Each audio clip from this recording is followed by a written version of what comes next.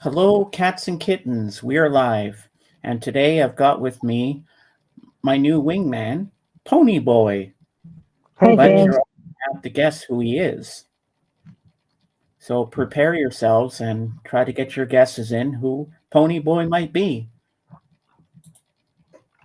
And okay, gotta mute that. And make sure you have YouTube open but muted because that's where you're gonna have to send the invites for people that want to come up. Alrighty. Now we just wait for people to arrive.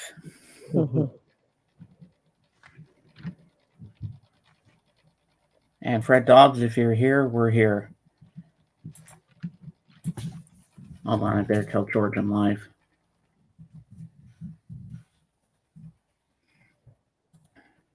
Ah, Zeb. Hello, You know who Mr. the Red. person is? Don't say anything. We gotta get other people to. Don't spoil it, Zeb. If you know, we want to wait for other people to take a guess who it could be. Because then, if we spoil the whole thing right away, then it's no fun. Hey, Fred, how you doing, buddy? Nice to see you. I just hope more. Hey, Bob, how you doing? Nice to see you. Well, of course, Bob, I don't know if you know this person, but this is my new wingman. This is Pony Boy. But everybody has to guess who he might be. But because you're new to this, I don't know if you'll know. It's Ringo. I wish. I wish it was Ringo or Paul McCartney. Jen, hey, welcome. This is going to be fun. But keep your guesses coming. I got a comment yesterday on my daily vlog from someone, but I had to remove them because they were a troll. Obviously, they said, "I hope it's invisible. I hope your wingman's invisible Ray." I didn't even answer them. I said, "You're gone. Bye bye. I don't want to associate with that racist bastard." Yes, I'm saying it on screen, and I don't care. I have to state my opinion on that one. So, tell us a bit about yourself, Pony Boy. Well, I've been around the barnyard for a while, and my grandpa was pretty famous. He was actually Mr. Ed, Oh wow, that's cool. a famous TV star. Ah, that's cool. So it's pretty good. We do all right for ourselves. He left us a lot of hay and a lot of feed and a lot of other stuff. So we got that going on for us, and I just spend my days running around the farm, and sometimes do a little bit of work, but for the most part, I just kind of like running around. So, were you a racehorse at some point? Well, I tried, but I blew out one of my hooves, and it just didn't work out too well. Ah, that's not good. Yeah, Ah, but well, it's nice mostly to it's have you all here. horseback riding and stuff. So Oh yeah, you could take the kids for a little yeah, ride and around the farm, and yeah, it's a lot of fun. Except you have those ones that like to pull on your mane a little too hard, and it's like that's not too good. uh, well, some kids can be a little rough with animals, pulling cats' tails and dogs' tails. Mm-hmm. They probably pull your tail too. They do. I try not to kick them, but sometimes give them a little nudge. Oh yeah, a little instinct kicks in there. Miss Yeah. you.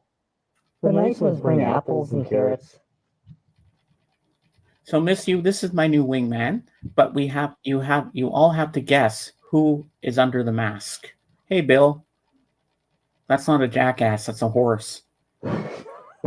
It's a common mistake. Yeah, it happens. So you have to have some guesses who my wingman is under that mask. Who could it be? And it's someone you know. Yeah, I've been around the vinyl community for a little bit. Oh my god. Oh my god, Miss You knew it. How did you know, Miss You? She got it right away. Holy crap. Yes.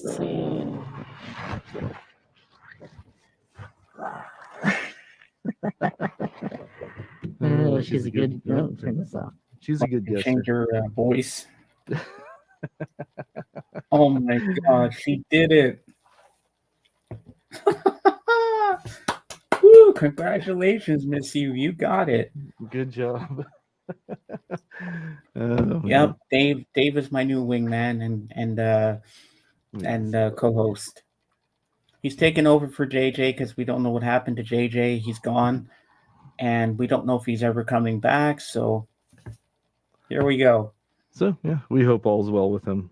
So wherever he is, whatever he's doing, life happens, unfortunately. So, but So yeah, Pony Boy, you can change your name to Dave now.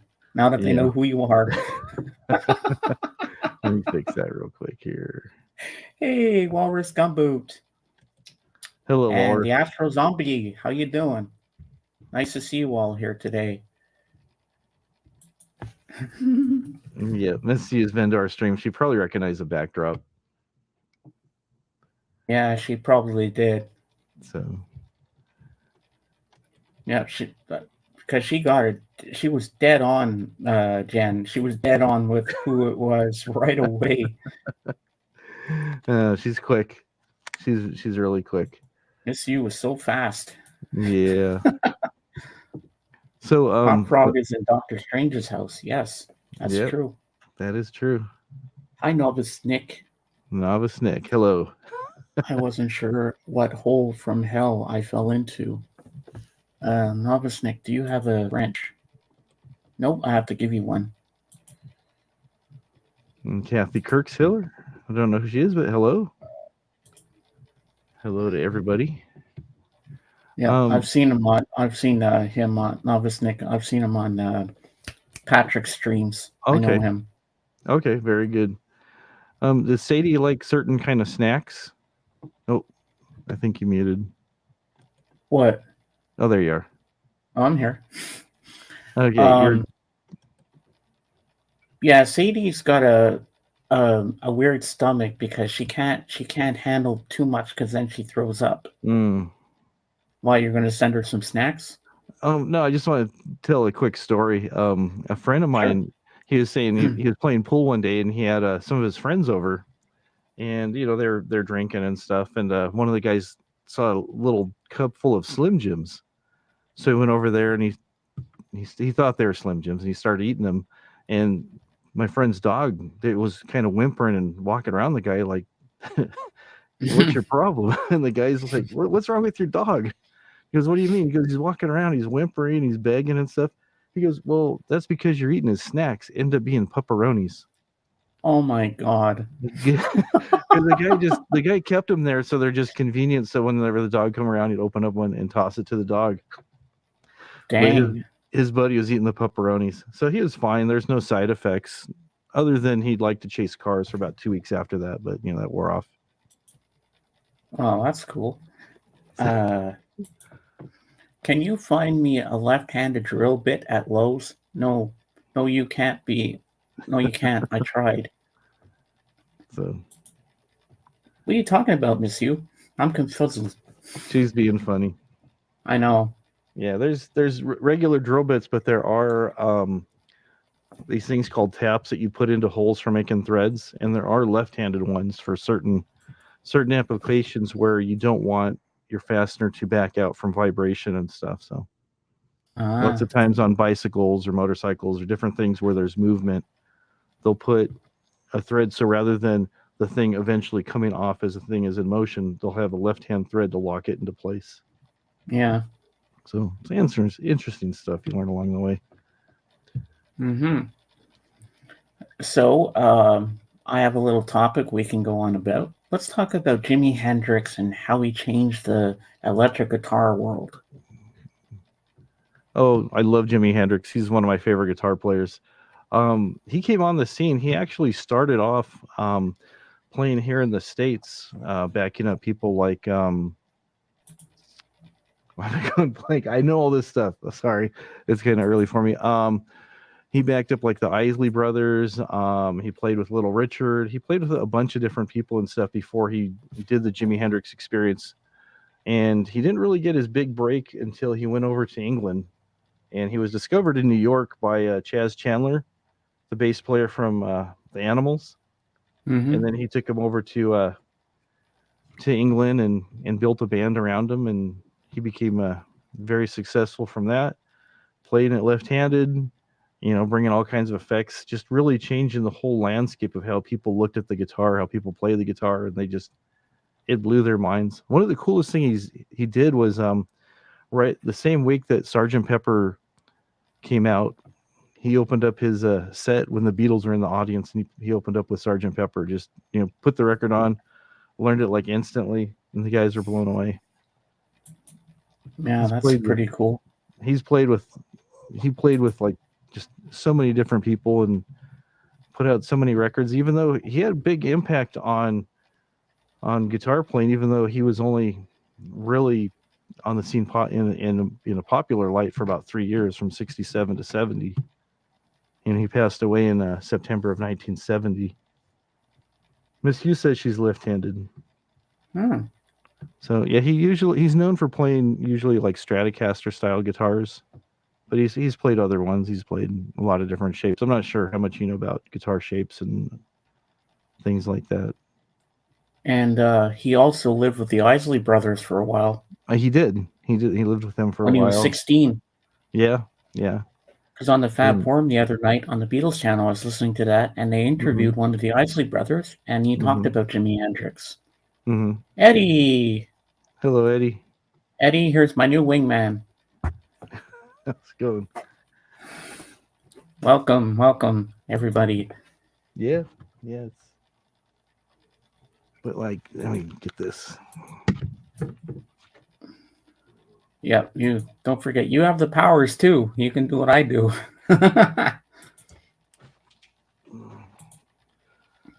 Yeah, and Jimi Hendrix, I think, was the first person to ever set his guitar on fire.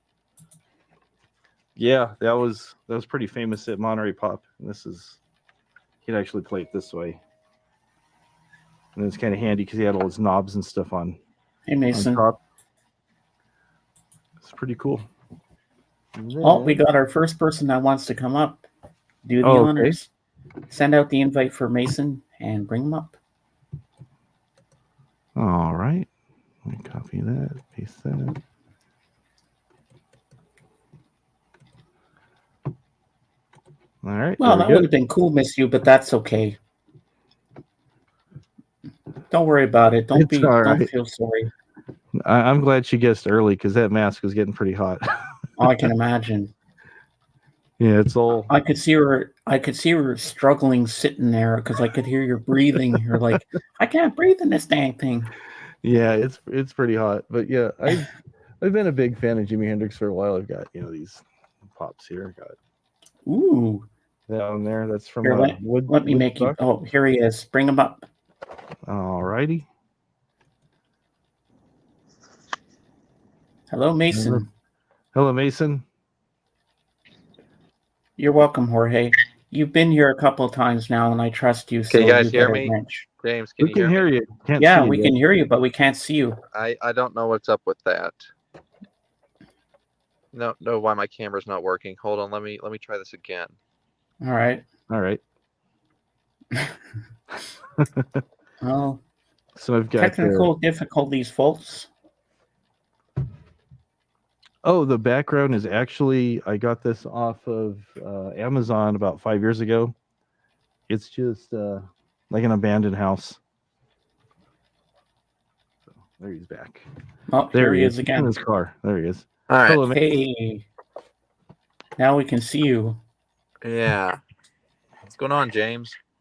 Oh, not much. Just this is Dave's debut as my new wingman. He's taking over for JJ. Yeah, whatever happened to him? Did we ever find out? No, Calvin's trying to call him. I gave him the number, and he keeps getting a voice message. So I really don't know. Never tried to string a right-handed guitar as left-handed to play it. I would think knobs and buttons would get in my way strumming. Yeah, well, when you're strumming the guitar, you're actually strumming it up here. And a lot of times what he do is Jimmy and other people that would do it, they would actually palm the knobs, and they could do what's called volume swells, where you bring it in, and then also they could flip the switch and do different things. And you could also have access to the whammy bar a lot easier. Instead of reaching across the strings, it'd be on top of everything. So he made it work. Trying to fix my thing here. Nope. All right. Come on. All right. Is it hard? Is it hard to string a guitar? No, it's pretty easy. It's just on this one, the strings go through the back. You can see the hole right there. The strings go through the back. Oh yeah. And they come up through the bridge, and then they come Okay. across and then through the top. If you're to convert this left hand, you'd reverse the order of the strings. Instead of your thick one being on the top, it'd be on the bottom. All right. And then what you'd have to do is you'd have to change this plastic piece here. It's usually they're bone, sometimes they're plastic. It's called the nut because the strings are different sizes, so the grooves are going to be different sizes. So you just would have to flip it around or put a new one on there. So, but I play traditional. I play right-handed, so I don't need to put strings on the other way. So, but if you already have left-handed guitars, James, there you go. They're actually more money. Sorry, Mason, go ahead. No, I was just going to say, James, I don't know if you've heard, but Joe Mayo is currently in the hospital. I know. I saw his video last night. That was a little bit of a shock. Vinyl community prayers go out to him. Oh yeah.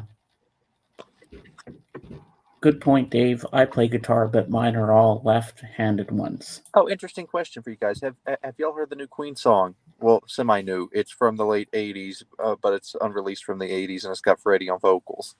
Oh, wow. Probably one of the last ones he did, I would imagine, then. I have not heard it yet. Huh. Well, if I was on my computer right now, I could copy and paste the link, but I'm not, so I don't even remember what it's called, but it's not bad, you know?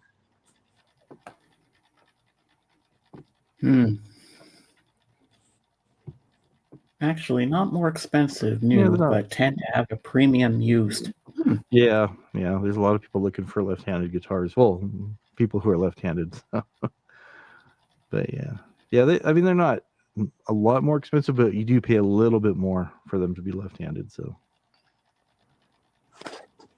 but some guitars are easier to string. Like if you have like an SG guitar, they have the body design is mirror image of itself, kind of like what Pete Townsend, Tommy Iommi from Black Sabbath, that kind of guitar. So okay, Zip says "Face It Alone" is the unreleased Queen song. Yeah. It's not a bad song actually. I was just just the excitement on my face, like. Yeah, it's not a brand new recording, but to the community it kind of is. But it's nice to hear Freddie's voice again over a new Queen song. Yeah, that's always a good thing. I don't know if I like Adam Lambert being in the group. Oh, we lost Mason. Oh, he dropped off. I guess you have to go back to work. So I don't know if Queen would get you a strike. I found the link to it, but I don't know if it'd get you a strike or not. No, I wouldn't want to take a risk. Okay. So I'll just put the link in the chat in case anybody wants to watch it on their own. Yeah. Yeah, some things you can get away with playing. Sometimes other things are just like they'll slap your hand, or they'll shut you down for a couple of minutes, put you on timeout. It happens a lot. Yeah. Are you monetized or? Me? No. No. Okay. Yeah. Usually it happens because I have doing some of the other videos I was doing before. I got up there and I monetized, but I don't take advantage of it. I just like doing YouTube for fun. But I notice a lot of times if I share certain clips of videos and stuff off YouTube, I'll get a notification on my YouTube page saying that this is ineligible for getting any kind of money because it's somebody else's content and whatnot and stuff. But what's funny on the other side of that is I've had original stuff that I've done, and thank you, Bob. I've had original videos that I've done, and I'd shared it on Instagram, and then it's been up there for about 3 or 4 months, I got a notification that somebody was claiming copyright claim on my video that I made. I'm like, I got a copyright claim just for playing "I Think I Love You" by the Partridge Family. yeah, I didn't think that would be that popular. I thought I'd get away with it, but apparently I didn't. no. And claims are different because they're sometimes people get worried. They're not exactly the same as a copyright strike. If you get, I mean, I have one copyright strike, and that was because I played something off Saturday Night Live, and it was only like 3 minutes long, but still. Well, I remember once, a couple of times it's happened to Patrick. He's had a couple of copyright strikes. Well, look at all the streams he does with the music. I'm surprised he gets away with it.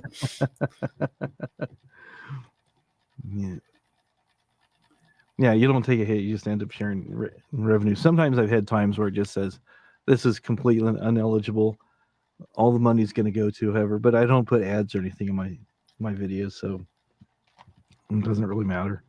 But even doing karaoke videos are the same thing. If you use a background, they'll go ahead and tag that too. So they try to get you on everything they can. Yeah.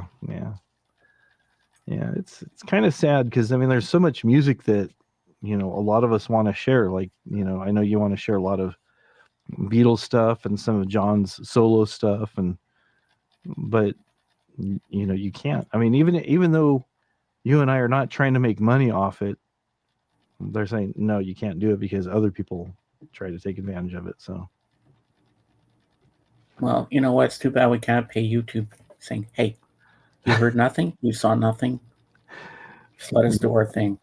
Yeah, the earlier days you could do stuff like that, but they just keep clamping down on things more and more. So, yeah. That's why I steer clear of playing music on my streams. Mm-hmm. But I'm surprised I got away with playing the stripper one time, the David Rose song. You know that one? Okay. Yeah. I was playing it because I did it on purpose because I want to see what JJ would do. He was doing a little strip dance to it. Yeah, that's funny. And I didn't get a copyright strike or any claims for it. I got away with that one. Wow. I think it just depends on which companies manage it. Oh, Hotel California. Yeah, she was telling me about Hotel California. I was just playing the chords on my guitar, on a live stream. I was just kind of opening up, just kind of playing some random different things, kind of a medley of stuff. And I was playing the chords to the beginning of Hotel California. And the next day, Jen goes, "Where's your video?" And I go, "What do you mean?" She goes, "Did you delete?" I said, "No." So I went in, and it said that my video was blocked. And I went to look see why it was blocked, because I used Eagles music. But it was me playing my guitar. They nail you for everything, don't they? Yeah, they do. They do. It's just too much. You try to do it. You try to do what you can do, and they still clamp down on you. It's not fun. I've meant to say this to you before, Dave, but a couple of times when I've been on with you, you have a great radio show voice. Oh, thank you very much. You could do your own radio show. When I do the late night streams, people go, "I love your voice. It's soothing, and it helps me fall asleep." I don't know if that's because I'm bored or I'm boring, or if they're just my voice is calming. So.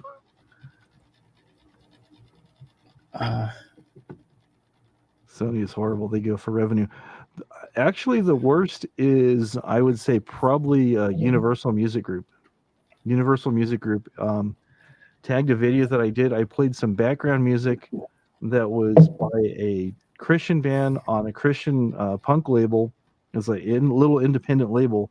I got a copyright claim on it, and it was by it says this was claimed by UMG on behalf of this company called Solid State Records. It's like, yeah, they claimed it on their behalf, so they're just going after everybody they think's trying to make too much money or something. I don't know. Yeah. Please share with us the story of how Hop became my beloved new wingman. We drew straws. Well, you want to know the story, Miss You? Well, it wasn't yesterday. Was it Friday? Yeah, it was Friday. I was talking to his wife Jen, and I was saying I have to take the co-hosting duties off StreamYard for JJ because he's no longer going to be with us anymore. And I had an opening, and I said, "Who could fit the shoes of JJ? Who am I going to use? Who's going to be the perfect person for the job?" And I said, "I know I want Malia, but Malia's always working, and I never know what time she would be available to do this. And I don't go late night streaming." So I said, "Who would be perfect?" And then Jen suggested Dave. And she said Dave would do it because he likes you and he cares about you. And I wanted someone who's very knowledgeable about music and who does streaming, because I don't want someone coming on here and getting confused how to do all the things that I do. And I knew Dave knows how to do all this stuff. So I said, Dave will be the one that I want to use for this purpose. But I don't mean that in a bad way, using you, because I'm not using No, you. I appreciate you having me come up here. I'm glad to help. But JJ shoes are big. I had to get some extra socks and put them in the toes just to kind of keep them on. But I was happy when Dave was honored to do this. I kind of broke down, cried a little bit, but happy tears that finally someone wanted to help me out. And now my streams are going to be fun because I have a co-host. And I'll do random ones during the week by myself from time to time, but you'll still get the daily vlogs. Maybe not every day, because when I'm feeling up to it, but you'll get your daily vlogs when I want to.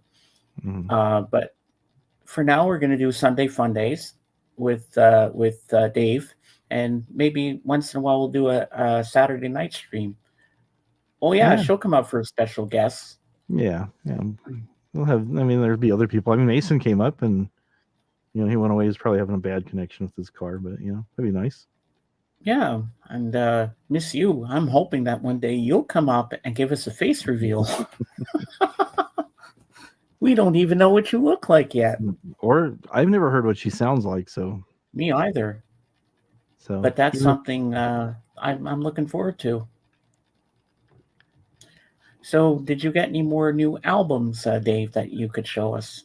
I bought some stuff a while back. I've actually slowed down quite a bit on my record buying because I got an early Christmas present of my drum set. Ooh. So I got a drum set, and that's out in the garage. So Nice. I was like, yeah, I'm gonna kind of slow down on record buying, but I get like a lot of different things, and some of the stuff I pick up new, some of the stuff I pick up used. One band that I've liked for a long time. Here, I'll make it big. Are of course these guys here. Got these recently here. Have Leave Home by the Ramones. Ooh. And I also have Road to Ruin.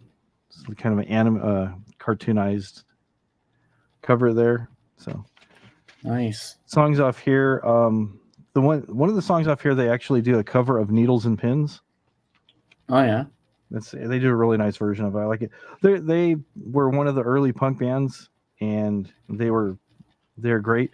But if you really kind of strip out the fast, noisy guitars and listen to the lyrics and read the lyrics and stuff, it sounds kind of like a throwback to like the 50s bubblegum type music and stuff.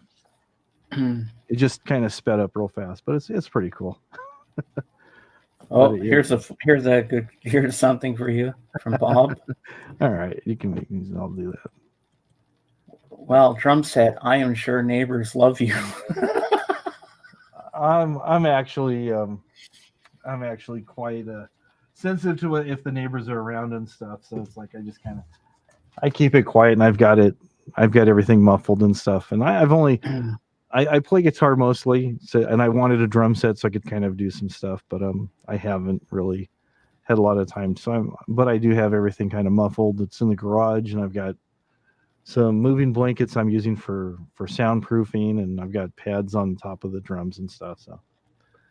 So, and where we live, it's kind of remote. It's kind of very rural actually, and my closest neighbor is quite a ways away. Wow. We're on about 1.5 acres of land, so Oh, that's good. it's good. Yeah. So I've got lots of room to do videos and stuff outside, and some of my neighbors see me doing stuff, and they laugh and they shake their head. I've got an inflatable dinosaur suit that I've done videos with and different things. Oh, cool. So the neighbor I knew she was filming me, so I went over there and I was acting like I was sniffing around the trash cans as a dinosaur and stuff. And then I turned around and I started running at her with my arms. So yeah, it's just fun stuff, just silly stuff, So Oh, you live in a canyon. Yeah. Yeah, it's a ways away. It's nice because it's nice and quiet. We don't have any street lights or anything. But it's like you're kind of away from everybody. But if you want to go to the shops and do all your stuff you need to do, you drive about 10 or 15 minutes and you're there in town with everybody doing stuff. So but it's pretty nice. Reminds me of the song by the Mamas and the Papas. Mhm. Young girls coming to the canyon. Yeah. Yeah, I rode a skateboard once with it on. That was it's kind of hard to see where I was going, but that was fun. Man, you're lucky you didn't break a leg or something. That is true. That is very, very true. That is very true. You should go out when do you still get home post like mail? Oh yeah. The mail comes all the time. We've got a carrier that comes up, and we've got UPS and everything. But everybody up here, like I said, it's a pretty rural place. Almost everybody up here has horses or some type of livestock on their property. Yeah, we have to go to the mailbox. We have to go to the big, the ones where you have your numbers and stuff like that. Oh, okay. Yeah, everybody here has their individual mailbox, and the Jeep comes up and drives to each mailbox and puts it up there. Or if you have packages, they'll put them right on your porch for you. So, which is nice. You know what? Next time the mailman comes around, dress up in the dinosaur suit and film it and go sniffing around the mailman. that would go viral pretty fast. That would be pretty good. Yeah. Yeah, might scare the lady we have now.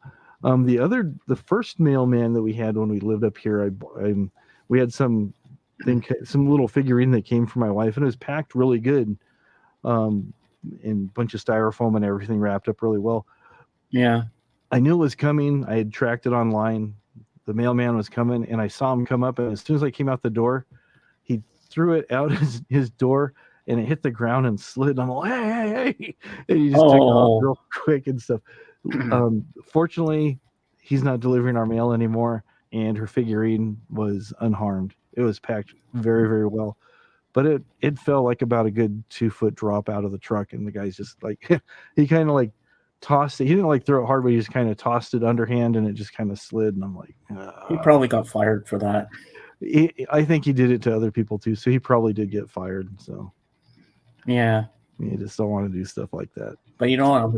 I'm waiting to see the video when you do the drum parts for Helter Skelter, and at the end yell out, "I got blisters on my fingers." Yeah, got to throw my sticks. I got blisters on my fingers.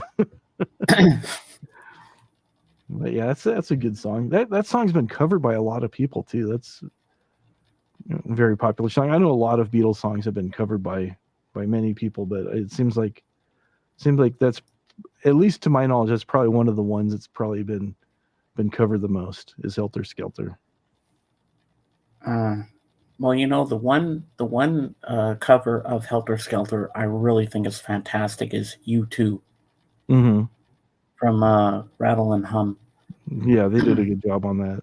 That whole, a lot of people don't like Bono just because his smugness, but U2's put out a lot of good music. I like a lot of their stuff. And he does a good version of "I'm the Walrus" from the movie Across the Universe. Mm-hmm. And then at the end, he sings "Lucy in the Sky with Diamonds." And did you hear that Paulina lost her ABBA Gold vinyl in the mail? They lost it on her. I heard that. I heard that. So, they said they're going to get a replacement out to her, so that'll be good. I mean, when I've ordered stuff, I haven't had any problem losing stuff. But I've had a couple times they played a switcheroo where I've ordered an album. I ordered an album that AGK was trying to find a while back. So I said, I'll look here, and I found it. It said it was vinyl and everything. Placed my order. When it arrived, they sent me a CD. Oh my God. They charged me the extra for the vinyl, and I said no. I said I was getting this for somebody, and I just need to send it back. Just give me a refund. They're like, oh, okay. But the CD was selling for like 12. It was through Walmart.com, and the CD was like $12, and the album with shipping everything was like about $45. And I'm like, no, I'm not going to pay an extra $30 some for the CD, and that's not what he was looking for anyway. So No, he wanted the vinyl. He wanted the vinyl, so he found it eventually. He paid a little bit extra for it, but he eventually found it. So, Well, that's a good thing. yeah, I think it took him about 3 or 4 years to find the thing. It's crazy. Sometimes you can find stuff right away. Other times you have to look and look and look and look and then eventually find it. Seems like you find stuff. Lots of times you'll find stuff when you're not really looking for it. You'll look for it originally. I mean, you're gonna look for it, and then you kind of halfway give up. You're like, okay, if I find it somewhere, I'll find it. I'm just gonna focus on other things. And that's usually the time when you're looking for something else is when you find the original thing that you're looking for. At least that's what I've discovered for myself. So, have you ever gone out, like maybe to buy a movie that you really wanted, and you couldn't get it that time, and the next time you went, it was gone?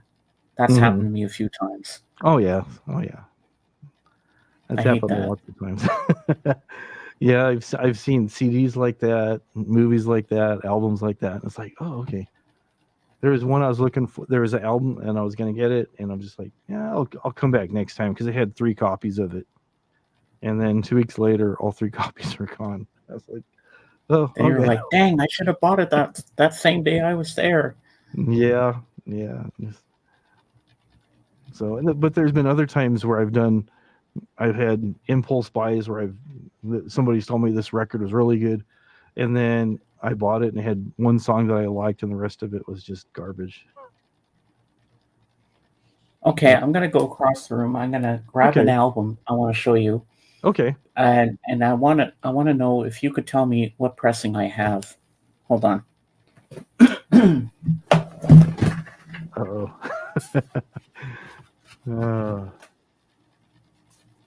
I usually just buy records because I like the artist. I'm not really up on pressing, so well.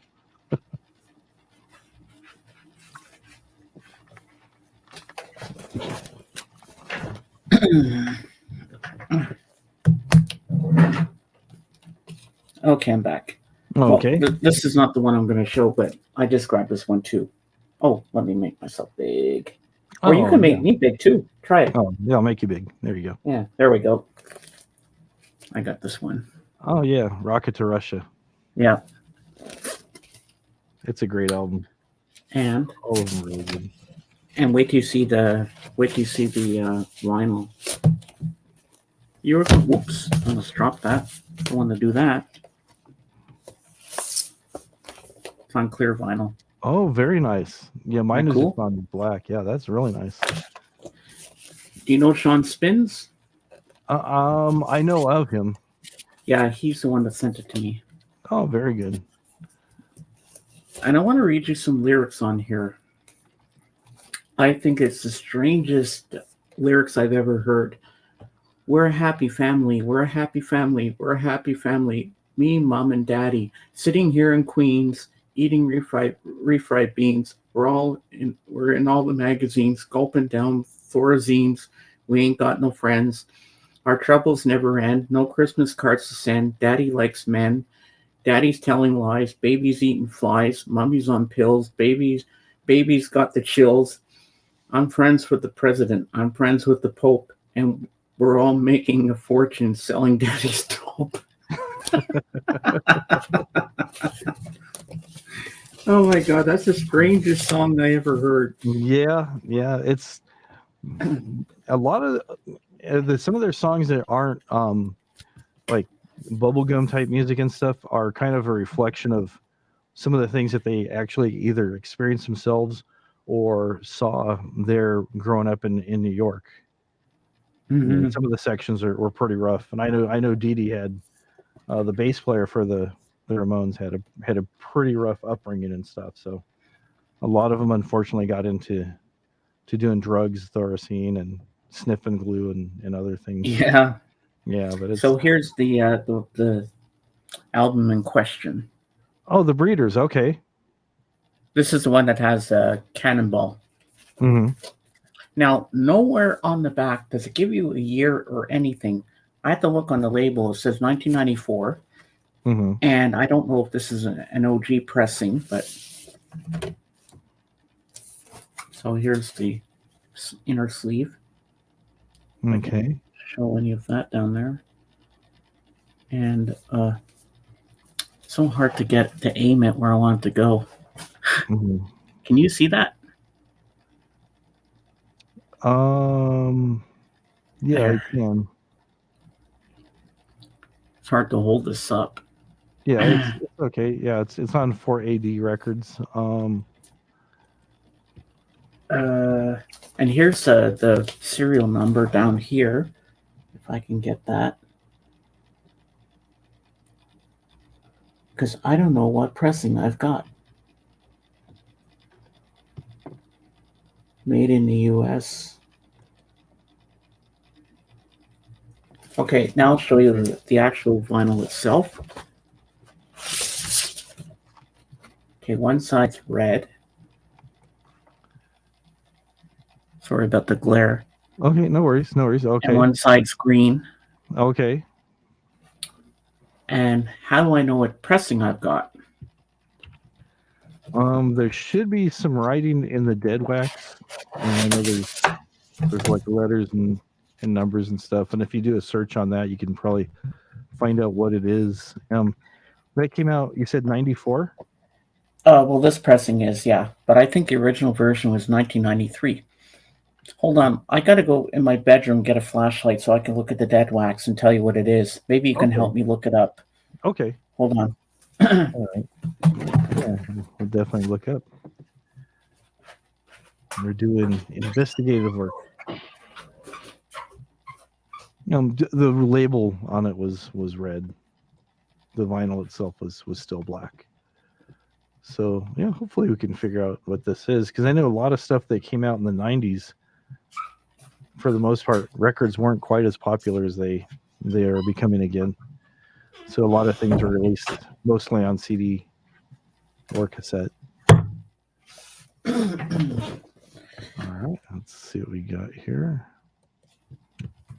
Okay, let's see here. And the dead wax. Hey, Roger, it's been a long time. Oh my God, nice to see you. Yep, this is my new wingman, Dave. Dave is my new wingman. Let's go. Okay, which side is this? Okay, that's side 2. There's nothing in the dead wax there that I can see. No. Oh, it's very small. It says CAD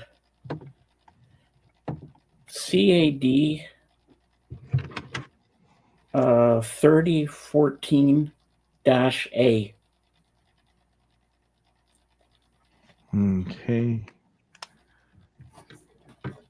Is there anything in the dead box inside 2? Nothing here. No, I don't see anything there. It's only on the side 1. Okay, let me put this back so I don't scratch the record. Okay. Yeah, nothing's coming up on that. Let me put this back in here. Just put that down there. So there's nothing there. I'll make myself small.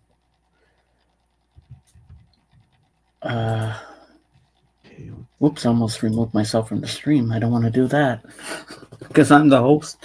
Okay, what's Roger saying? Yeah. James, lick the record. Versions from 94 taste like chocolate mint, but other versions taste like black cherry. You go lick it first, Roger, and tell us what it tastes like.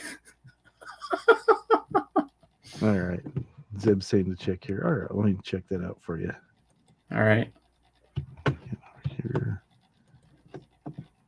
We'll find out because I was just doing a Google search. It looks like it came out in like 93, 94. Yeah, I get kind of confused with these things, so it's nice to have someone that knows Discogs better than I do. So probably figure out what version, because on the actual record label, on the actual vinyl itself, it says 1994 Mm-hmm. for this one. But I think the original was out in, because I wonder if I have an OG or not. I know it's a U.S. pressing, but I don't know if Yeah. it's an OG. I want to know if it's an OG or not. It's most probably the last link I shared, James. It Okay. probably is. All right. Yeah, Dave's looking it up for us now to see what I've got here.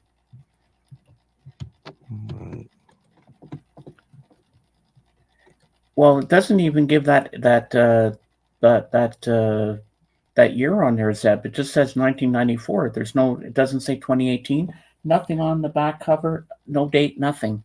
Yeah, it looks like it might have been released on vinyl in 2018, according to the link that Zeb sent. Yeah. Yeah. So, but back in the 90s, a lot of stuff was primarily released on CD or cassette. There wasn't a whole lot of albums. There was some, but not very much.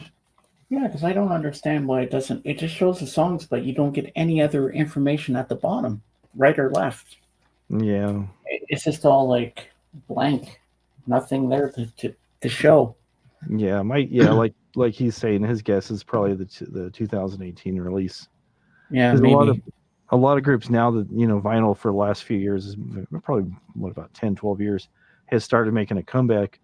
Some people are going, hey, we're missing out on a market right there. We should re-release some of our stuff and put it on vinyl for the collectors. And I wonder how many albums that band put out. I want to say 5, I think 4 or 5. I'm not really sure.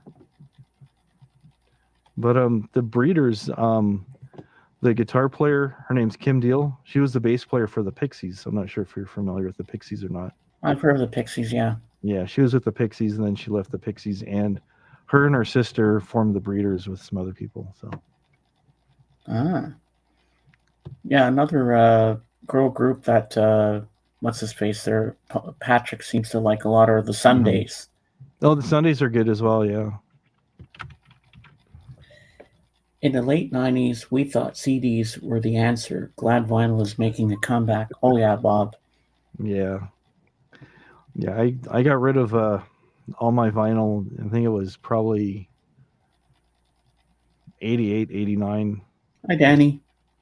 Just the record player I had, the needle was worn out, and I'm like, you know what? The CDs are here. You can't find any records anywhere. Radio Shack, at least the one by me, stopped carrying needles and all that stuff. So I'm just like, I guess it's time to switch over.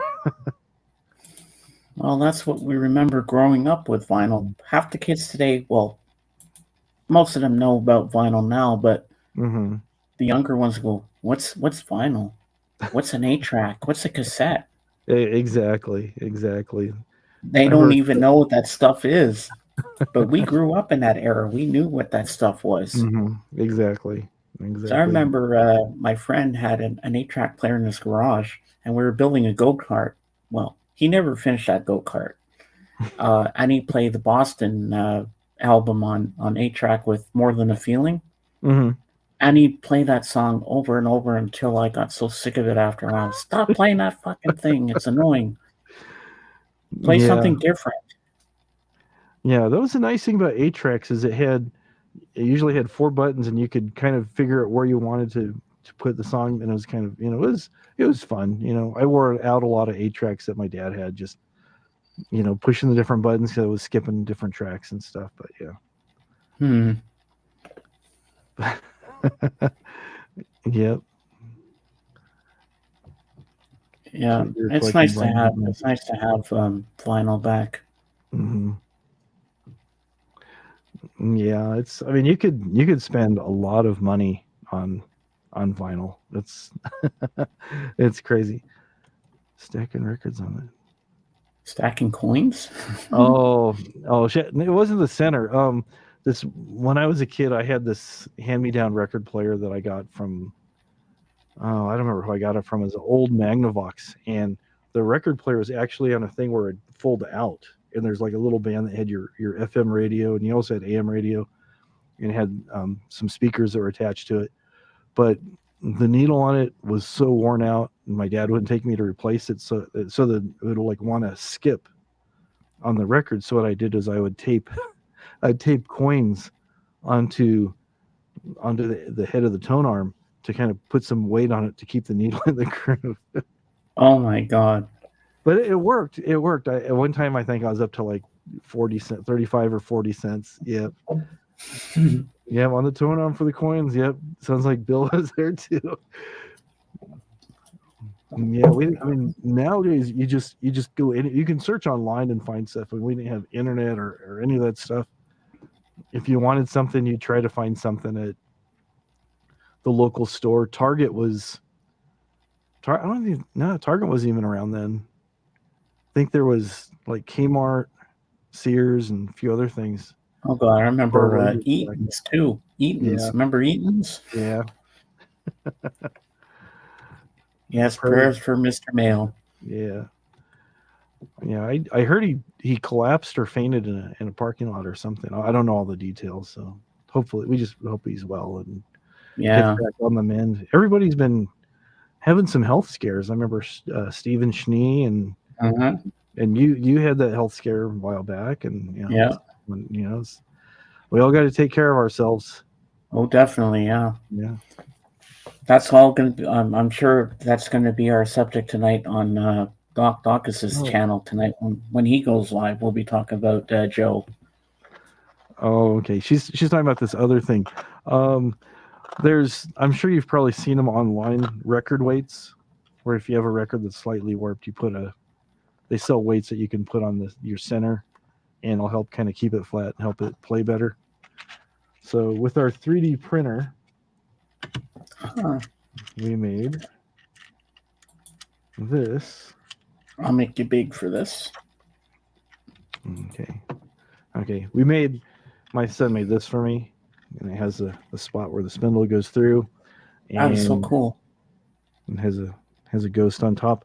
But what's cool about this is you can adjust the weight because it's full of pennies. So some of the weights I've seen were like about $15-$20, give or take. This thing, it was online as a plan that somebody had. They call it the $1.30 record weight because you have 130 pennies in here more or less. They kind of weigh it down, so it's pretty cool. I like that thing. That's pretty cool. Yeah, it's pretty cool. And you can make them always fun chatting with you on Doc streams, James. Yeah, me too, Astro. I love being there. I wonder what bargoons they're going to have tonight. Sometimes you can find some really good bargoons, and sometimes not so much. Oh, the self-dropping record spindle. Yeah. I remember those. You could put a stack of records on top of one, comes down, it plays, and then the next one popped down, and so on and so on. Yeah, like that record player that I had. Sometimes it would drop one down. Sometimes if you had too many stacked up, it'd drop two down at a time. Sometimes even three. It just goes. It's like, oh, I guess I'm not listening to that. But what I did was the spindle that I had, I actually taped a Bic ballpoint pen to it so I could put even more records on it. But I think maybe I just had too much weight. So what I do is I just turn it on. The volume wouldn't be really loud, so I'd turn it on and I'd fall asleep listening to records. I'd usually get just one side of each of the records. I'd usually get like about 5 or 6 records to play before when I went to sleep till I woke up. So it was nice. Joe went to see Pete Best October 1st, and that's where he got COVID, I bet. You have to avoid large crowds. That's where COVID is, and that virus will be with us for several years to come.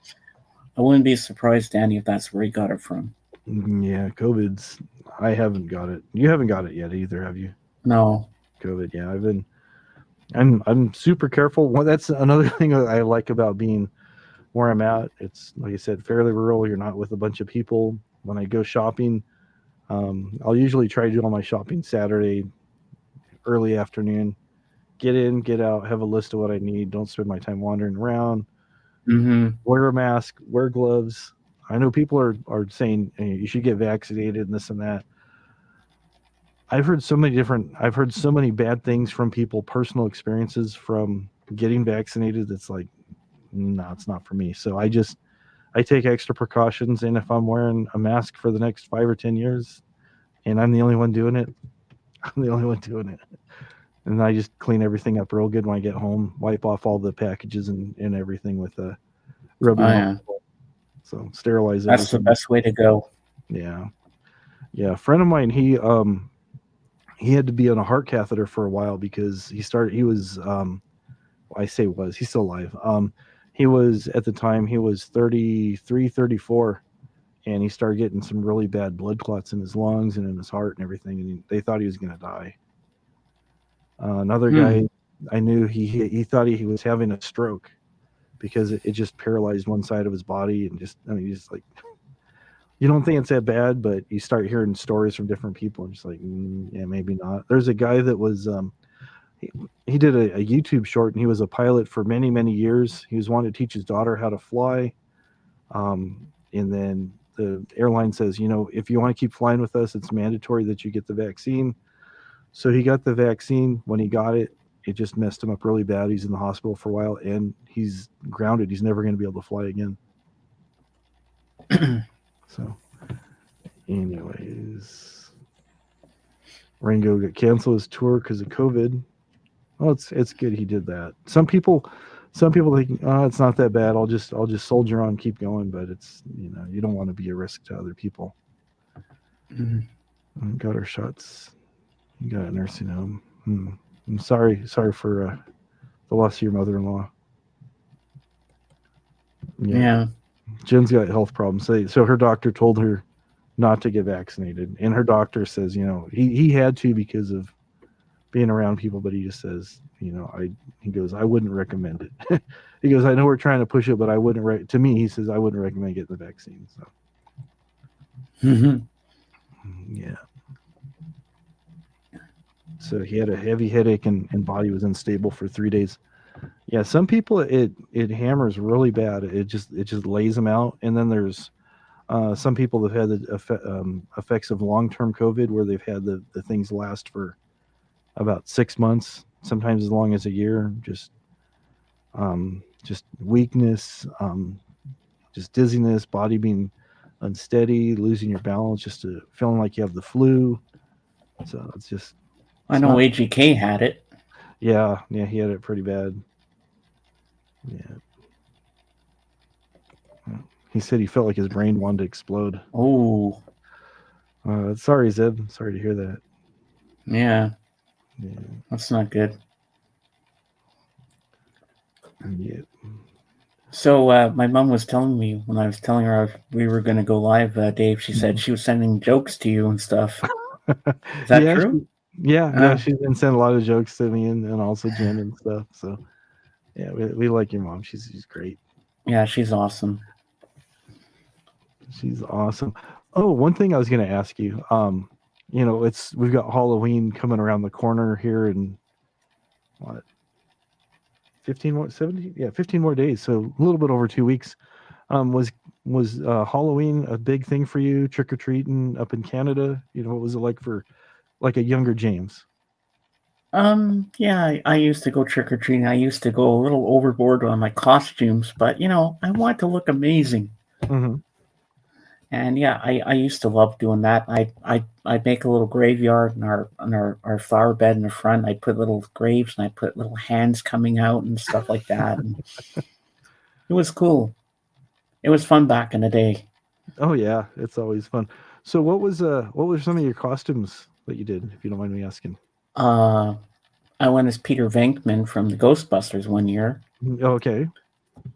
Indiana Jones. Okay. And one of my friends, girlfriends had a crush on me when she saw me as Indy. Oh, nice. But I won't say what she said to me. Some things are better left unsaid sometimes. But it was a good thing. It was a good thing she said. Mhm.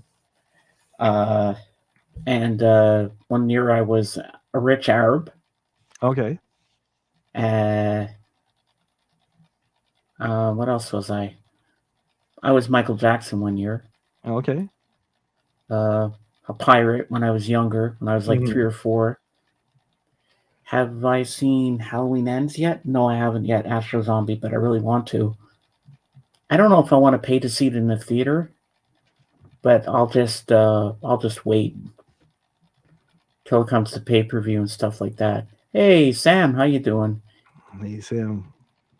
Indianapolis Jones, as Ricky would say. Yeah, that's true, Sam. Oh, that's good.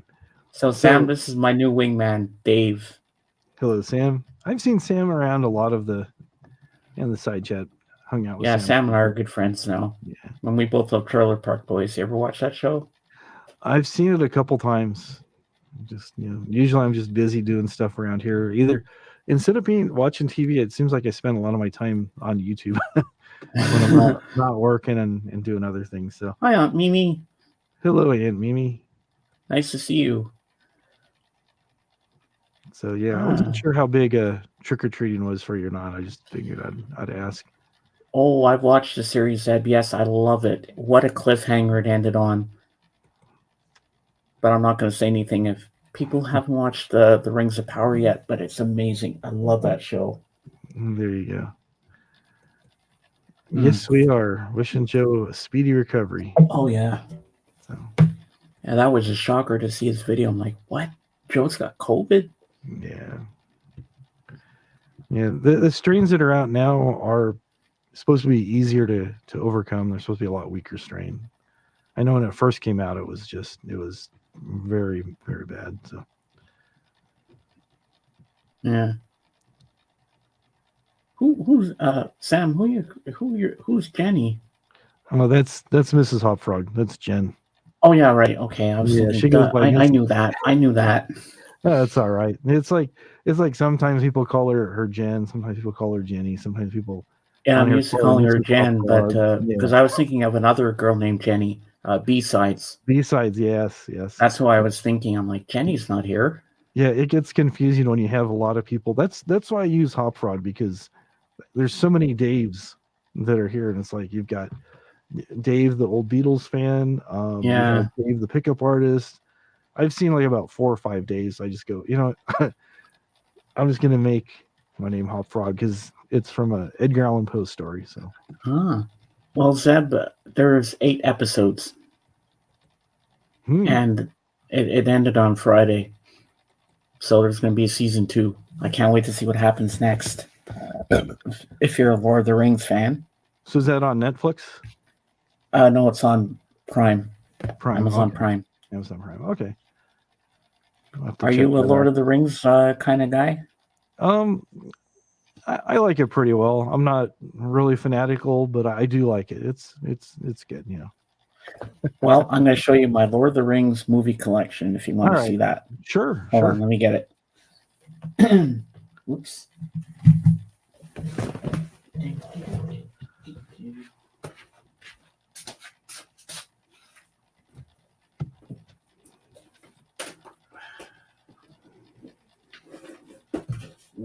Favorite Lord of the Rings character? Okay, here we go. I don't know. They're also different. I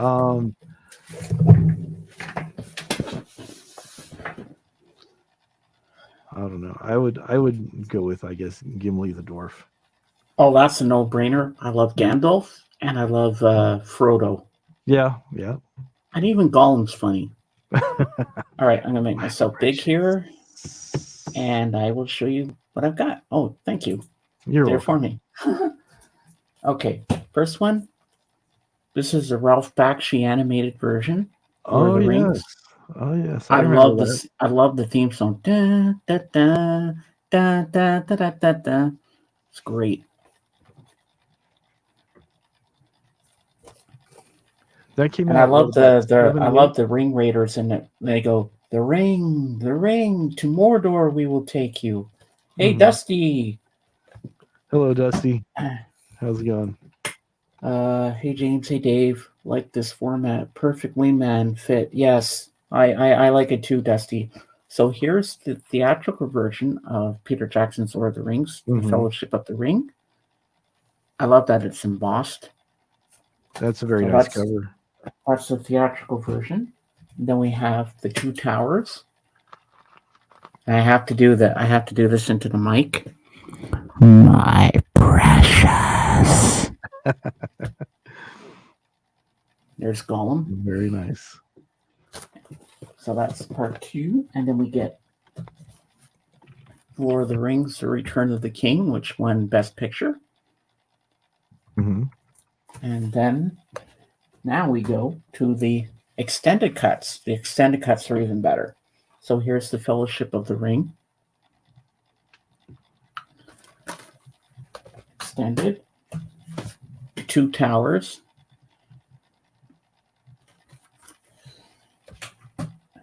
Then we have The Return of the King. This is like 4 hours and 23 minutes, but you know what? There's a scene where Gandalf's staff gets broken in the theatrical version, but it's cut. The scene's cut. Now you see in this one how it broke. Oh, nice. There's a lot of scenes that make more sense in this one. So I prefer the extended cuts of the films. And now Yeah. we go to The Hobbit, An Unexpected Journey, Part 1, Hmm. theatrical. Part 2, The Desolation of Smaug. That's how you pronounce it, Smaug. Can you say that? Sounds like you're from the South when you say it like that. Smile. Smaug. That's how you pronounce it. So we got that. The Hobbit. Hmm. And then The Hobbit of the Battle of the Five Armies. That's the ending of it. And then we have the box set of the extended cuts of The Hobbit. Mm. And we go from 1. I like the black packaging for this. So there's part 1. Hmm. Then we have part 2. Is this the right one? Yep. Desolation of Smaug. And then part 3. Battle of the Five Armies. And you can make me smile. Very nice. Very nice. Yes, it's nice to have extended versions of a lot of movies because sometimes with the editing, especially when you have a movie that's been taken from its original source material, usually a book, sometimes there's certain things that they leave out, and it's kind of has. If you're familiar with the story, it's a very important part. If you don't know the story, sometimes you can get away with it, but other times you're kind of like, "Hey, why is there this gap Thank you, from Jen. here to there?" You understand Yeah. what I'm saying? Yeah, it just kind of with the continuity, it's good to have some of those extra scenes in there. And I love the line that Smaug the dragon says at the end of the Desolation of Smaug. I am death and I am fire. Mhm. And then it just abruptly ends like that. Yeah, like whoa, those are awesome movies. I So know. I saw them all in the theater. Can you tell the difference between the Blu-ray and the regular DVD? Oh yeah, you can. Yeah, I know some people say. I mean, there's difference. Some people go, well, you know, it is better now. You have 4K and Ultra, whatever it is. So. I've seen those 4K TVs. They make me sick to my stomach. Yeah. Some of the things you look at on there, it looks kind of funny. I just prefer my Blu-ray 1080p. I'm happy. I don't really need 4K. Yeah, 4K is kind of a bit much. Everything kind of has like a funny look to it. You can kind of see the where they've used a green screen because the thing's kind of like it looks kind of odd. The coloring and various things. I've noticed too watching some older TV shows from the 50s and 60s. Some of the stuff in black and white. You watch them on even a 1080p monitor, and they were shot in like 480. It was advanced for them back in the day. But you start looking at it, and it kind of looks like a made for TV movie or something. It just kind of loses something on the resolution. So, but yeah. So, yeah, it's a nice collection of Lord of the Rings you have there. Yeah. Very nice. Of course, I'm a completist, so I had to have the theatrical and the director's cuts. Mm-hmm. You want to have everything. Mm-hmm. I mean, Peter Jackson is amazing. He's amazing. Have you seen any other movies that Peter Jackson's done? I have one that I'm going to show you. Let me get it. Okay.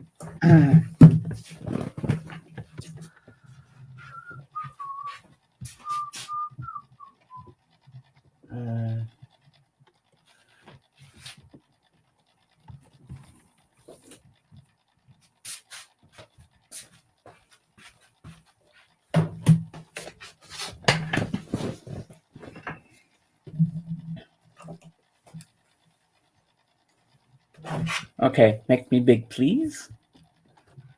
I'll show you this. Oh, okay. This movie will shock the hell out of you. It's a true story about these two girls in Australia who become good friends, and they plot to murder the other one's mother. Mm-hmm. Mm.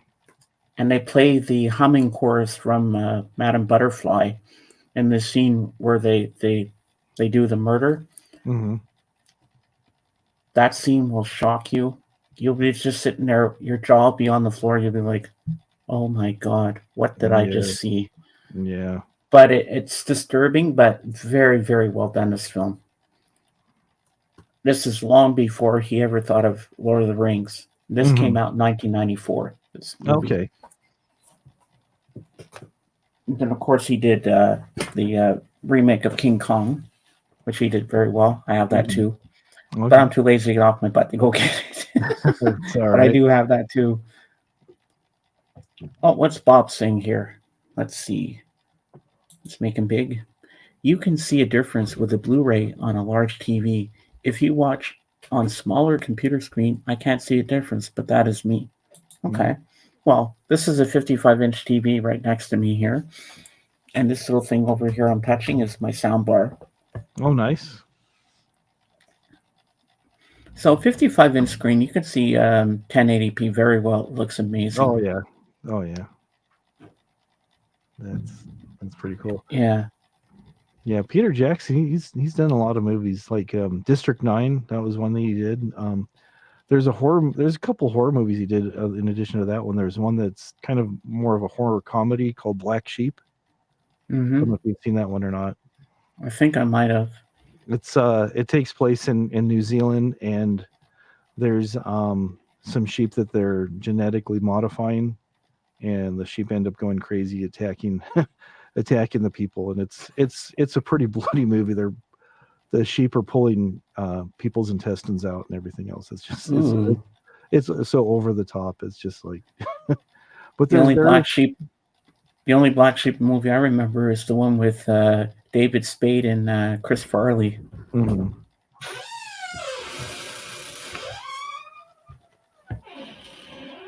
Oh, it's my mom. How's it going? Good. We're doing good. Hello, Pat. Want to say hi? No, come over here and say hi. You have to put the headphones on so you can hear him. Who is it? Yes, Dave. We'll make an image. We'll Hold on. definitely make a difference. Put them on like this. Oh, I don't want That's to right, see. nerd. No, you won't hear him. Like that. Okay, just say hi. You don't have to shout because the mic's right there. You'll Okay, hear hi, afternoon. Dave. Hello, Pat. Good afternoon. It's good to see you. We're So having how a are you beautiful day here today. That's It's like good to hear. windy and summer outside. Very good. Yeah, I've gone for a walk 3 times already. Oh wow. Yeah. Good for you. Oh, yeah. This Jan. is like, hi, Yeah. Jan. She can hear you. Do you mind when I send you those stupid little jokes? They're quite funny. We enjoy them. We get a good Okay, laugh out because of if them. you don't, just let me know. Oh no, we definitely appreciate them. We thank you for that. Okay. Okay, here's James. Bye. Okay. All right. Bye. Good talking to you. Oh, careful. All right. Yeah. It's always good to Hey, see you, Mom. Eric. Yeah, The Frighteners. That was good with Michael J. Fox. Mhm. So you got a lot of people. Yeah, I've got 15 people in here. Yeah. We're only an hour and 13 minutes into the thing, but Okay. don't know how long I'll go, but we'll just go with the flow. Yeah. Just see how it goes. But we're doing good. It's nice to have a Can you smell wingman. my Yeah. meatloaf Creaking and door my does fit my turnip bedroom. and carrot and No, I didn't tell him about the meatloaf that you're making yet. okay. Yeah, Why do you keep this door closed? because I don't want any light from out there. Yeah. Sometimes if you have too much light, it reflects on the camera and does weird things to you. Yeah, because this room doesn't have any windows, and there's windows in the back there and the other part of the back of the basement, so Mhm. it'll shine right in on here. So I don't want that Yeah. Get too much because it of gets in the glare. way. Mhm. Yeah. So, hello, You know Paul. what? This is a celebration today because I have a new wingman. I'm going to celebrate and grab a beer. All right. Hold on. Let me go get a beer in the other room. Just a All second. right. All We right. got to celebrate, man. Hold on. The Lovely Bones. Okay. I'll have to. I've heard of that. I remember seeing that out. I have not seen that, so we'll definitely check that out. We will definitely check that out here. You turn that light off. Oh, because I have the light there that glares in there. So I have the door closed.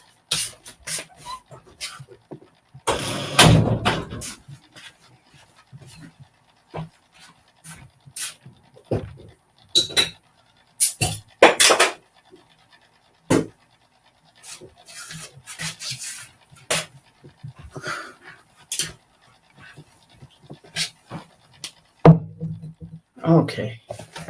There we go.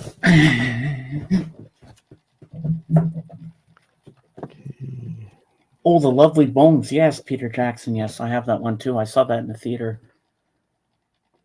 Very good movie. See, right about now, if I was alone doing this with just the peanut gallery and myself, I'd be struggling. But having someone on camera with me, it helps. And it's keeping the flow. We're talking about movies and different things. Because I just don't talk about music. I mean, I get music in here. I get sports. I get movies. Because I'm a movie buff too. So I don't mind if we change the subject around a little bit. You know, we can talk about whatever we want. Except no politics and religion. When I my do show. live, I've got a banner that runs across.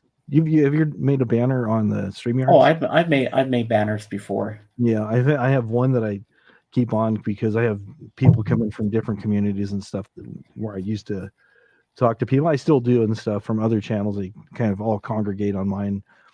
And I've had a banner that says no politics because it only separates us. Because it does. It's like, everybody's passionate about their viewpoint, but then they start bashing on other people's viewpoints, and you're wrong. Look what because of this, happens you're on wrong. Rachel. Sometimes they all fight with each other. Yeah, and it's just like there's no reason for it. No, we're isn't. adults. We can discuss things. I mean, it's okay to discuss things, but when you get to, like you said, politics and religion, that's places where people just they draw some pretty serious lines that are and they're rigid, and they'll stand on that hill till the death. I may have learning disabilities, and I'm not embarrassed to say it to everyone. But you know what? I scare myself sometimes with my knowledge of movies and music, what I know. So I know I'm doing something good. Oh yeah.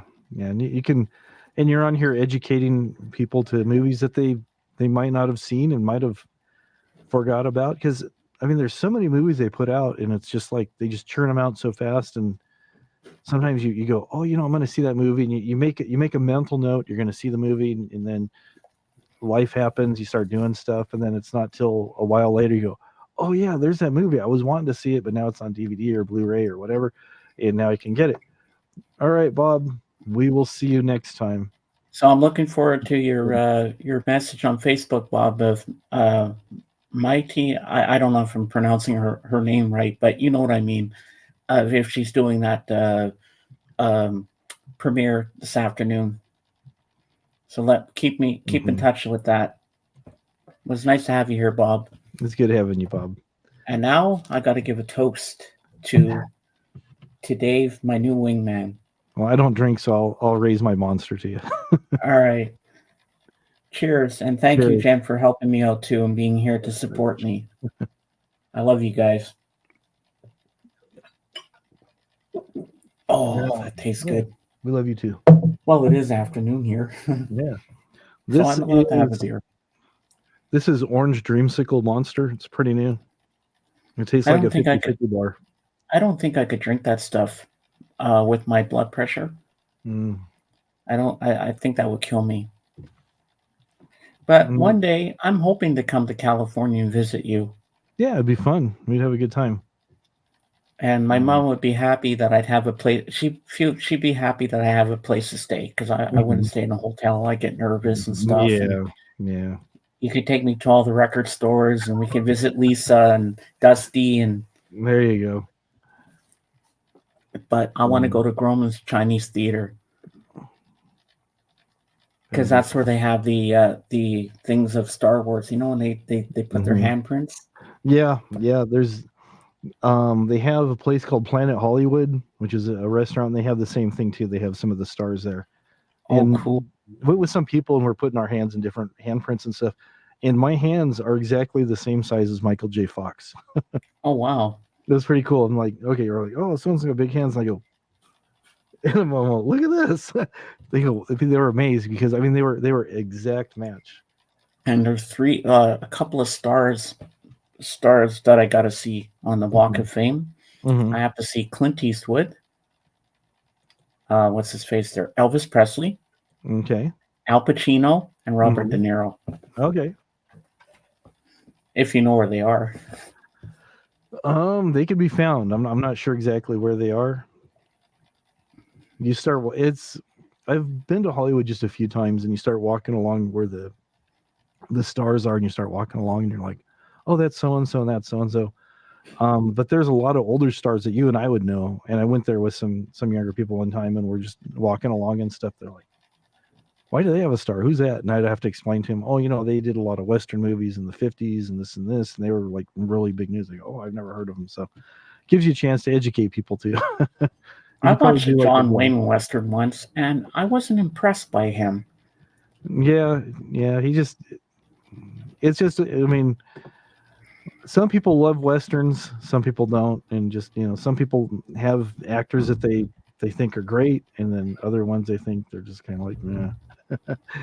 But because my all-time favorite person for Westerns is Clint Eastwood. Like in Pale Rider, when they're in the saloon, the bad guys are shooting up the place, bang, bang, bang, just shooting everything. And then he comes in, you hear spurs clinging.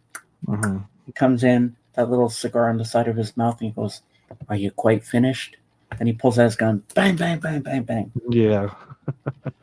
John Wayne can't do that. No. I mean, Clint Eastwood is a sharpshooter, and I love him. Yeah.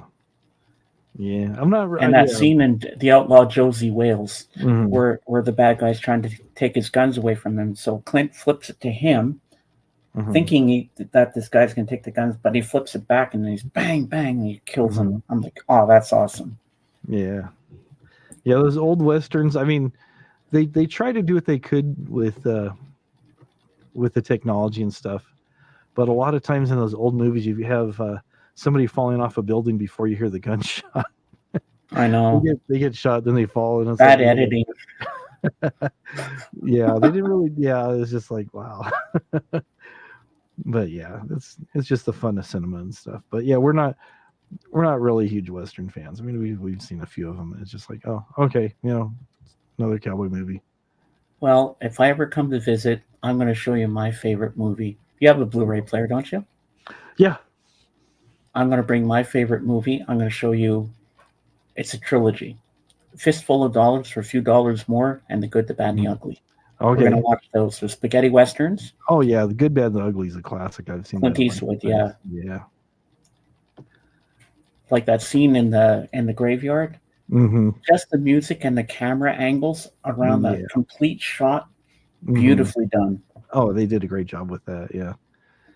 Lee Van Cleef, and I forget the other actor. Eli Wallach.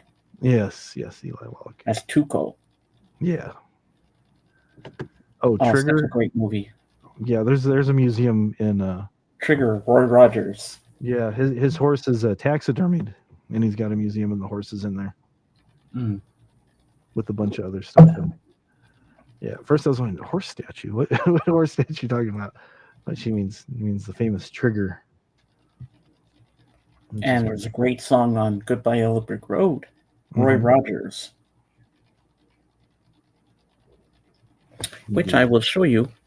But first, I have to go to the washroom. Just give me a second. Okay, all right. So We'll see you when have you the get back. con. I'll be right back. All right, we'll see you when you get back. We'll report. Roy Rogers is dying tonight.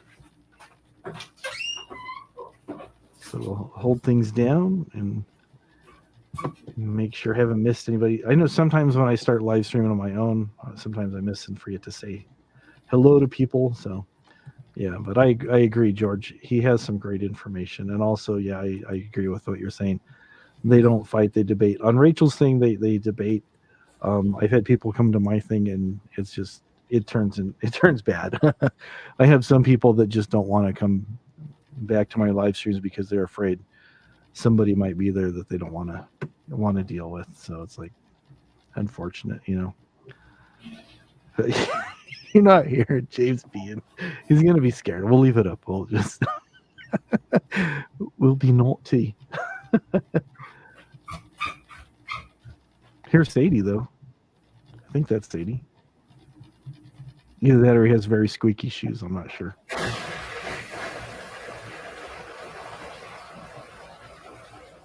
Okay. I probably should have played something instead. Oh, okay. Well, thank you. Yeah, I enjoy it. I enjoy hanging out with people, and sometimes we do like trivia and we do other things and stuff too. So it's fun. It's just we just play it by ear, and sometimes we talk about music, sometimes we don't talk about music at all. Sometimes I strum my acoustic guitar a little bit. Sometimes I don't. It just depends on what's going on with the room and stuff. So, but I appreciate that. Let me bring this back up before James gets in here. Yeah, you forgot it was a taxidermy. Yeah, they did a good. I haven't seen it personally, but from what I understand, they did a really good job with Trigger, and it looks very lifelike. So we'll leave this up.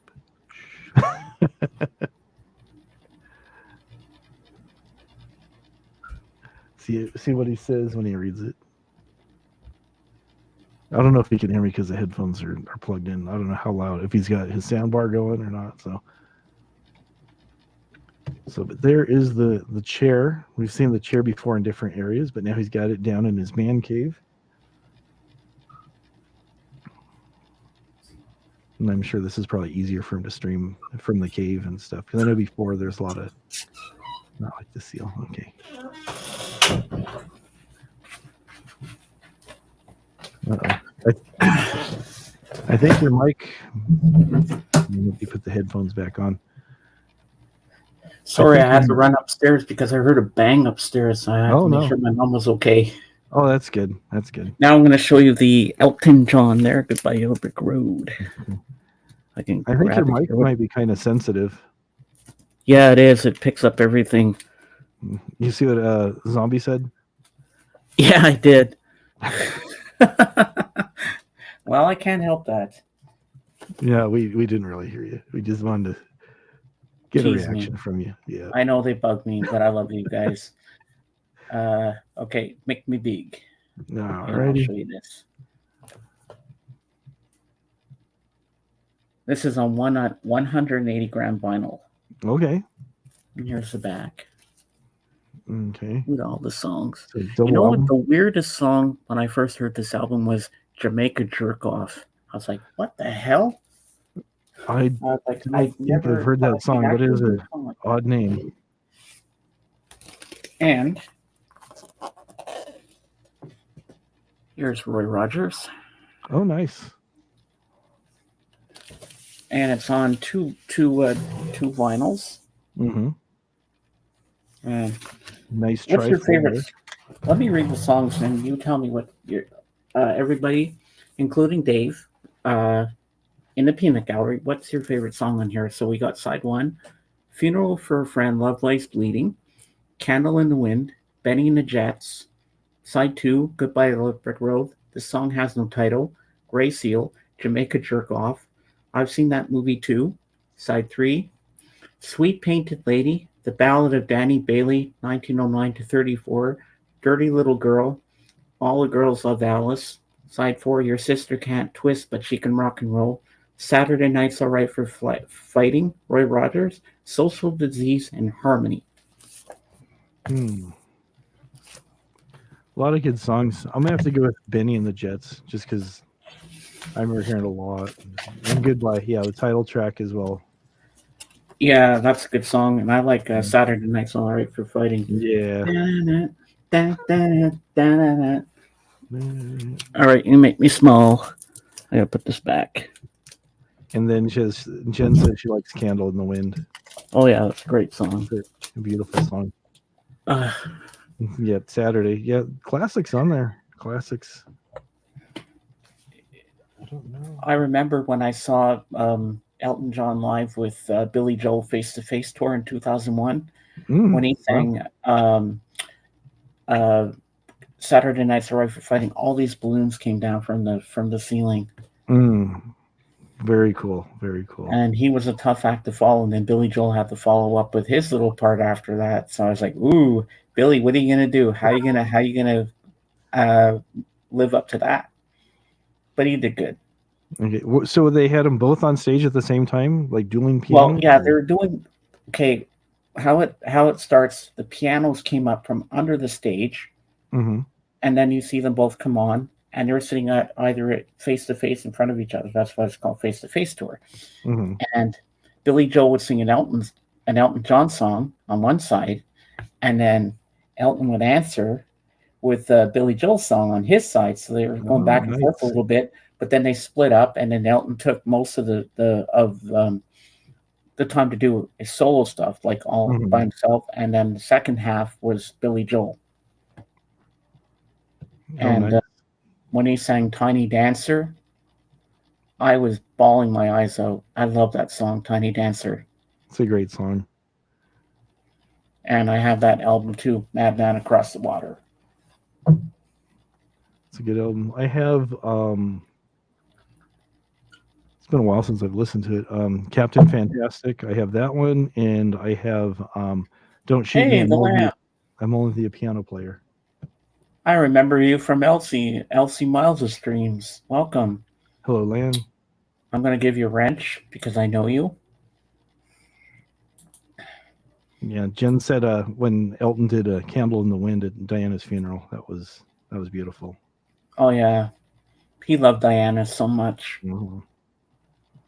I wonder if he'll. I'm surprised he didn't sing at the Queen's funeral. That was kind of shocking. Yeah, I love Elsie. She's awesome. Elsie's 18 years old. She's from the UK, and man, can she play! She plays guitar. She plays keyboards, ukulele, and her dad, he plays boogie woogie piano. His name is Lord Terry Miles, and he's amazing too. That's impressive. Yeah. Yep. Well, this is an honor of the land for you to be here. I really appreciate you coming to my live stream. I'd be more shocked if Terry and Elsie showed up. I would have them on screen doing a little concert for us for sure. Yeah, definitely. But this is Dave, my wingman. Nice to meet you. I've seen the Lamb around in different chats and stuff. Yeah. Oh, that's cool, Lamb. So, Lamb, you play guitar. Would you like to come up, Lamb, and join us on camera? You're welcome to. My co-host here will put out the link for you because you have some guitars. We'd like to take a look at them if you want to. Come up and join us. All right, let's put the link in for you.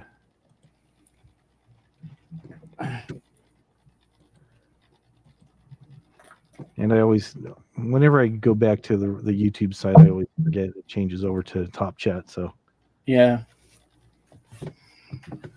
So there you go. The link is out for you. Just click on that and come on up. And then you could show us some guitars.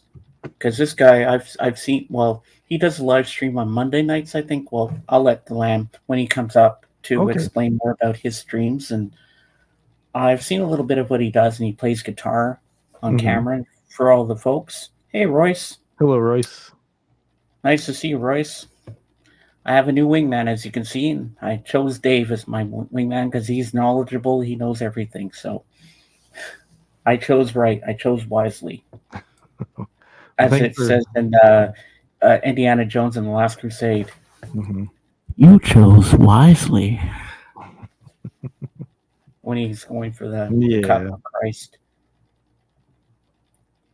Yeah, that's a great movie. And they're going to make an Indiana Jones 5 now. Oh, and nice. Apparently, Indy's going to go to space.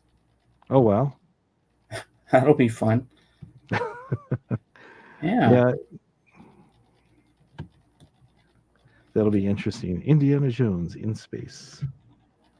Why does the thing sound? There we go. Well, yeah. If George Lucas has anything to do with the storyline, yeah, he's going to throw a little Star Wars in there. Why not? Go back to the old school days. So, do you think James Earl Jones will come out of retirement if that happens? I don't know. Maybe. Who knows? Would you consider Alien like a horror film? Yeah, it's kind of more sci-fi than horror, but yeah, I would consider it a horror film. I know it scared me the first one watching it when I was a kid. So in space, no one can hear you scream. Yeah, I have the box set. I mean, the first and the second one are the best. The third's not so bad, but the fourth one, kind of iffy. But I love it because I have a crush on Winona Ryder. I bought the box set. I'm just missing Prometheus and there's another Alien Resurrection or something or whatever it's called. I forget the title. Yep. Give me a minute and I'll head in. Okay, Lamb. Okay. Yeah, we'll be here for a little bit still. So. Oh yeah, I'm not going anywhere. So this is longer than when I went with my birthday chat for John Lennon last weekend. That was like an hour and 25 minutes. Oh, okay. And here we are an hour and 35 minutes into it. We're doing better. I'm feeling more confident about my streams now that I have you to help me out. Well, I'm glad to be here. It's it's fun, and hopefully we just take the pressure off. And Alien is frightening. But what is really funny, Royce, is if you watch Spaceballs, when they spoof that scene, when the alien comes out of the stomach and you see him going, "Hello, my baby. Hello, my honey." the little thing starts dancing. Yeah, they did a great job. The cane. But I love the beginning of Spaceballs when you just see the spaceship going as long. And at the end it says, "We break for no one." Yeah, there's been a lot of films that have spoofed Star Wars, and there was one that I showed to a friend at work, and he couldn't stand it. He was offended actually by it. But there's a movie called Hardware Wars. I think I've seen that. Where they had like some of the ships were like waffle makers and different things, and he's just like, "This was terrible." Instead of Han Solo, it was ham salad. And I mean, it was obviously they're just doing a parody, and it was very low budget and stuff. But he was offended as if he had created Star Wars himself, and they had taken his work and just totally destroyed it. And you could tell by watching Hardware Wars that they were fans of the original Star Wars, but so. Remember the one Fanboys, where they go to Lucas Ranch? Oh yeah. They want to steal the the film for the what's it called there? The Phantom Menace. Mm-hmm. Oh, that's a classic. Yeah. I love in Spaceballs. Remember Pizza the Hut? Oh yes. And then he ate himself because he got hungry. Or the scene where comb the desert and comb the desert. Big giant comb, yeah. And then when you see the jaw was ding ding ding ding ding ding ding ding. Oh, the Family Guy Star Wars, that's good. That's pretty funny. My Schwartz is bigger than yours. Yeah, these We're are President Scrooge. Yeah. Why didn't anybody tell me my ass is so big? Don't worry, Mr. Scrooge. We'll try to reverse the beam. Yeah. Lone Star. Remember Ludicrous Speed? Remember then they had Mr. Coffee? Yeah. Oh, that's good stuff. Ludicrous. But you don't see Mr. Coffee machines anymore. You don't see very many of them around now. You know what's good YouTube videos that I like to watch sometimes? I like watching people that go into abandoned houses that are still stuck in whatever era it was. And there's still, all the furniture is still complete, but everybody just left the house as it is. Yeah. Yeah, when you have them and you know, everything's left as it is and you can kind of see how nature took over. I like that, but sometimes people go in there just vandalize things and stuff, and it's just like, it's terrible. And they steal stuff, you know? That's not right. Leave what's left there. Excuse me. It's a part of history. Oh, you like those too, Jen? You like watching those videos. They're fun to watch. Oh, the lamb is here. Bring him up. All right. Hello. Hello. Is it working? Can you hear me? We can hear you We fine. can hear you loud and clear. Oh, very good. Hello, how you doing? Pretty good. Well, wasn't expecting to do this, but I saw it was just appeared on the thing as there was a live stream on. I thought, I haven't seen that one. I'll just click it. And now I'm here. Wow. That's a nice guitar. I bought a guitar. Yeah, you mentioned guitars. I thought I'd bring this is my favorite one at the moment. It's my Telly. So, It's beautiful. Fender one. Telly. Yeah. What year is that? It's last year. It's very new. So I've only just...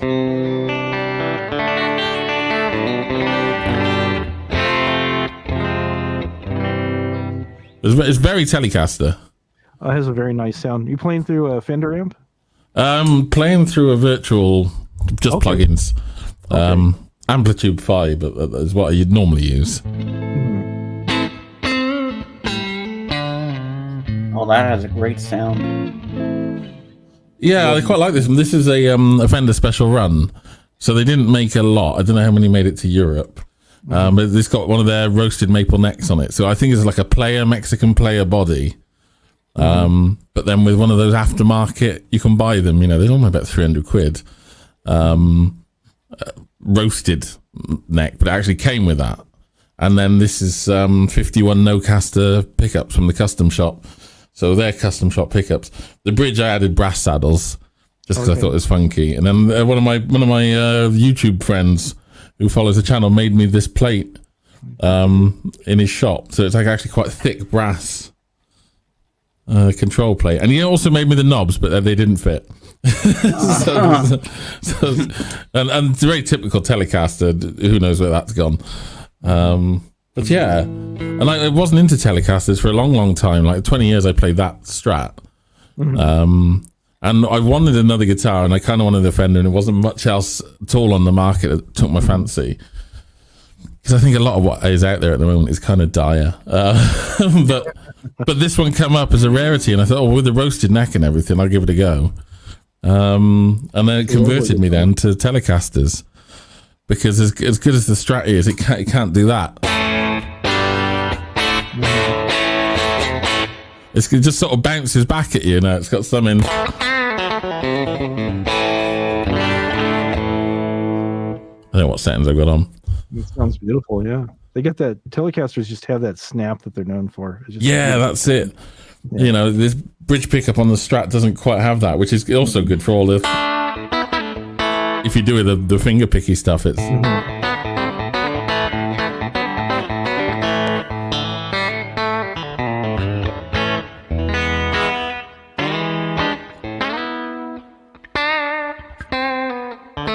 I like the finger pick stuff because I started off playing Mark Knopfler things, which is all finger pick, you know.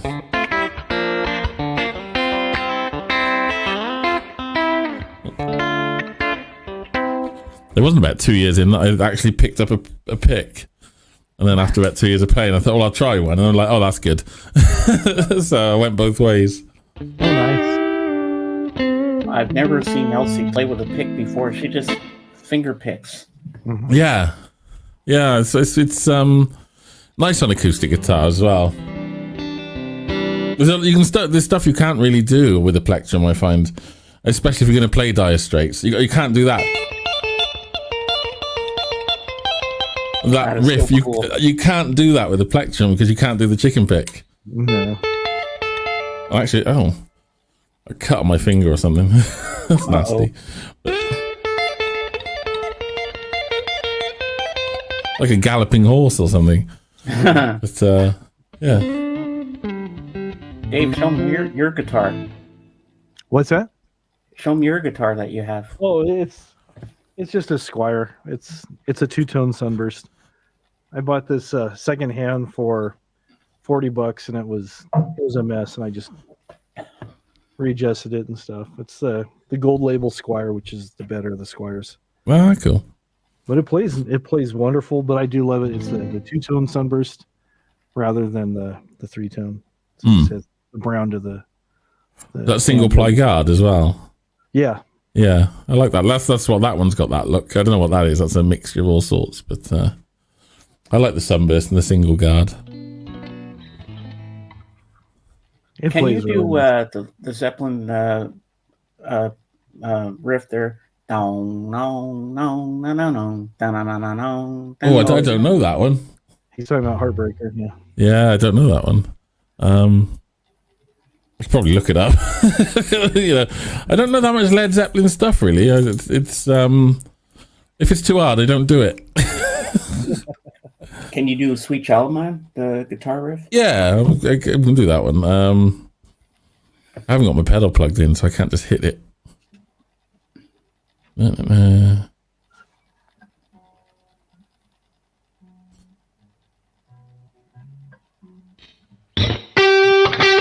Oh no. I just love that. It sounds so awesome.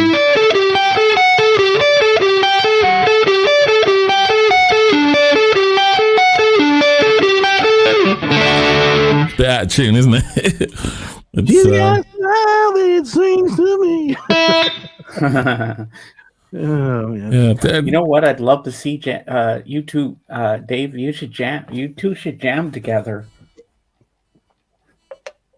He's obviously a lot better player than I am. So I'm a hobbyist amateur. So it's one of those songs you really need a humbucker for. A Telecaster is not made. But I got it's also out of tune. So you're running nines on there? Yeah. I put 10s on it to try it, and it just didn't work. It wasn't quite the same. There was just something about it I didn't get on with. So I went back to 9s. It lost some of its twang and some of its sort of telliness. Yeah. Some guitars. I've got a lot of guitars I picked up secondhand. I'm probably have like about 35 or 40 guitars I've collected, and I've just kind of fixed them up, given a few away and stuff. But I've noticed some guitars, because I started off playing 10s and I went to 11s on some, and some I've had to use 9s. It just depends on the individual guitar, how it feels. It goes back. Yeah. And I suppose what you're expecting it to feel like a bit as well. You know, when I think of a telly, I kind of think of a thin string and a twang.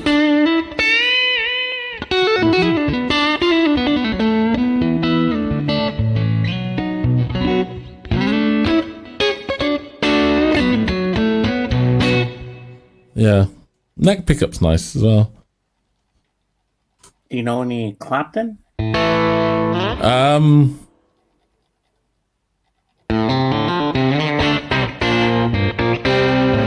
Yeah.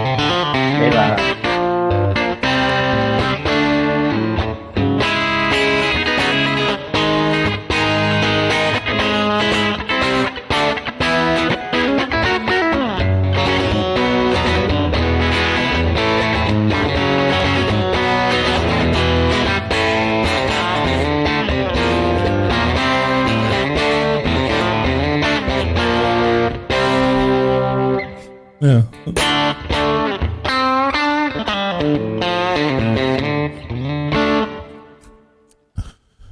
It's a bit.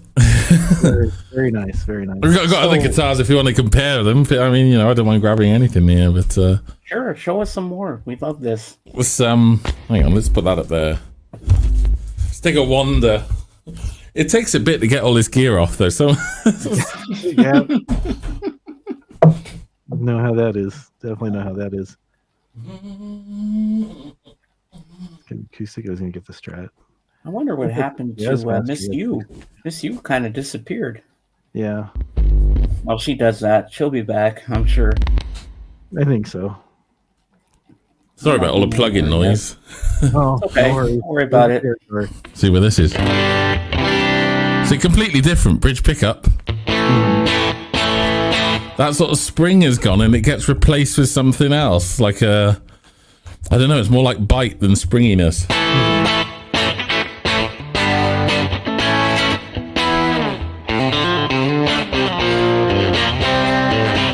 Actually, it got turned down. Turn that back up.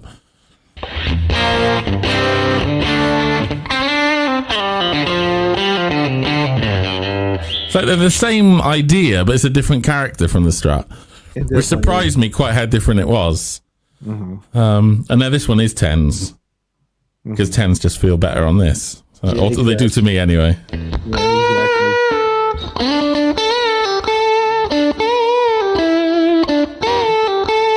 All right, Dan.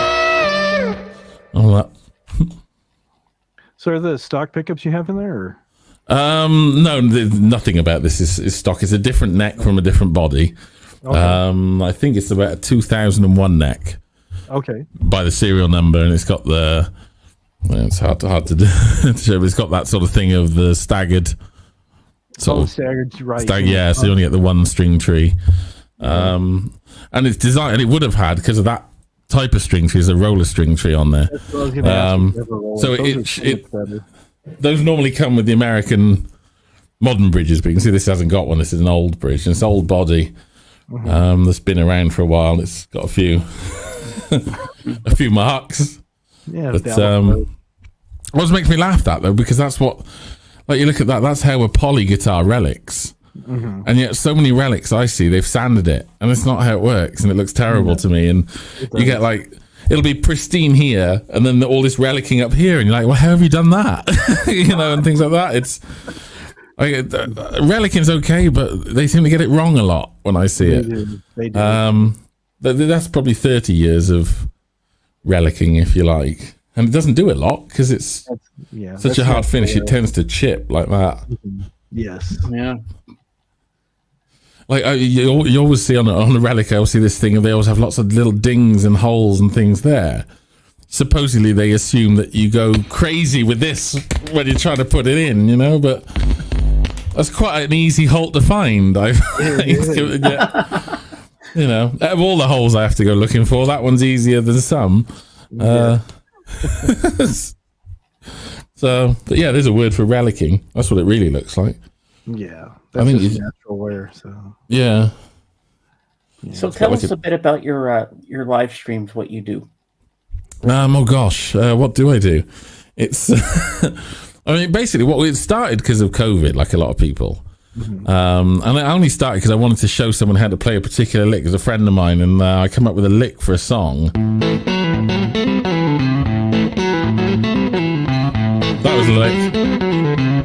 And I couldn't explain to him how it was played, so I thought, I'll make a video. And then a few other people come along and said, we like your video. So I made more because my ego went off then. And then I just started doing these really crap live streams of just talking a bit about guitars and not knowing what I was doing, and sort of went from there. But I never planned anything. It was just like, we'll turn the camera on. And I got to a point where I'm like, well, if I don't at least try and do something entertaining, it's going to be a bit crap. So we got to Christmas, and I was like, well, I'll sing a song. I'll sing Fairy Tale in New York or something.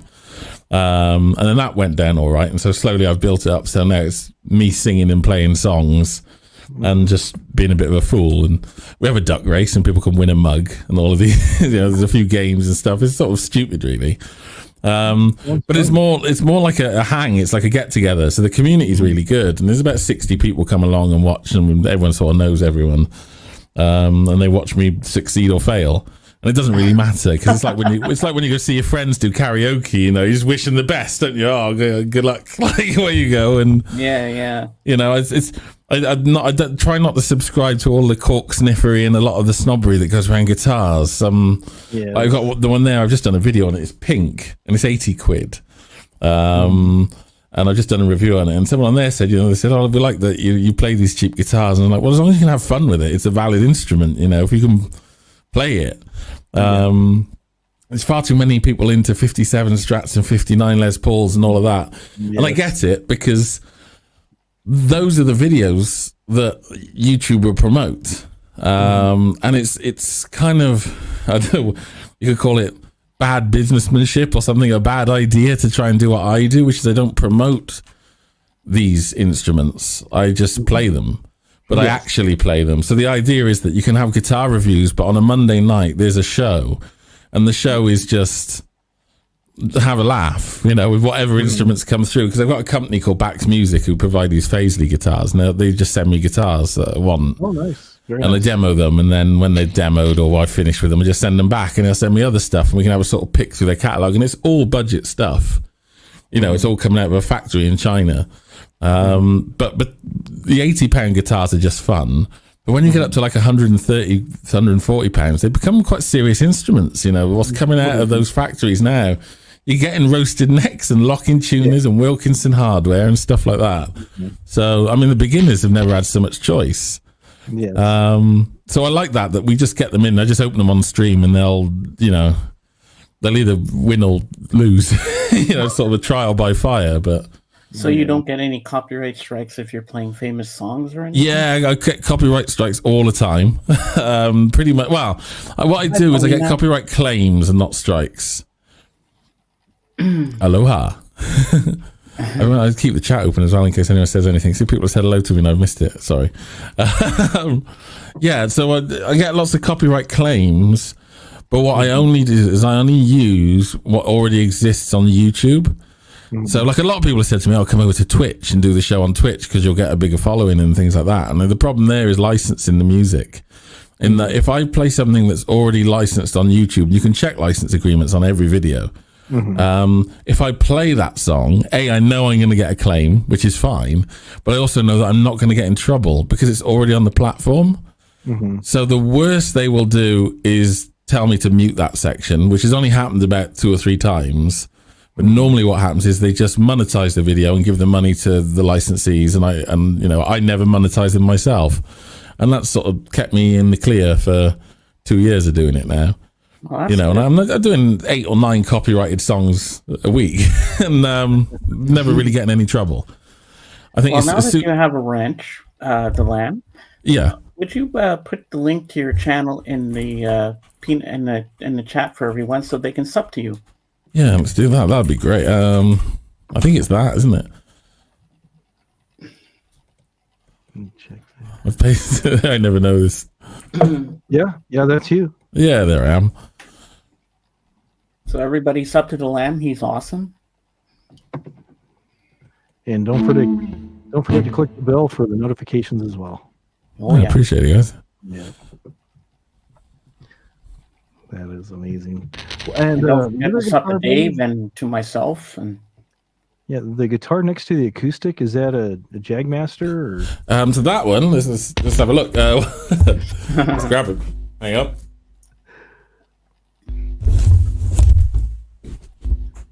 I think this is one of my best streams yet. I was not expecting to have this amazing guy come on. He's really good. Oh yeah, he's awesome. Sorry if I keep leaving you with hum. Oh, no worries. No worries at all. So this is one of the Paisleys. This is one of the ones that these companies send me. Oh, nice. Actually, we had a look through their website. Here's something for you from my friend Royce. Oh, thank you, Royce. I appreciate it. That's very cool. Yeah, I just subbed as well. So. Wow. Oh, cheers, man. And I'm already subbed from last weekend. Oh, that's great. It's a long old slog. I'm trying to get to 1,000, but a couple of years' time, I'll make it. So this one, let me see what I'm there. So these are one of these Paisley guitars. So this is the company I was talking about that basically send me instruments. They make these in China in a factory and import them. Okay. And tend to be EU or sort of UK only. You can't really get these in the States. And so we had a look on their site, and this is one of their newer lines. The chap picked it out. Oh, nice. So it's basically a jazz master style. It's ash body, which they've I like that. sort of dark grain filled and just dyed. Really, they haven't. You can feel the grain. You know, it's not even sanded down a whole lot. Then it's got two of their version of wide range humbuckers. But this guitar's about 150 quid. So these are proper Alnico pickups. String through. The strings don't hit the back of the bridge, so they've got that right. So that go wrong a lot. I don't like this, but I know it's part of the design. I know it's traditional. I have this thing of I think it's a bit of a shame when people hang on to traditions that are this bad. Because, you know, if I crack that on the desk, it's just asking for trouble. We learnt this in the 80s with like the Dan Armstrong Strats and stuff like that, this will break. Yes. So I wish it was on the end. But it's okay. It's how they are. And again, see, this is one of their baked necks, so that's a roasted maple. You see the back. I can get the light on it. I've got another light here. I should put on. It makes a difference. But you can see the sort of colour on it. It's a roasted maple neck rather than a... And the tuners are probably half decent as well. Like, it's basically everything's a step up from the sort of 80 quid one. Like this one here. This is one I just done a video on. So they do these for like 80 quid. Okay. It's very pink. I can see that. But this is a smart guitar, because what they've done is they've absolutely minimized what the guitar is. So they've got one pickup, one volume, which also works a bit as a tone control. It's a hardtail straight through. But for 80 quid, they've managed to then put a Wilkinson bridge on it, because you're not paying for all the other pickups and the scratch plate and the time for someone to wire it up. Wow. So some of the hardware isn't too bad. And it's quite a chunky neck. It's a satin neck. So, you know, it's 80 quid. It doesn't, you can tell where they've cut back, like the frets aren't polished and, George, you know, it's a ceramic pickup. So but it's playable. I mean, that's the thing with all of these. But then for like another 50 quid or whatever, sorry, I'm in a mess. For about another, I mean, these are about £140. So the more you get is quite astonishing. Like the uplift in the price. And this is quite a warm sounding guitar. This is, they call it a jazz master. It would be good for jazz. Have I got my distortion on there? Let me try and clean it up a sec. I haven't. It's just naturally a slightly hotter guitar, I think.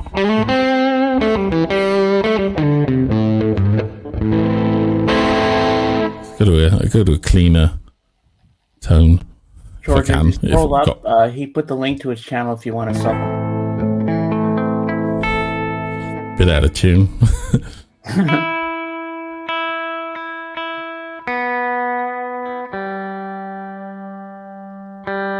That's the other thing, they go out of tune quite a lot, because when I do a show, the heat in this room goes way up with all these lights on, and we hit the smoke machine, and we have lasers and all sorts of stupid things to make it look good.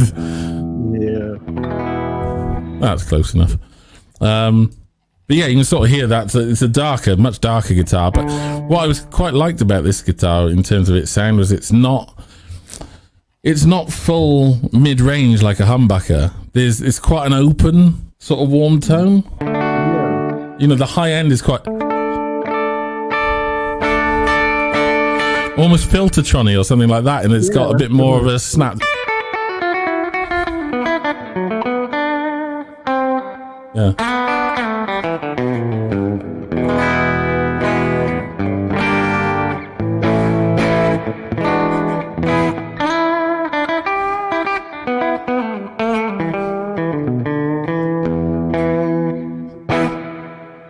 Wow, that's a very nice sounding guitar, and you said only 140 pounds. That would be about 165, 170 in the States.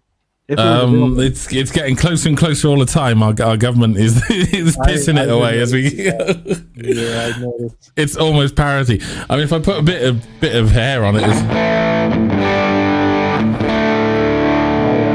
it's got a real sort of clarity, but it's thick. You know, it's a.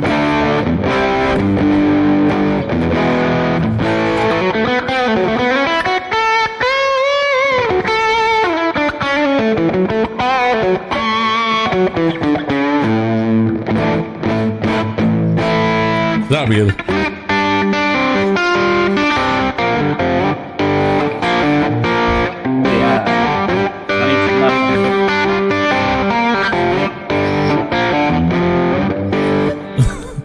You know, if you added the wah in.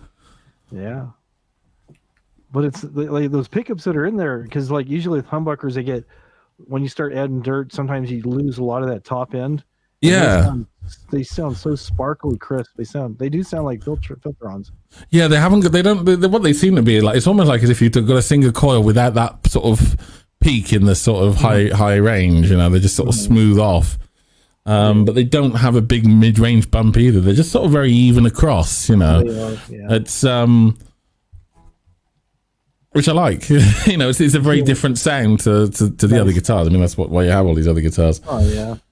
But yeah, I mean, they'll all be going back soon. But again, they keep sending me more stuff, so they've got quite a good range. So very nice. It's nice. I feel like you know, I don't know, much higher status than I actually am. Let's put it that way, for a little channel of mine to be sent free guitars. Maybe, I feel sorry for them. They ship them over. They get like 100 views, and then they go back. Oh, well, there you go. Well, maybe you'll get an endorsement deal or something out of it, and you know, if you buy them through your channel, you know, you get, you know, a certain percentage, and there's a lot of channels that do that.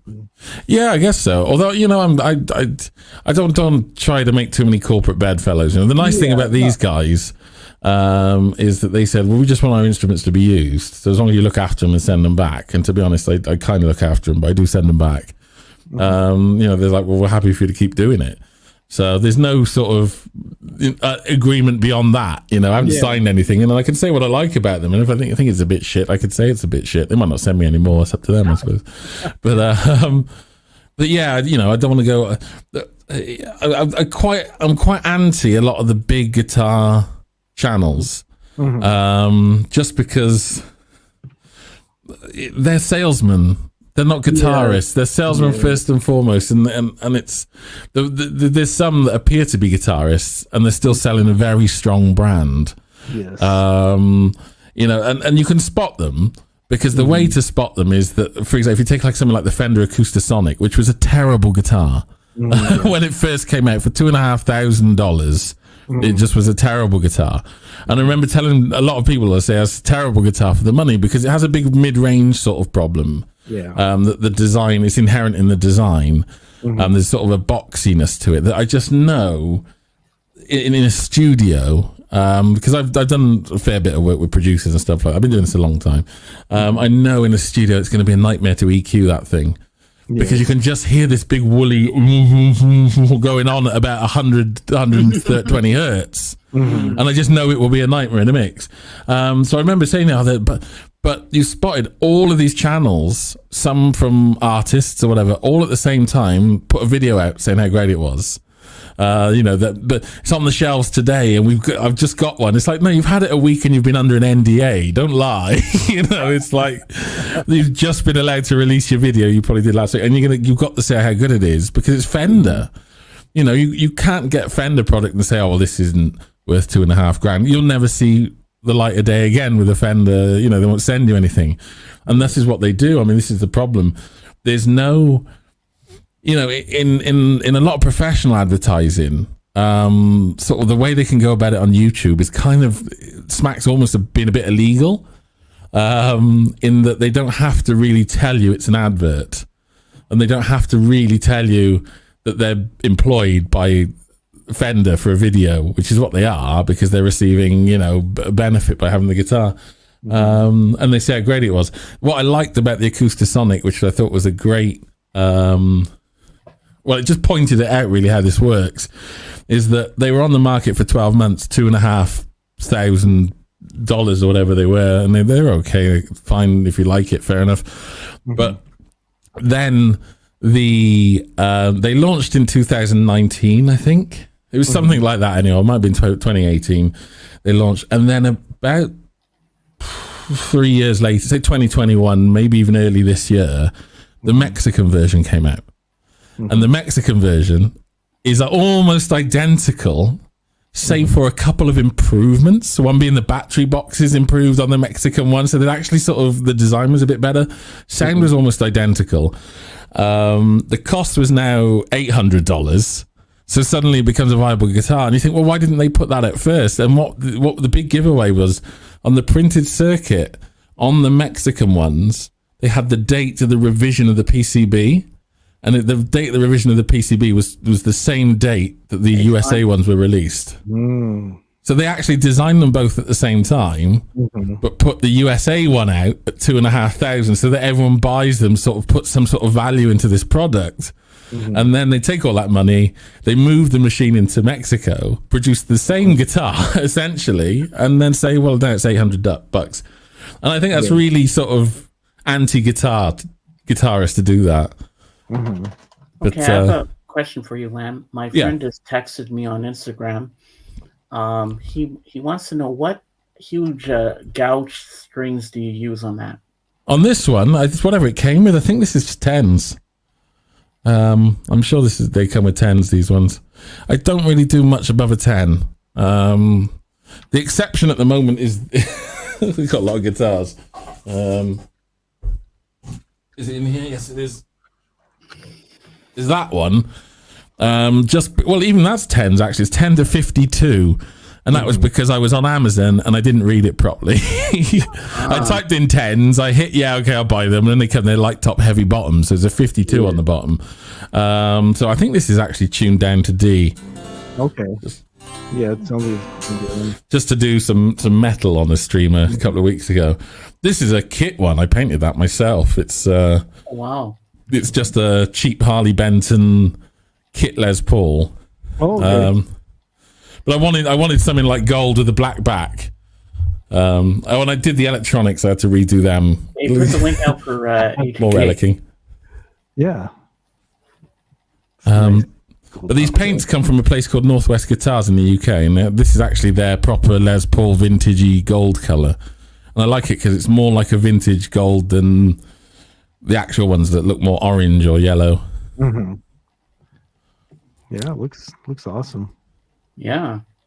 And Sean, if you want to come up too, because you have some guitars as well, come up and join us. Yeah, I haven't put these on a guitar, but I have a guitar that I have set up. I'm going to put it in C sharp, and I've got these strings here. They're 12 to 56. That's pretty good. It'll be fun. I mean, do mostly rhythm stuff, not a whole lot of lead with strings that thick. I mean, it's different on the shorter scale lengths, and if you top wrap as well, then and things like that, then 11s are probably fine. It's I think on Fenders it's going to make you work hard. Yeah, that's the thing. Which is fine. I mean, it's whatever people are into, isn't it? I mean, this is the sort of thing. This is what they say, sort of like I kind of, if you're gonna sing the praises of all the top end stuff, then you hit the top of the search results. But all the best stuff is down in the mid range, or even the bottom end. I like the fact that the last tour Genesis did, Mike Rutherford was playing Squire Bullet Strats. Yes. And there's a guy that can have anything in the world. And he said, well, it's just the consistency of them. I like them, and there needs to be more of that, I think. Because, I don't know, it's a bit, I think the markets have been a bit inflated. Like, let's say these companies like Fender at the moment, I mean, none of the channels talk about their huge lawsuit where they got fined millions for trying to price fix the European market and all of this sort of stuff. They've just come out with this American Vintage 2 series. In the last couple of days, I'm not sure if anyone's seen that, but again, it's over $2,000 because it's got a fat neck, and it's like, why can't the Mexicans have a 7¼ inch radius with a fat neck? You can't get one under $2,000. Hey, GK. Hey, how are you? Good. Just give me a second to get myself organized here. All right.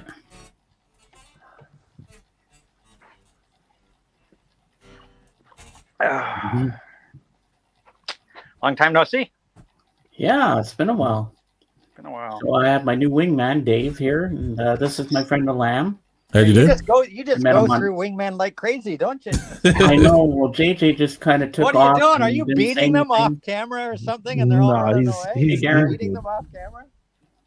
Hello, Darren. You're not paying them enough. You're not paying them enough, James. You got to give them more moolah, more perks. Now, I can assure you, no one's being beaten off around here. Sean, if you want to come up too, you're welcome to. Just give me a sec. I got to put my tripod up. All right, sounds good. So I can- But that guitar's my amazing. hands. I like that one that you have right there. This one, yeah. Yeah. I'm not too keen on the finish personally. I think they do other colours. I quite like to check out some of the other colours. Mm-hmm. It kind of looks a bit grey. It's green. It is. It's a very slight green to it, and it's hard to get it on the camera. Yeah. I just love the shape of the offsets and also the string through. It's just everything about that guitar before you started playing, I go, wow, that's a beautiful guitar. And when you started playing, I go, wow, that's amazing. Yeah, I've had to leave the plastic on it because I think it's easier for them to sell it on afterwards. Yeah, it was the tone that really got me on that one. It just how sort of warm and it's just. It's got like I don't know what. There's something to it, sort of a woody. It's not a twang, but it's a.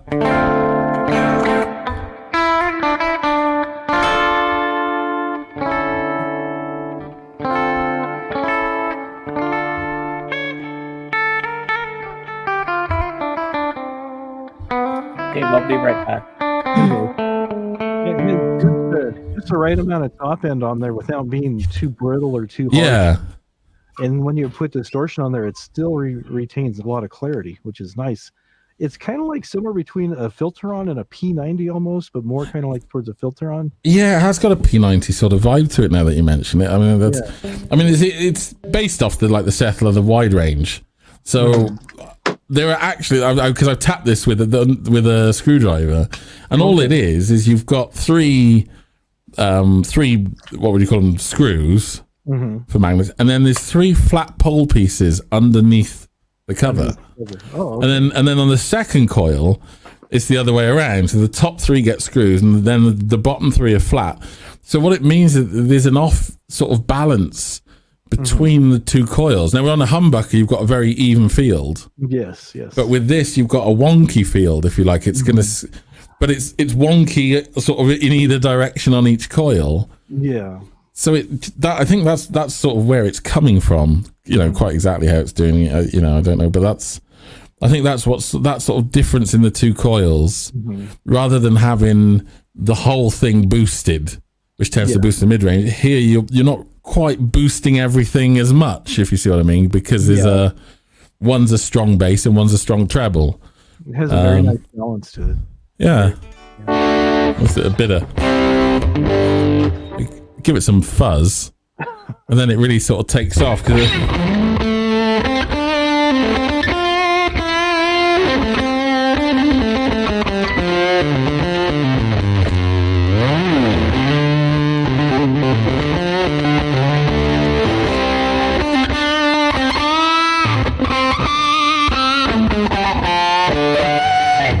The harmonics are quite easy to pull out of it as well.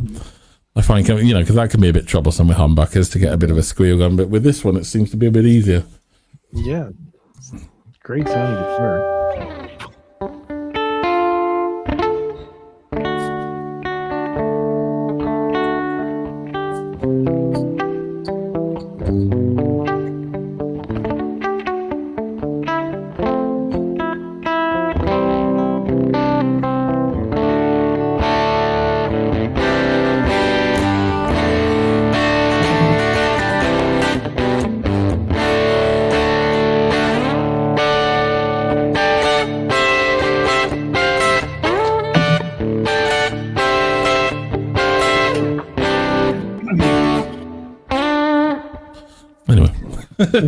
So anyways, when you play out, do you bring that system with you and then run through like a PA, or do you use I don't really play out much at all.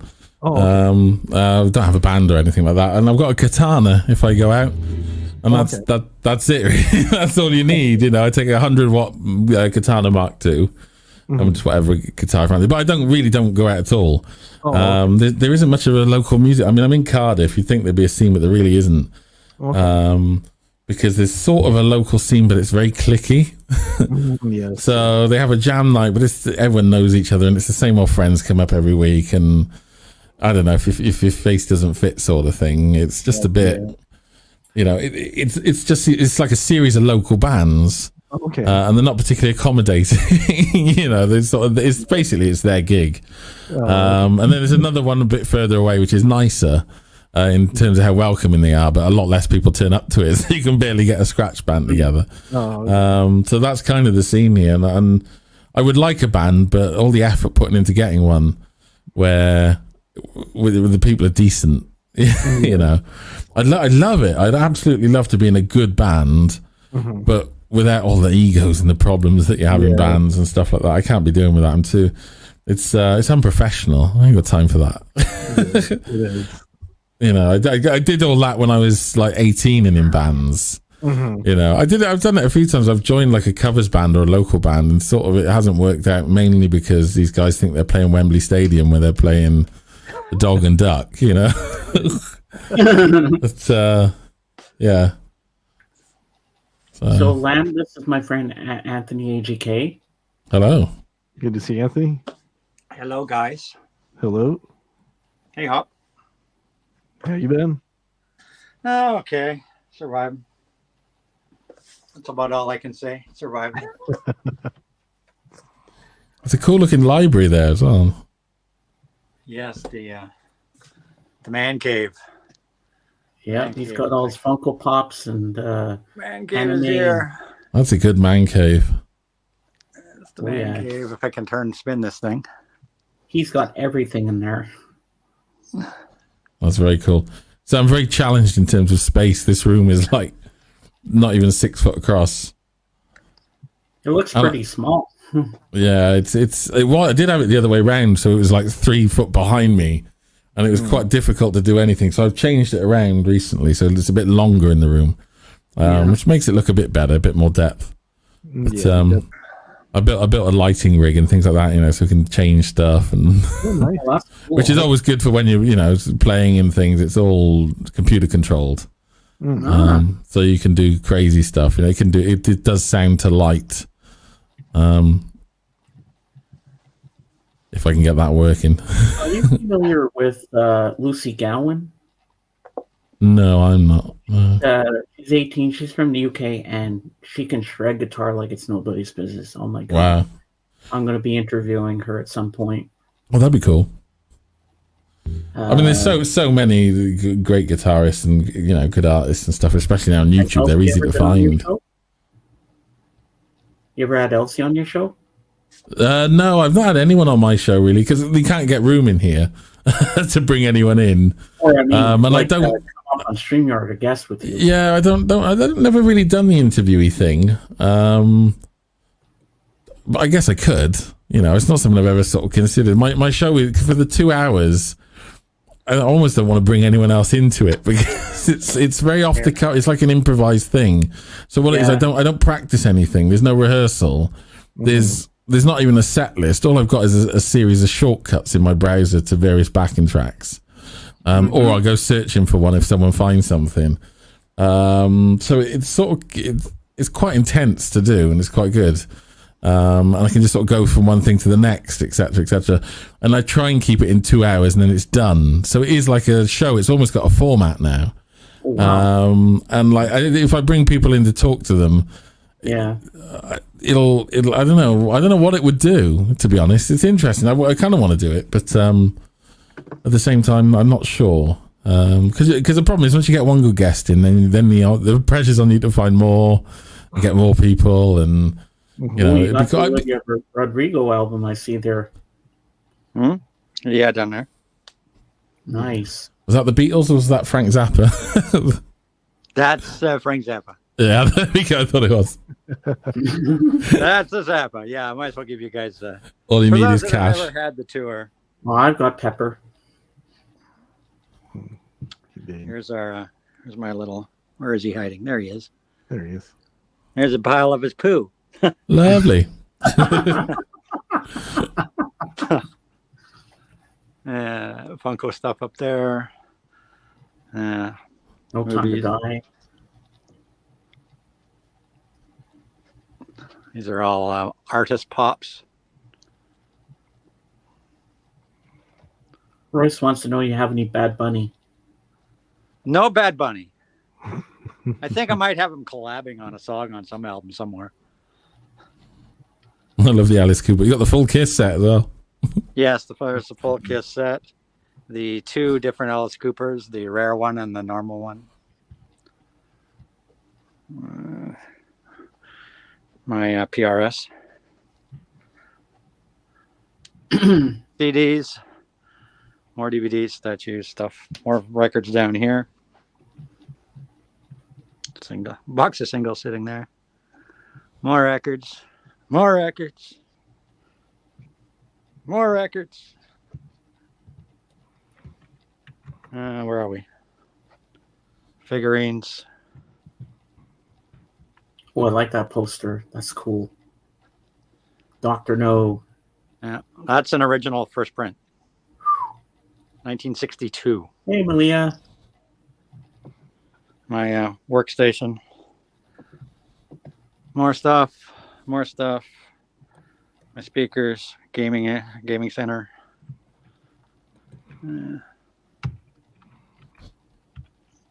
There's Alice. New albums that I haven't listened to yet. Wow. There's Alice's autograph there. More autographs. There's my Rega. There's my stereo setup. Down here. More records. And I got them hiding in every nook and cranny. More figures. My linear turntable.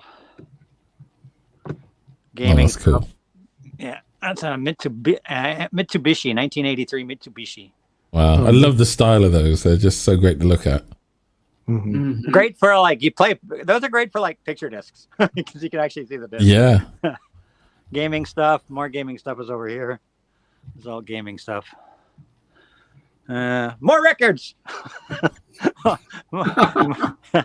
They're hiding here. This is like my new releases. This is like my, my top Come up and 50 join of us, stuff I'm Malia, if you playing all the can. time. You're welcome. Couch. There we are. We're back to the beginning. It's great. The man cave. The man cave.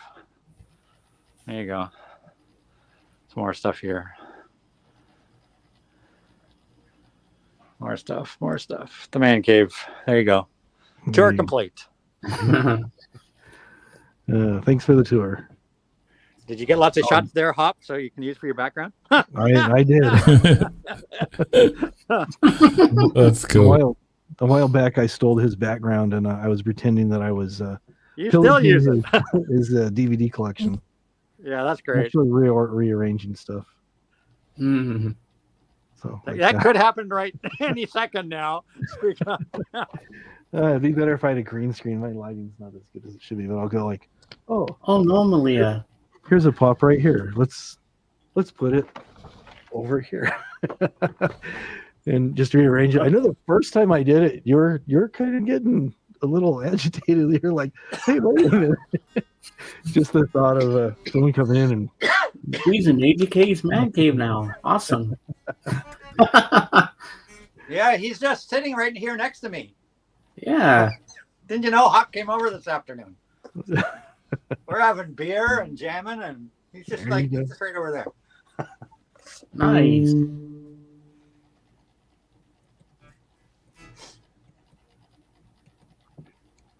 So what's new, James? Not much. Just got my new wingman Dave today. Because I know Malia, I wanted Malia to be the wing person with me, but she's always working. But Yeah, she works a lot. She's a so I know she's not upset with me for doing this, but I needed someone to help me out.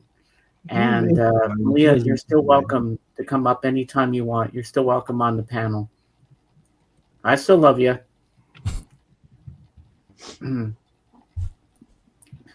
What about your Disney game? You gonna go back to that at any time?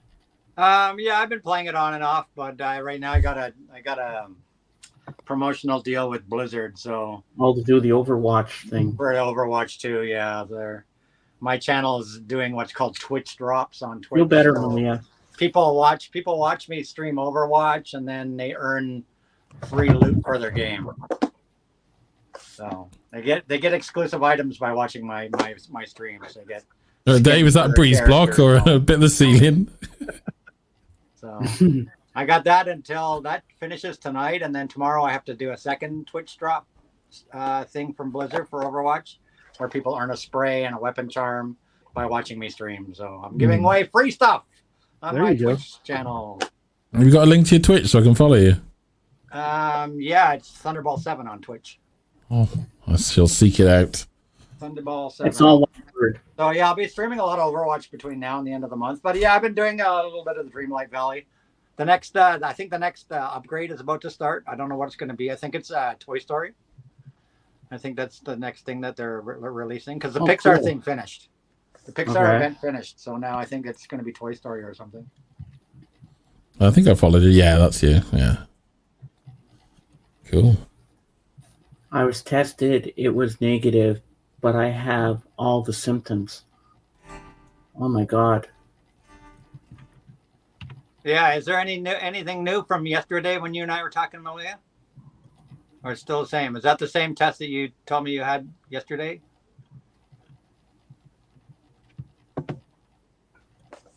Maybe we should test again. Mm-hmm. Okay, I think this is his Twitch link. Check my messages. Check my messages, Malaya. Because I think I replied to you, but I don't think you saw it. Yeah, that is. Here you go. Thunderball7 Twitch TV, yes. Currently promoting Overwatch 2 and it is getting better for those people that know the disaster that Overwatch 2 launch was. Yeah, I saw his video yesterday where I was like, whoa, Joe was in the hospital? I was like, that was shocking. I was like, no, Joe would never be in the hospital. I thought it was another Rancid Mayo video where he does his Rancid stuff. Well, I had COVID, the last 2 weeks of August, and I'm still not 100% from it. Now my doctor's getting me. I went for a lung X-ray a week ago, and she might want to test my heart because it's just dragged on. Like, I'm over to COVID, but I've got zero energy. I can't work because, I do 30, 45 minutes of exertion, and I'm out of breath. I got to lie down. I got to take a chill pill. And she said, my doctor says it's most likely post-COVID syndrome. And it happens to a lot of people, but to be safe, she's going to check my lung. She wants to test my lungs, test my heart, blah, blah, blah. So, which I've had tested in the past and they were fine, but I haven't been right. I haven't been right since August, since I got this stupid COVID. And I was, of course, fully vaxxed, right? I wouldn't want to even think what it would have been like if I hadn't been vaxxed. I probably wouldn't be sitting here talking to you guys right now. I'm just getting tired of not feeling good. Just totally run down, like constantly. Malia, you have to take it easy and rest. Don't overexert yourself. We want you in good health. We want you to bounce back, and we know you will. We all love you. We all support you. I had the dizzy too. I still have the dizzy, even though the COVID's over. I get up in the first couple hours of the day. I feel like a bobblehead. It feels like my head is heavier than the rest of my body. Yeah, there's a lot of it going around. It's making a decision. I think it's a new strain or something, don't they? They've identified, or they say that's the majority of cases, I think. Yeah. I don't know if they've called it BS1 or something. Yeah, but, BS, that's what it is. BS. Yeah, something like that. The hot new thing. See, I've never caught the COVID, but I had. I dodged the bullet for over 2 years. Knock on wood. Dodged that bullet for like 2.5 years, and then boom. Yeah, and I really put myself in the firing line as well. There was one day I was working in the boot of a car with a friend of mine because he had like a current leak on his car. It was draining the battery, so we were putting the meter on it. So we both got our heads in the boot, running the car, and found out that there was like a cooling fan that wasn't switching off, and we pulled the fuse and whatever. So we were in close proximity. That afternoon, he and his entire family tested strong positive for COVID. Oh no! And I'd shared a car boot space with him, literally breathing each other's air. Never got it. and I didn't get it then, and I'm fully vaxxed and everything, but I caught swine flu in like 2009, 2008. There was a small epidemic, and that's a form of coronavirus as well, and I was really bad with that because it was like flu, but I distinctly remember what really sort of stuck in my head, because they were saying, they were worried about old people dying with the swine flu when that went round. And I remember not being able to get up the stairs. That was a real, like, I got halfway up the stairs and I was like, I can't do it. I got to have a rest to do the remaining 8 steps. I was like, this is insane. Yeah, I'm not the fittest person, it's like but me just walking from my basement to my top floor, I got to take a 5-minute breather. Yeah. What the hell? So you can see that sort of impact it had. Before I had the COVID. You know what I mean? Yeah.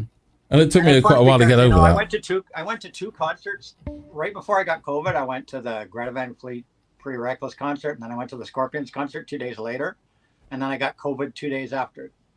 The day after the Scorpions concert, I had the COVID. And I talked to my doctor, and she said, "No, you probably didn't catch it at either of the concerts because it's too short of incubation period, timeline-wise. You probably caught it on either the Wednesday, the Thursday, or the Thursday." And the concert was Friday and the other concert was Sunday. So she goes, "No, you probably caught it on either the Wednesday or the Thursday." The Wednesday I was at home all day, and the Thursday I worked. So I caught it when I was working, and I do Uber Eats. So I'm in and out of restaurants, condo buildings, whatnot, just dropping off. So, you would think I went to 2 concerts, probably, 50,000 people between the 2 concerts. Did I catch it from any of them? No, I caught it probably from some little rinky-dink little somebody's little house somewhere. Somebody at the what are the grocery odds? store. Like, you're gonna get it. Everybody's gonna get this thing eventually. Yeah. You can't. That's a bad tip, isn't it? And of course, I was at Iron Maiden. I was at the Pet Shop Boys New Order concert a few weeks ago, and I didn't get nothing there. And I was at Iron Maiden on Tuesday, and caught nothing from that. So. And those are, thousands and thousands and thousands of people. So it's really like, if you're going to get it, you're going to get it. You can get it from one person. You can get it from 50,000. You know what I mean? There's no definitive pattern to catching COVID. I'm COVID, man. Are you, Dusty? Like, you can even catch it in your home if you never even leave your home, because it can come in on a piece of mail, and it can live on an object for like 24 hours.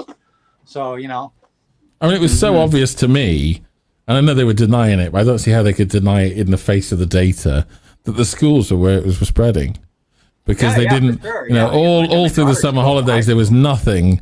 And then they opened the schools, and it just went off. And of course it did, because children are just like little disease bags. They don't care. Kids bring everything home from school. Yeah, completely indiscriminate with their spray. I remember once I got this going back quite a while now, but I remember specifically, and it's probably the only time in my life that I actually recall catching something, like the moment I caught it. And it was when my daughter was quite young, and she came home from school, and she had a secret to tell me, and she whispered it into my mouth. And "Hey, Daddy," I was like that, and I could feel it hit the back of my throat, and then I was ill because she was ill, and I just, that was rough. Oh no! But kids don't care, do they? And that's the thing. When you got 1,000 of them, or 1 million together, and then of course the government is saying, "No, it's not coming from the schools. It's perfectly fine." It's like, well, what? The schools have got no protection. They just don't want the liability. By the way, Mrs. Hop, I'm glad you enjoyed the Iron Maiden show that I filmed. Yeah, the footage that you got video was is doing amazing. very, very well. It's had like 5,500 views in 2 days or something. Oh, that's great. Very good. That's like crazy. Those Definitely seats you have are amazing. Definitely my most viral. Yeah, it's a Maiden concert, and it's the full concert. So I've done a couple of shorts. The filming job came out pretty good, so I'm happy with the way it came out. I made a couple of shorts for the guitars just to see what would happen, and they did quite well compared to my normal numbers. Did like 1,000. They maybe I should just do concert videos on my channel, because they all do so well. See if you can get shorts as well. They seem to be work. They seem to do. I did one short on I did a 15-second short showing these music Funkos, and I had like 1,000 views within like a couple hours. Yeah, it sort of does that. It do a shows you to a lot of record, all of a people. sudden it gets like 50 views. There's no rhyme or reason.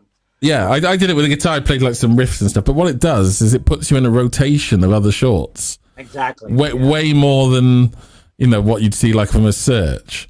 So what I found, like, because I did one and it basically I did one video and it went off immediately, got like 12,000 views. And I was like, oh, I'll do another one. And the next one I didn't get anything for about 6 hours. And then all of a sudden it went off. It's just like when you get dropped into the rotation. That's the way they are. But it's been quite good for numbers, that has. Because they probably get 5 times the views any other video does. Move up in the search and so on. Like my maiden video, when I put it up on Thursday, it was trickling along, and then suddenly, boom, it started going and going and going. And then the last 24 hours, it's been picking up more and more speed. And when I actually search Iron Maiden, it's like the 3rd video in the list. That's great. When you just search Iron Maiden on YouTube, it's like the 3rd or 4th video along the line. You know what I mean? So yeah. Once you hit that gold, it just goes off. Yeah, now it's just like it's great. It's just pick up speed. It's just picking up speed and going.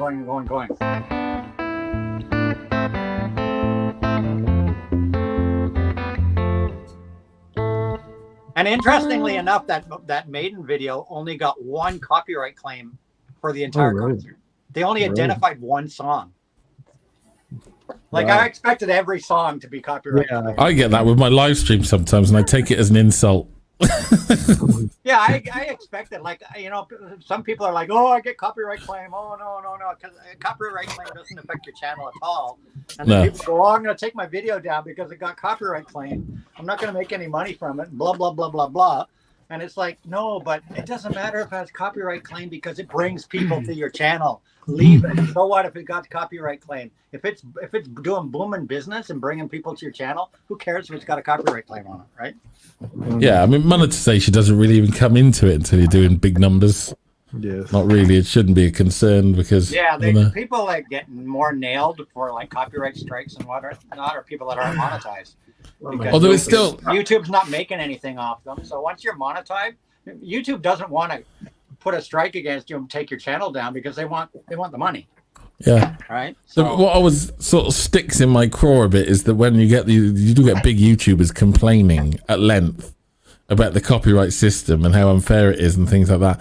And it's like people seem to forget it is YouTube's platform. They can do what they want. Exactly. People start saying you're not even renting space on. You're not even paying for it. That's it. There's no agreement, really. But like the one that gets me is that they sort of think it's public domain. Once you put your shit out there, it's public domain. I mean, it's not even that because because people say, one of the things that people always say is, well, I'm trying to teach people about this music. So you take someone like Rick Beato, you probably know because he's very well known. So his rants about copyright get on my nerves a bit because his argument is that he's got no argument because he's using melodies, even if he's just describing them, he's using it and he's monetizing it because he's a monetized creator. And there's no argument. The argument of the one that people always say is I'm allowed to use it because I'm teaching. It's educational or it's transformative. You can only use an educational excuse if you're a registered education provider. You're not a university, Yeah. Take care, Rose. You're not a university. You're not a library. You're not a public library. So you're not educational. You're entertainment. That's what you are. Yeah, because you can't pick your audience. You're not. Rick Beato video will go out to maybe 500,000 people.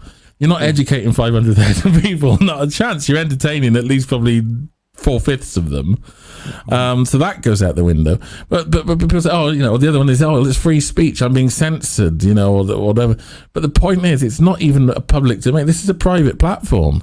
It is. Same as anything. Look, they own the cameras. They could just switch you off at any moment, And that is the agreement that we're in because, YouTube do seem to make very bad decisions. In terms of how they're going to advertise. The only loophole in it all, if you want to call it a loophole, is that, like I'm a photographer, I know how copyright law works and so on. Yeah.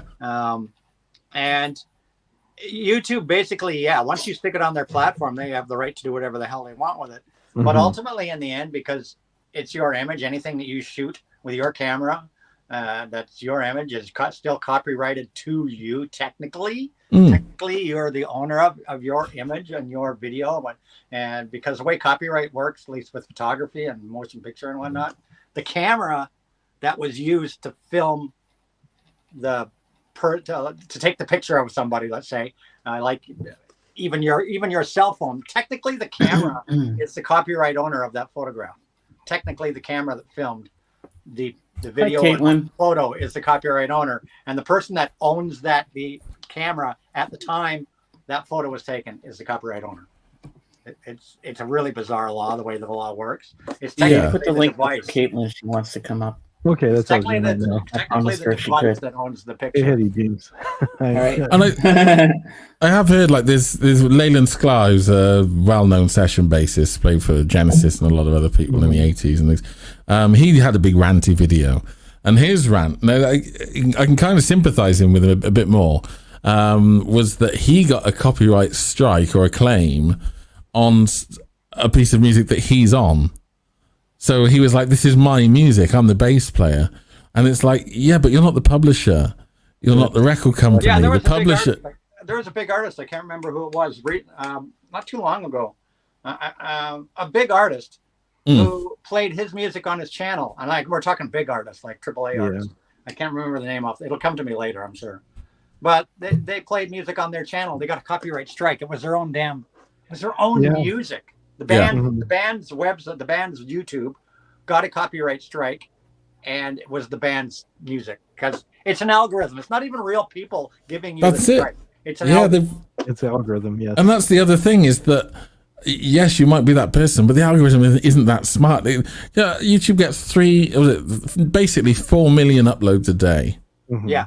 To expect that to go right every time is just it's unreasonable. You know what I mean? And also a lot of these big complainers, the complaints videos gets millions of views, and then their video will get unblocked because they'll put in an appeal and it'll work, and they get unblocked, and then they don't celebrate that the appeal process is fantastic and this actually does work. They just let it slide at that point. You know what I mean? It's like no equal prominence law. It's like when I uploaded my Maiden video this week, because it's 2 hours long because it's a full concert. It was taking forever to process. It uploaded, and then it was sitting in the processing queue for literally 8-9 hours. I'm going, my videos normally don't take this long to process. Then again, I haven't put a 2-hour video on my channel before. But then I looked it up. I just did a quick query on it on Google, and I came with it. It said, well, if your video is taking a long time to process. And one thing I never realized, and it makes sense, is that when you upload a video to YouTube, it's first processed at 240p. So that version will come up on your channel first, only 240p. Then it's reprocessed at 360p. Then it's reprocessed at 480p. Then it's reprocessed at 1080p. And if you have 4K, it's reprocessed. So they actually have a single video that you upload. They actually have 5 or 6 different copies of on the server. They make copies at these different resolutions so that people can stream them at these different resolutions. You're not just having one video, then you're singing at some resolution. There's actually 5 copies of every one of your videos. There's also on the YouTube server, and they said that they literally process the information I found out was that they're processing approximately 400 videos every second. Yeah, it's crazy. 400 videos every second are beginning processing. There is a second stage to the process as well. That's insane. 400 videos every second are beginning processing. That's nuts. There's also a second stage to the process, which is why sometimes it seems to process really quick. Sometimes it can take ages. Yeah, and the higher resolutions take longer to process. That's why when you upload it, boom, right away you got the 240p one on your channel right away. Yeah, but there's also there's a second process, which is what they call co-location. So if I upload a 4K video here in the UK, that has to be sent to all the various points around the world. So it has to go to America, it has to go to South America. And what they have is literally the bandwidth that can take up, it can cost them different amount of money at different times. So what they will do is they will batch the co-location. So what it'll do, you can get a situation where it's actually processed all of those 5 or 6 videos, and they're all sat there in your local data center. And it has to be sent to the other. Yeah. So by the time, and if it's like a 7 gig amount of video, like I do my reviews in 4K. and a 10-minute 4K review is a 7 gig file. And like I say, when they're getting 400 a second, sometimes they got to sort of batch them up. So what can happen is they can be processed, and you can actually watch it yourself at 1080p because it'll show you back the local co-located one fine. But if you do an incognito, you'll get the 360p because it hasn't yet been sent to all the other sort of media servers around the world. And that, I think, sometimes is where I've done it where I've done a live stream, and sometimes I do a live stream and I finish and it's almost available in like an hour. And then sometimes it takes like till the next morning, and there's no real difference. I think that is where they're sort of packaging up that live stream and they're trying to get it around the world. And it doesn't really finish processing until every location has sort of got it. It's a really massive beast. Yeah, like that Maiden one I uploaded. That was a 15 gig file, and that was at 1080p. Wow, yeah. That was a 15 gig file. My phone was actually like burning hot by the time it finished uploading. Like it was hot. Oh my god! My phone was actually so hot by the time it finished uploading. Well, we appreciate that. So I understand Caitlin had a record she wants to show, or yeah, you had some Beatle albums you want to show, Caitlin. Actually, I forgot to grab them, so I'll just be right back and I'll get them. Okay. No problem. I'll just mute and turn off my camera. Either way, I'll be right back. Okay. Yeah, this is my lowest month in probably 3 years for buying records. It was supposed to be August. I was going to take a break from buying records, and then I bought like probably more than I did the rest of the year. Lisa, you're welcome to come up if you want. I've actually only bought 2 records in the entire month so far. Amazing. Put the link out for Lisa. Alrighty. Yeah, if she wants to come up and join. Come up, Lisa, and join us. I do everything with my phone. I film my videos, edit them, everything with my. Because I mean, I got an iPhone, Pro, so it's as good as my freaking Canon video camera. I mean, now yeah, a lot of like phones it even rivals my SLR. It even rivals my SLR in pixel quality now. That's okay, Abby. I was speaking to a friend of mine earlier, Leo Ryan, who does videos, okay, Lisa. and he even changes the cameras while he's recording, so it looks like there's different. I think he's got an S21, so he'll film in wide because he's operating the camera. He's usually filming his brother playing guitar, and then he'll change to like the widescreen camera, or he'll change to the zoom lens, and he's getting different shots. Lisa, but it's all actually being recorded live. It's pretty cool what you can do with the phones. That's pretty cool. And then your fans think you've got like a large crew that you're working with. Yeah. Yeah, they're pretty high quality, the phones, what they can film. Now, the last couple of years, they're like... Oh, yeah, it's amazing. Because I use... sorry, I'm getting a little bit of a cold. I use my phone to edit things and to film my videos for YouTube. I mean, it's very handy to have the phone because my phone, I have a Samsung, and it has an editing program already in there. So I just take my clips and I splice them together, and I can make a vlog, which is pretty cool. Yeah, it's like I use iPhone, so I've got iMovie, and iMovie has got everything you'd want for editing tools. So yeah, it's quite clever as well with the Samsungs now. If you can plug them into a monitor and you get a full desktop. Have you seen that called Samsung DEX? You can do that with an iPhone as well. Yeah, it's really smart. Yeah. Yeah. Very cool. So Lisa, this is my friend Alan. I met him on my friend Elsie Miles' stream last weekend, and I sucked him up, and he saw I was live, and I was honored to have him here. Cool. And you're always welcome to be on my channel anytime you want when I'm live. Cheers. That's good. I am actually going. Yeah, I am going to go see him. I'll be seeing Elsie November the 10th. I'm going to go down. Oh wow! Because Terry does a live stream, so I'll be on his live stream playing guitar and having a laugh. But then Elsie normally does the camera lady. So yeah, and I'm hoping at some point I can interview her. Yeah, she's I don't know how hard she is to pin down, mind. She seems to be quite she's that age. She's a social butterfly, and I know, going to university and all the rest of it. Yeah. Yeah, Terry's a really nice guy as well. So he's. You got to get it right, Lamb. Lord Yeah, Terrence. when I do my Terrence, videos, Lord Terrence. when I do my videos for my channel, that's a whole afternoon project. Like from deciding what you're gonna film to pulling all the records out, organizing everything, setting up the lights, setting up the camera, setting it all up, filming, editing, uploading. That's like an afternoon, you know. Yeah. Gone for me. Just Live for, stream's easier. Yeah. 30 or 30, I'm 30 kind of lazy. I'm kind of lazy about editing videos. I just have an intro and an outro for my videos now because Dusty made my throat is a little weird right now. Dusty made me some, so I use them now. But yeah, I have intro and an outro, and then now I even have a. Yeah, I used to do the whole, please like, subscribe, all that. I used to say that in every video, but now I made one that's. Yeah, I have that. I have that at the end of my video. I can just insert. Cut down. So you're ready to show us, Caitlin, what you got? Yes, and just a heads up, you know Sir James, you know that we were talking about my. Oh, hi me. Oh, why am I looking at myself like? Oh yeah, okay. Yeah. So I couldn't get the box set because it's on top of the shelf, and my bad shoulder is just killing me today. So I just got the ones that I know I can use to show you guys. So here we go.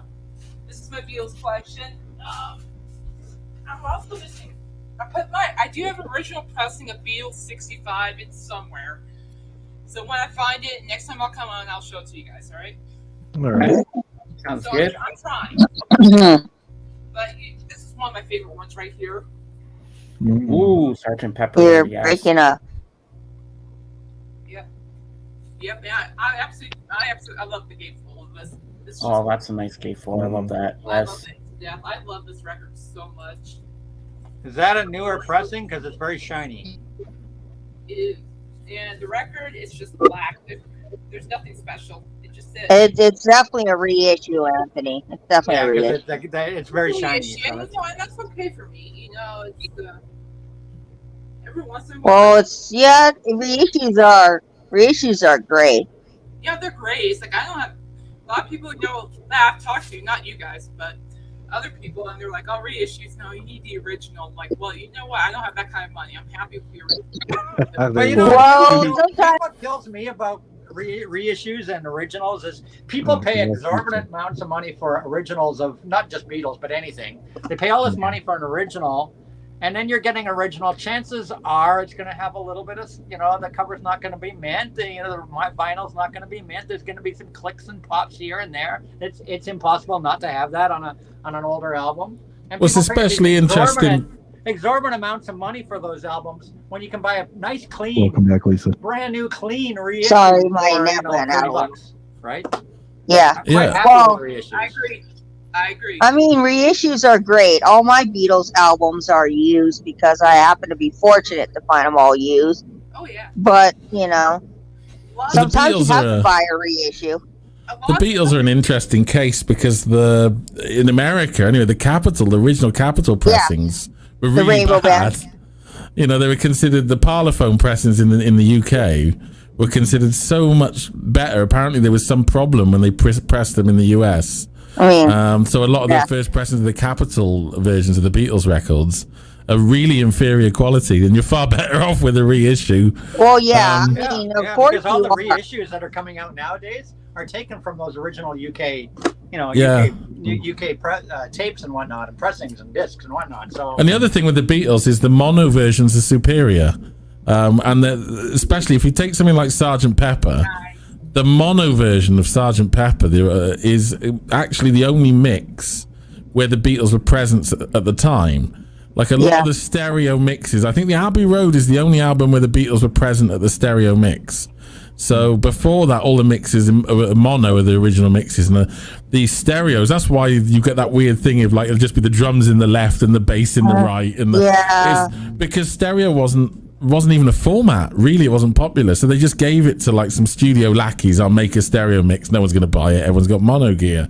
Yeah. So and if you listen to Sgt. Pepper's particularly, the mono version, the songs are different. They're actually different. They use different completely different mixes. So like Lucy in the Sky with Diamonds is a lot more psychedelic and a lot more flangey. She's Leaving Home is at a different speed. It's like in a different key, and it's astonishing how different those two are. Like all the transitions in and out of the Sergeant Pepper bits are different. There's different little guitar licks and things like that. So it's fascinating. I like going and listening to the monos. If you can pick up the mono ones, I have to show you they're that. well worth a listen. I have it on Well, CD, you know, yeah, but that it's is very better. true. If I can find mono for cheap, I would be picking up the Beatles mono records, but I know they're quite a pretty penny on the aftermarket. Yeah. And then, Especially for of course, mono there's stuff. this mix that's totally different than all the other ones. Wait a minute, this Frank Zappa. Oh, and I to love answer Zappa. Victor's question, if I can get a reissue for cheaper than original pressing, I am going for the reissue. Yeah. Because I'm not going to be spending hundreds and hundreds of dollars for an original pressing of a record when there's like a reissue for like 30 to 25 bucks. That's just me. Because some of these like original pressings of records from the 60s and 70s, especially like the psych records, they can get it pretty up there in price. They can be. So yeah, that's just my take. If an original pressing is cheap, of course I'm going to go and spring the money for that. But if I can get a reissue that's cheaper than original, it doesn't bother me to buy the reissue. Just I buy reissues all the time. Yeah. I have a lot of reissues in my collection. I have a lot of OGs. I've got second pressings. I'm content. I'm content with what my collection has become. Yeah. I'll tell you what, Lisa. I have unintentionally bought records that were original pressings, and they were like $10. I didn't realize they were original pressings until I looked it up, and I'm like, holy mother of goodness, Yeah. Oh my God, I'm original pressing of this. You gotta be. And I found what was it? I have original pressing of Fleetwood Mac Rumors. And I do too. I think I have an original pressing too. I paid like $3 for it. Yeah, exactly. At the Goodwill. And I found that copy with a dust cover in a thrift store. I think like Fleetwood Mac Rumor is one of those records that the record stores think they have a velvet gold mine, so they charge that particular record a lot of money. I don't get it. Like I'll see used copies of that for like $40 at a record store or a thrift store, and I'm like, they had 1 million copies of that album sold in America. It's not a very uncommon album, Fleetwood Mac Rumor. Well, interestingly enough, like reissues and first pressings of albums nowadays, like 2022 new releases and reissues, they're pressed in such small quantities that if you want to get, talk about value and whatnot, ultimately in the end, they're going to have a higher resale value than originals down the line. Because all these old records, they were pressed by the hundreds of thousands to millions of copies of all these old pressings out there. Stuff pressed nowadays, 20,000 is a big run nowadays. If you want to think about it, 20,000 is a big it is a lot. It is a lot. The funny thing is, I went to Walmart the other day. Oh, yeah? Yeah. I went to Walmart the other day, and guess who's still in Walmart and can't sell? Who? Adele's 30. Yeah, I found a bunch of copies of Adele's 30 still in Walmart. Nobody wants to buy it. There was like 15 to 20 copies still in the shrink. They made 500,000 copies of that album. They did. Sony went crazy. The 80s or something. They thought it was the 80s. Oh, let's press 500,000. Let's press 500,000 copies. Yeah. They thought it was like the 80s. No, you're not going to sell those. No. It would have been smarter to do a smaller release. It's definitely smarter. Pressing plant in the world. Her album backed up all the pressing plants. That's why we now have an 8 to 9 months wait for artists to release their stuff on vinyl now, and it's all because of her. Yeah, her totally. Her record label. You can't blame her. Totally. No, I don't know why my sound is so low on my phone. She's not going to make money from that album because no. all the leftover albums that are going to be sitting around waiting for that delete punch or saga. She's not going to make money from that album. No. Hold up, I'm going to go on my computer. All right. I think the Financially, album's that album's not gonna, on vinyl. Financially, she's not going to make money on that album. No. albums just don't make money at all now anyway, do they? I mean, it's just all on the tour now. And merchandise. Yeah, exactly. That's true. They're losing money on that album. They are. I'm on my. They'll make it back on the tour. Money's in tours. Because you don't make anything streaming. But with you make nothing streaming.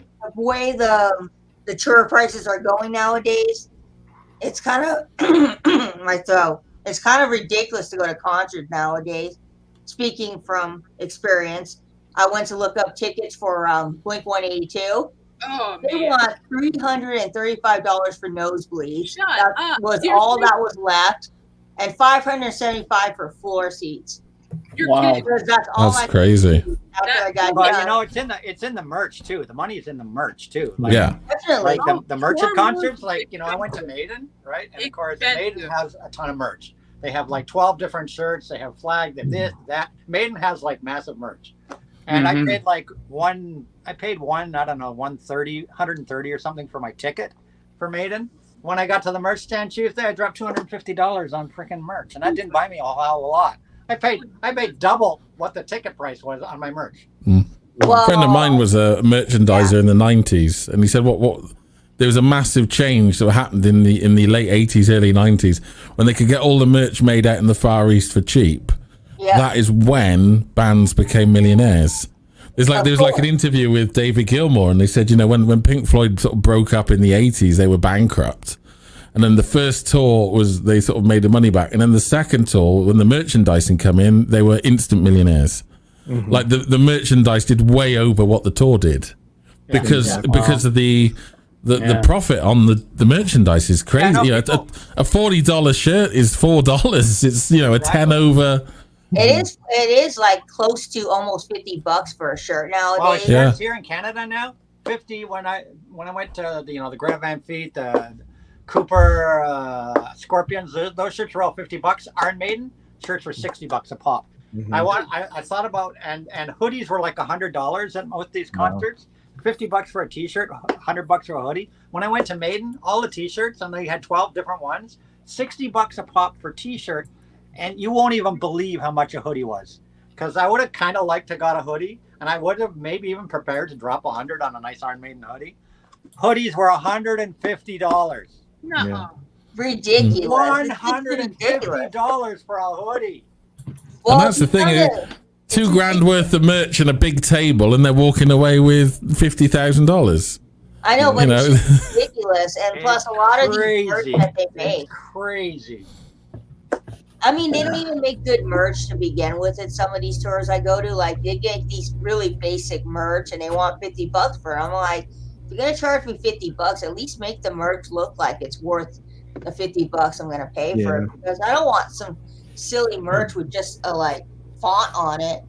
Like, you know, make it look nice. Yeah, that's the thing. Like, the Maiden merch is beautiful. They have all these different renditions of Eddie. Mm-hmm. And Maiden merch is famous for being very collectible. Yeah. Because they always have a dozen different shirts. And you see people buying. I bought 2 shirts this time. Last time I saw them, I bought like 3. Yeah. I bought 2 shirts, a flag, and a bunch of shit. But I see people next to me in the line literally going, one of those, one of those, one of those, one of those, one of those, one of those. And they walk away with like 10 freaking shirts. That's like $600, man. Yeah. Like some people are crazy. Oh yeah, some people are definitely crazy. I don't even want to talk about how much money I spent for merch at BTS. We're not quite a bit, but I just think if it's good if they source like local artists. I like when they have artists that do their shirts for them, or they have artists that do limited edition. I'm a sucker for the posters with limited edition dates on them. Or like they have a specific poster for that a particular venue. I like that one I showed over there. That was the Santana one on the wall there. Yeah. That Molson Amphitheater here in Toronto, June 24th. So that poster is exclusive to that one concert. Yeah, I like when bands do that. Because it's like I have an exclusive poster. And Iron Maiden does the same thing with their t-shirts. For they always have a local shirt, so when you go they have all their usual shirts, but there's always one shirt that's designed for, it's like a Canada Toronto only shirt. Yeah. And those are kind of cool when they do something like that. I don't know, Victor, if we're going to have a plant out here in LA. I mean, it would seem logical because LA is a very big city, but I don't know if we have a pressing plant out here in LA. You got pressing plant in LA. We probably do, but you got to think about it, Victor. It takes about 8 to 10 months now for a record to be pressed. Yeah, that's the standard delay is about 8 So or a 9 lot of months. artists are not getting their records right away. Like last month I bought Silk Sonic's record, and their record came out. Was not last month. It was 2 months ago, and their record came out in 2020 or 2021. And it takes time now for an artist to get their record out there because of the whole delay of a dog. Well, it's like one I can think of was Miley Cyrus's Plastic Letters. Yeah. Her last album. The CD and digital and everything dropped in November of 2019. But the vinyl didn't get pressed. This is because of that big backup when it does. The vinyl didn't get pressed till January of 2021.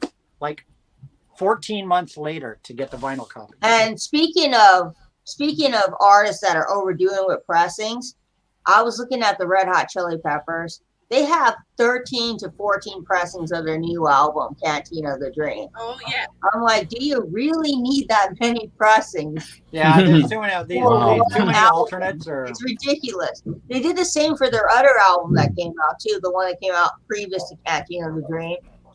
I'm like I can understand 2 or 3 different variants, but when you start talking, double 9, 10, 11, 12 different variants. Yeah. That's just ridiculous. No, it's ridiculous because I was looking at it and I was like, I love the Red Hot Chili Peppers. I love their first few albums. I think they're great albums to have in the collection, but how many is too many for like very impressing? It's ridiculous how some especially of these when they drop them all at the same time. Like, okay, maybe you want to do a run, your first pressing, you do 1 or 2 variants, and then a year later when those are all sold out, you're going to do a second run to the second pressing, then have maybe 1 or 2 variants then, but don't drop like 9, 10 variants. But if you're like, some people are variant collectors, right? So they're gonna obviously want to have every variant. That's what it's all about. It's all about cash grab. Yeah, the manufacturing rarity, aren't they? People love an artist and they'll want everything by that artist, and it's a cash grab. Just like box sets. Let's face it, all these box sets of Beatles, like Revolver box set, all these box sets that come out of all these older artists, and the Beatles Revolver is a perfect example coming out. I've got a dash in a sec. Those are targeted at old senior citizens. Those box sets of these older artists, they're not targeted towards, teens and 20-something buyers. They're targeted towards well-to-do people that are, in their upper age bracket that can afford these box sets. It's a cash grab to people that have been around following this artist for 50 years. It's a total cash grab. It is, because the big one at the moment, before I disappear because I got to go, is Pink Floyd. Because they're if you look now, because Pink Floyd they're not doing anything, they don't exist. You go on their YouTube channel, they're remastering all the albums, Division Bell remaster and Delicate Sound of Thunder remaster, and they just dropped the Animals remaster. Exactly, the Animals remaster. Here's why but the problem is it's a big con, because if you take like their live show Pulse in 90s, 94, they've just released a new Blu-ray remaster, but it was filmed on digital VHS cameras. The source is a bad quality source. The source is a potato. All they do is they chuck a new filter over it, and they say, "Okay, it's a new mastering." It's like you haven't mastered anything because you go to the same source. You haven't. Exactly. I've heard there is the original Pink Floyd Pulse. Yeah. Is it still flashing? This is the original Laserdisc version of that. Oh, right, Laserdisc. Oh, nice. That's the original Pink Floyd Pulse Laserdisc. And that is there because I've got a digital copy of the Laserdisc. That is the highest quality of that show that you can get. Is there on the Laserdisc. Is fantastic. This Laserdisc looks gorgeous. And that's you can't get better than that because it doesn't exist. But the other thing is they remastered. And to answer your question. But did they? I want them to remaster it. They remastered Delicate Sound of Thunder, which was recorded. Oh, there it is. He's still flashing. Wow, that's a good one. That's going a long time. I like that. Oh, so I was watching YouTube. That's why I was delayed. But yeah, they remastered. But the other thing is, like, they remastered like a lot of things. This is a crazy one. They remastered Brothers in Arms, Dire Straits. Yeah, I mean, how Brothers many in times Arms. did you remaster that? Well, the thing with that remaster is it was recorded at Air Montserrat. And Air Montserrat was the studio that George Martin built. And it was bang up to date. So the everything in the studio was recorded onto something called Sony Dash format. And Sony Dash is digitally exactly the same as a CD.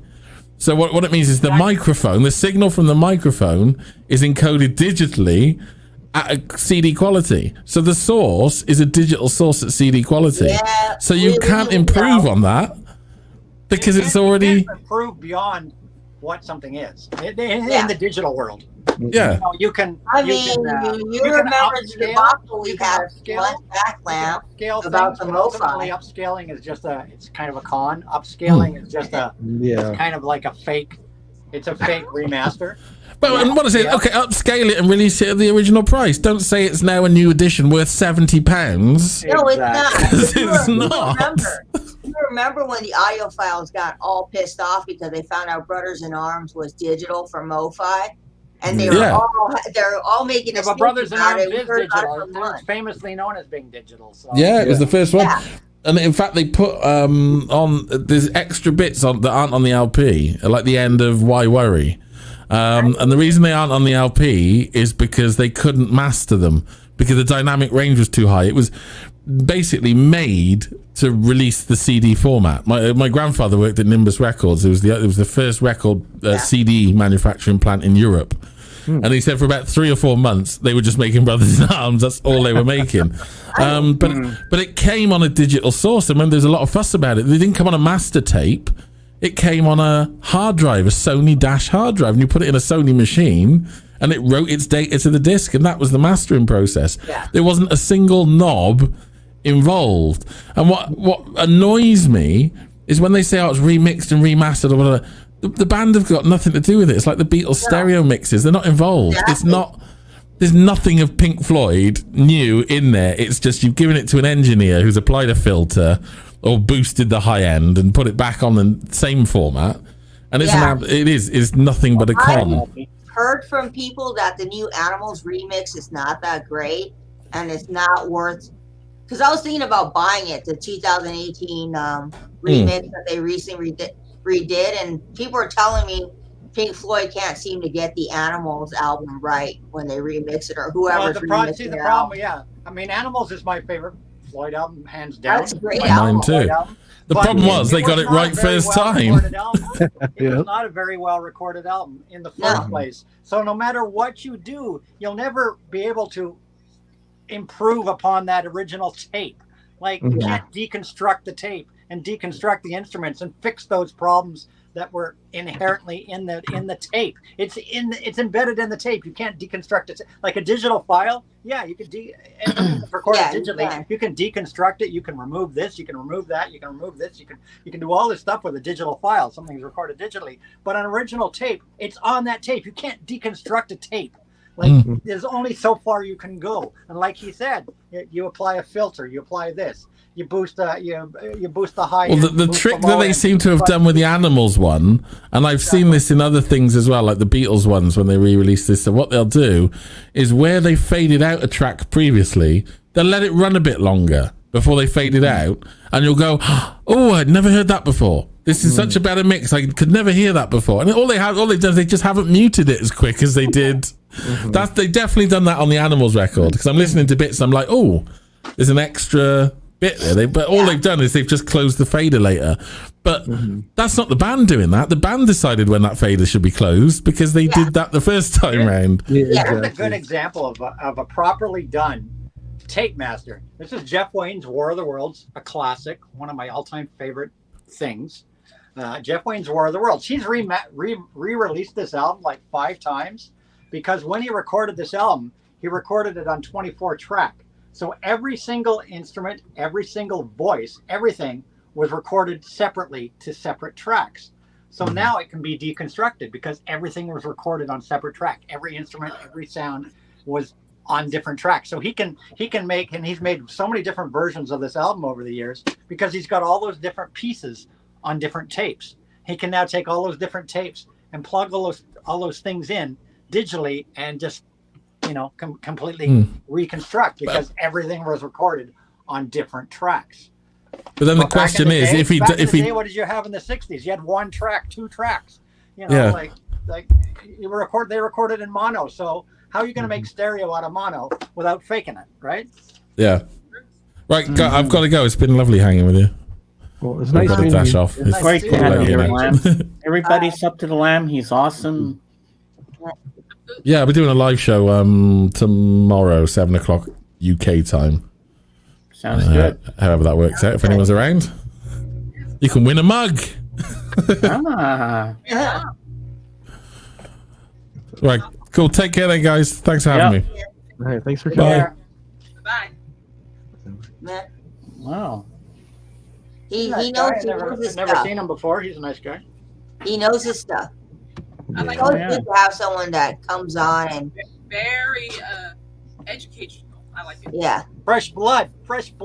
It's good to have new people on our streams. I think they kind of bring a different perspective to the whole record collecting hobby. And I like, having, different age groups, different just people in general on here. Well, it brings like variety. I will subscribe to you, the Lamb. Let me Here's go. his channel right there. Let me go because I subscribe to a lot of different channels. Yesterday, I subscribed to this couple this guy on YouTube. He's autistic and his wife is normal, and they were talking about their relationship. Yeah, That's I was nice. like, it was pretty cool. Dusty had sent me it. Dusty had sent me it. He's like, this is you want to watch his channel. He's exactly like you. That's cool. Okay. And I can totally relate. Oh, the Lamb only has 600 subscribers. Yeah, he deserves more. Dude, we're promoting you. We're promoting Okay. you. Oh yeah, he's amazing, the Lamb. I met him on this British girl. She's 18 and her dad's also a musician too. Her name's Elsie Miles. I watch her on every Saturday at 6 p.m. UK time, which is 2 o'clock for me, and that's where I met him. And I said, "What's your channel? I want to sub you up." And then I was surprised that he actually saw I was live today, and he came to my channel. I said, "Well, come up and join us." And Dave and him hit it off. Yeah, he's a good guy. Real quick, was there something else you wanted to share, Caitlin? Because I feel like collectively we seem to cut you off. Oh, you're not cutting me off. Quite frankly, I'm enjoying all this. But yeah, Okay. if you don't mind. Okay. Yeah, go ahead. I didn't want to be rude. I'm enjoying the conversation. Okay. I just want to make sure. I want to make sure about it. I was like, I love hanging out there. with you guys. Yeah. So it doesn't bother me one bit. So. Yeah, you gotta just sort of go, hey, everybody, shut up! I want to show something. Oh, Raise your hand or something. Yeah. Speak up. I'll make you big. Tell us to shut You can up. make it small or big. It's up to you. Whatever you want. Okay. All right, children, behave. Now, kidding. I got Abbey Road. Ooh, that's a great album. I love that album. I love this album, especially. Is that the 50th anniversary version? I'm not so sure. I think so. The Giles Martin mix. I don't think it's a mix. Oh yeah, look. Thanks George Martin. This is like thanks George Martin on the bottom. What's the date? Does it have a date for that pressing? It should have a date on the back, Yeah, no? 2009. Okay. It's very Well, shiny. Ram, The sign you're thing is always probably one welcome of the here ones. anytime you want to be here. We'll always bring you up and you can hang out with us again. Yeah, no. Hey, Paul, nice to see you. Let's see. The other ones I'm going to show you. I can't show you the other ones because I boo. Damn. Record almost fell on my it's Rubber Soul. This is actually one of my other favorite ones. It was cool. I like that one. Caitlin, are you able to put your mic up a bit? We can hardly hear you. You sound a little faded. I do. Yeah. Oh. Put your mic up louder, maybe? No. don't know. Give me a second.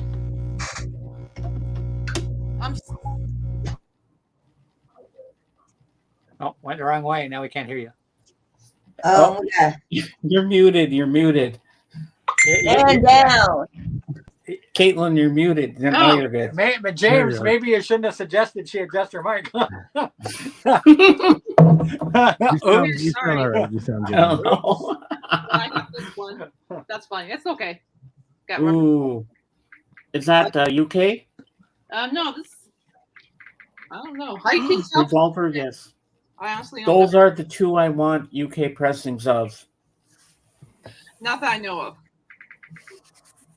Then I can have this one. Got Revolver. Can you show the vinyl? Yeah, I can show you the vinyl. My shoulder's killing me, but I can show you the vinyl of this one. I have 2 other Beatles records. I just can't find it, but when I do, I'll show them to you. No problem. But yeah. There. Maybe. There's. Yep, that's UK pressing. What is? It's a UK pressing. It's Parlophone, so it's UK. Yeah, it's the Parlophone. So anything with the Parlophone is UK pressing? Yep, Cool. that's the version I want. Can I see the Revolver as well? The record? Yeah, I could get the Revolver one for you. Oh, that's UK pressing. I didn't know that. That's cool. You got to know about the these UK things. ground Parlophone. Yeah. Yeah, US are on Capitol. Yeah, UK too. Yes. Those are the ones I want. UK pressings. Yes. Yeah, well, all Oh my the God. remasters are done with the Parlophone. Well, okay, well, Christopher, hello. Well, that's cool. I Hello, didn't Christopher. know pressings at all because I know some of my Beatles albums have like the Apple logo, Mm-hmm. but I didn't realize about this one. This is cool. I'm holding on to these suckers then. Cool. Yeah, these are not going anywhere. But yeah, I do have a original pressing of. I'm done, by the way. You can just. Oh, okay. All right. You can shrink my head. It'd be great.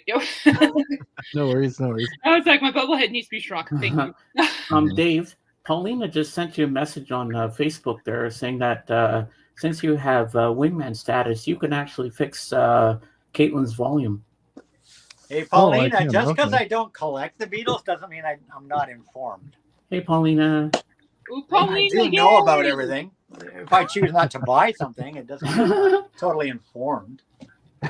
Wow, totally informed. Yes, don't put your fingers on the grooves. That is absolutely right, Christopher.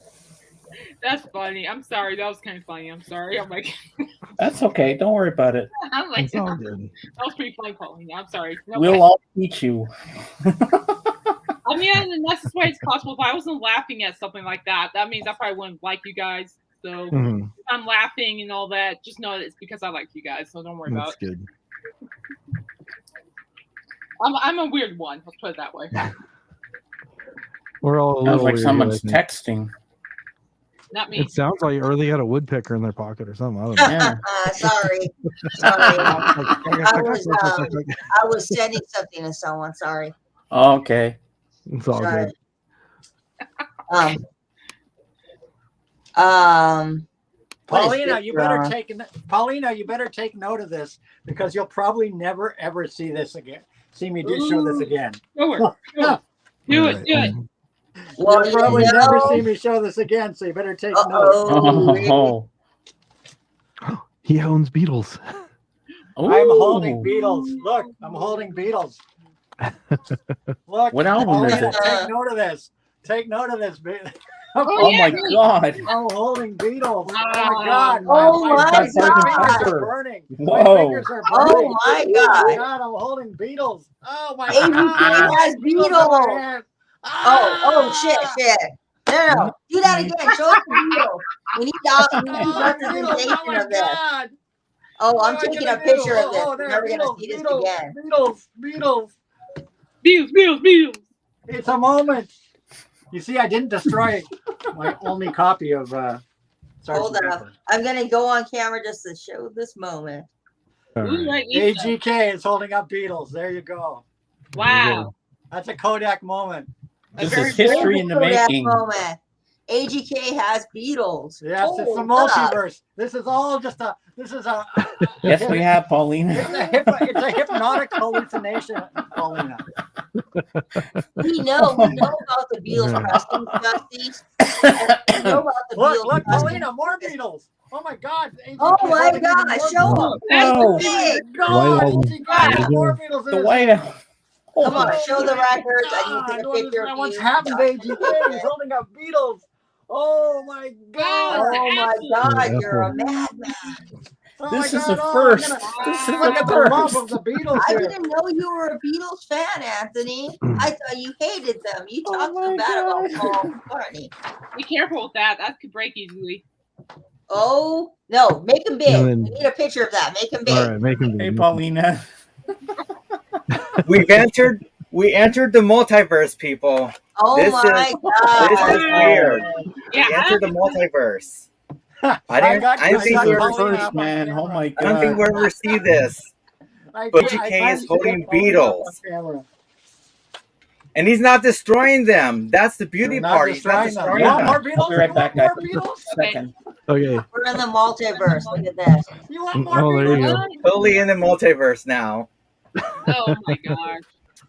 And then Christopher says that he did a video on the Beatles too. So he does mostly psych stuff. So everybody's Yeah. embracing the Beatles these days. Yeah, you know, Christopher loves his hard psych. He's always like, Yeah. "Do you have any hard psych to sell?" And I'm like, Mm. "Do I look like this?" I kind of like that stuff more than the Beatles I'm gonna myself. really honestly, scare but, you. mm. I'm holding a Beatles box set.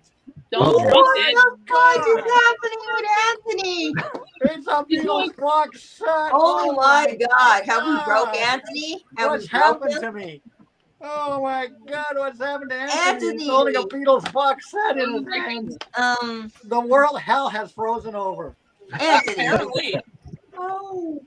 That's okay. Oh my God! Look at he's holding the bonus disc of Abbey Bonus Road, disc people. of absolute That's shit. the bonus disc. Yeah, the bonus disc Oh, of no, absolute I don't. shit. You have to be a really big lover of Beatles to have that. So that means AGK really loves the Beatles. This is not AGK from our universe. This is AGK Secrets from being another told. universe. Secrets being told. I do love Abbey Road. It's a great record. It is. Yeah. Because it's engineered by Alan Parsons, you know. And I love Alan Parsons. Yeah, can AGK find any more Beatles here? Oh, yeah, my God, I think I got some more Beatles right Oh, here. look, Paulina. More. More Beatles. Look, I know, look here, and it's the blue and red album. Original first pressing. Oh my God! It's No Beatles, way! 62 to 66. Oh original my God. Canadian first press on Capitol. Oh my What God! a very rare moment today. Wow. Oh my God! Even more Beatles. Oh, it's the original Canadian first press. 6770. Oh my God! What's happened to Anthony on Capitol? Whoa. And you got the great pressings too. Those are the best pressings of the blue and red album when it has those they're those really on good. it. Really? Yeah.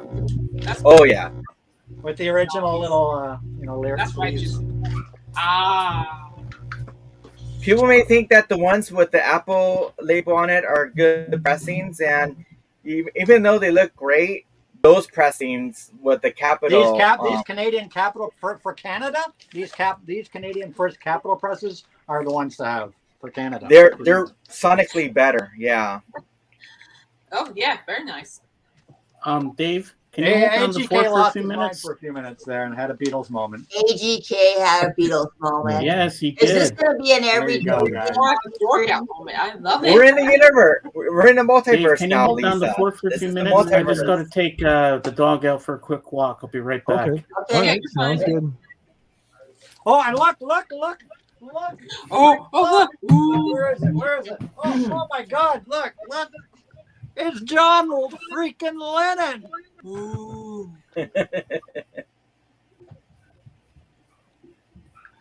Oh my God. What is We have happening? crossed the multiverse There you go. now. Cross the AGK multiverse. has gone Beatles. Mind blown. I feel like now I need to. Coming up this week on my channel, my Beatles collection. Yeah, people are gonna be like, come to your channel. Shock the VC. There you go. You got one sub. That's great, Krista. Bravo. One sub. Christopher. I don't know. I think I'm already subbed to your channel. I don't know how many I channels am I'm too. subbed to. I don't know how many channels I'm subbed to in the vinyl community. I'm the worst person when it comes to watching vinyl community videos and commenting on them. Like, I'll watch them, but like, I'm very bad at commenting. Now that's a Beatles collection right there. Right, make The you big. What Beatles did I song just get cassette. recently, Paulina? What did I just buy recently? Let me guess. Revolver? I've never owned a Revolver. And more. I even bought more cassettes. Revolver. Wow. Nice. What? Oh, Jazz and the Beatles. Hey, Jazz what and the artists are those, Paulina? Nice. Jazz and the Beatles. Okay, make Paulina big now. And more Beatles cassettes that I need to add to those. Hey, Paulina, what artists are those? Huh? What artists are those on your cassette? They're the Beatles. Oh, okay. The Beatles. Beatles. Okay, that's cool. I like cassettes. Okay, duh, Caitlin. Duh. Okay. I like cassettes. Those are awesome. They're making. I love how they sound great too. If you Oh, keep them in really good condition, they could Mhm. sound amazing.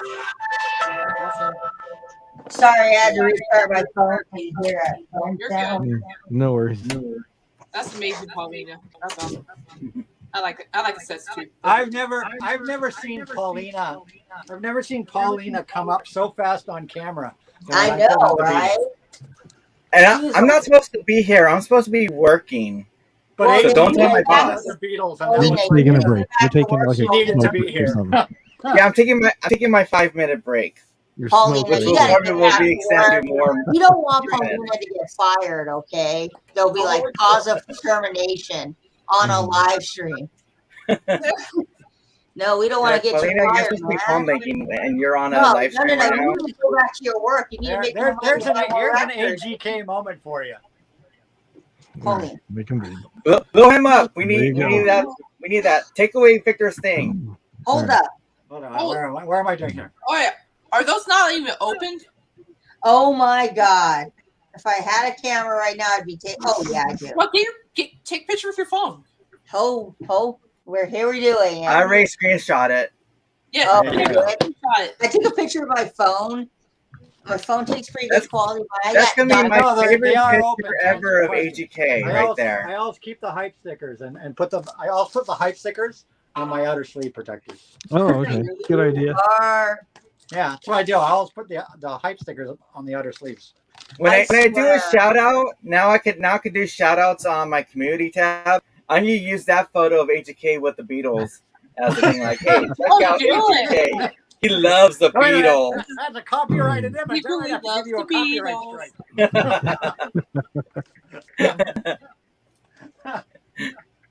That's funny. Hey, which was first, Sgt. Pepper or White Album? Sgt. Pepper. That's what I thought. Oh, you got a lot of movies. Yeah, we've seen your movie collection. Yeah, that's a lot of movies there. You know, I heard. You know, speaking of, I heard that Rachel's going to be downsizing when she moves. Think about it. When you have to go downsize and move to another place, we're not going to see Anthony's glorious movie collection. It's easy. All right, this let's one? make him big. What is that? It's Oh, the the Beatles. Beatles. I thought we were done with That's Oh, Stax. Yeah, Stax does the Beatles. that. I swear you guys are trying to tell me. You Malia guys would are like this because it's telepathically trying to tell me, Lisa, Malia would you like don't this need any more because Otis Beatles. Redding. You are right. Booker T, Mark hey. Hayes, Isaac Hayes. Ooh, let's talk about Isaac Yeah, Hayes. this is all Mhm. Stax. Let's talk about soul and funk. You know what I saw yesterday when I was at the Goodwill and I almost picked it up was Earth, Wind, and Fire. Oh, I love Earth, Wind, Why and didn't you Fire. pick it up? Well, because it was on CD. I almost picked it up, but then you know what? I'll show you what I bought some CDs. I got Doo-Wops and Hooligans by Oh, Bruno nice. I Mars. like Doo-Wop. Doo-Wops and Hooligans, I got it for $2. I bought Paul Simon. because who Nice. doesn't need a greatest hits of Paul Simon? And then I also bought NSYNC, yes, because I used to have the first NSYNC album in my collection, and I couldn't pass it up for $3. I came really close to getting the Casey and the Sunshine band. Oh yeah. Greatest hits because of the Dahmer movie. Yeah. Yeah, so I came close to buying that. There was this lady that got so excited, she picked up all the CDs that I left. Man. Nice. She got so excited, she took like 20 CDs with her and she put it in her cart. And I saw in her cart Unorthodox Jukebox by Bruno Mars. I was like, motherfucker, I should have picked that up for $2. Sorry. You're okay. Yeah, I'm going on a rant because I love This is an Bruno Mars. RTI. This is an RTI, Earth, Wind, and Fire's. Oh, thank you. Sorry, I had to change the subject. I love the Beatles, but I had to go talk about soul because that's what I'm into right now. It's Sly and the Family Stone, Funkadelic, Funkadelic. the Commodores. Oh, the Commodores are great. Hey, if you want to know another great album to get, this is a great album right here. It's called "Forever Changes" by Love.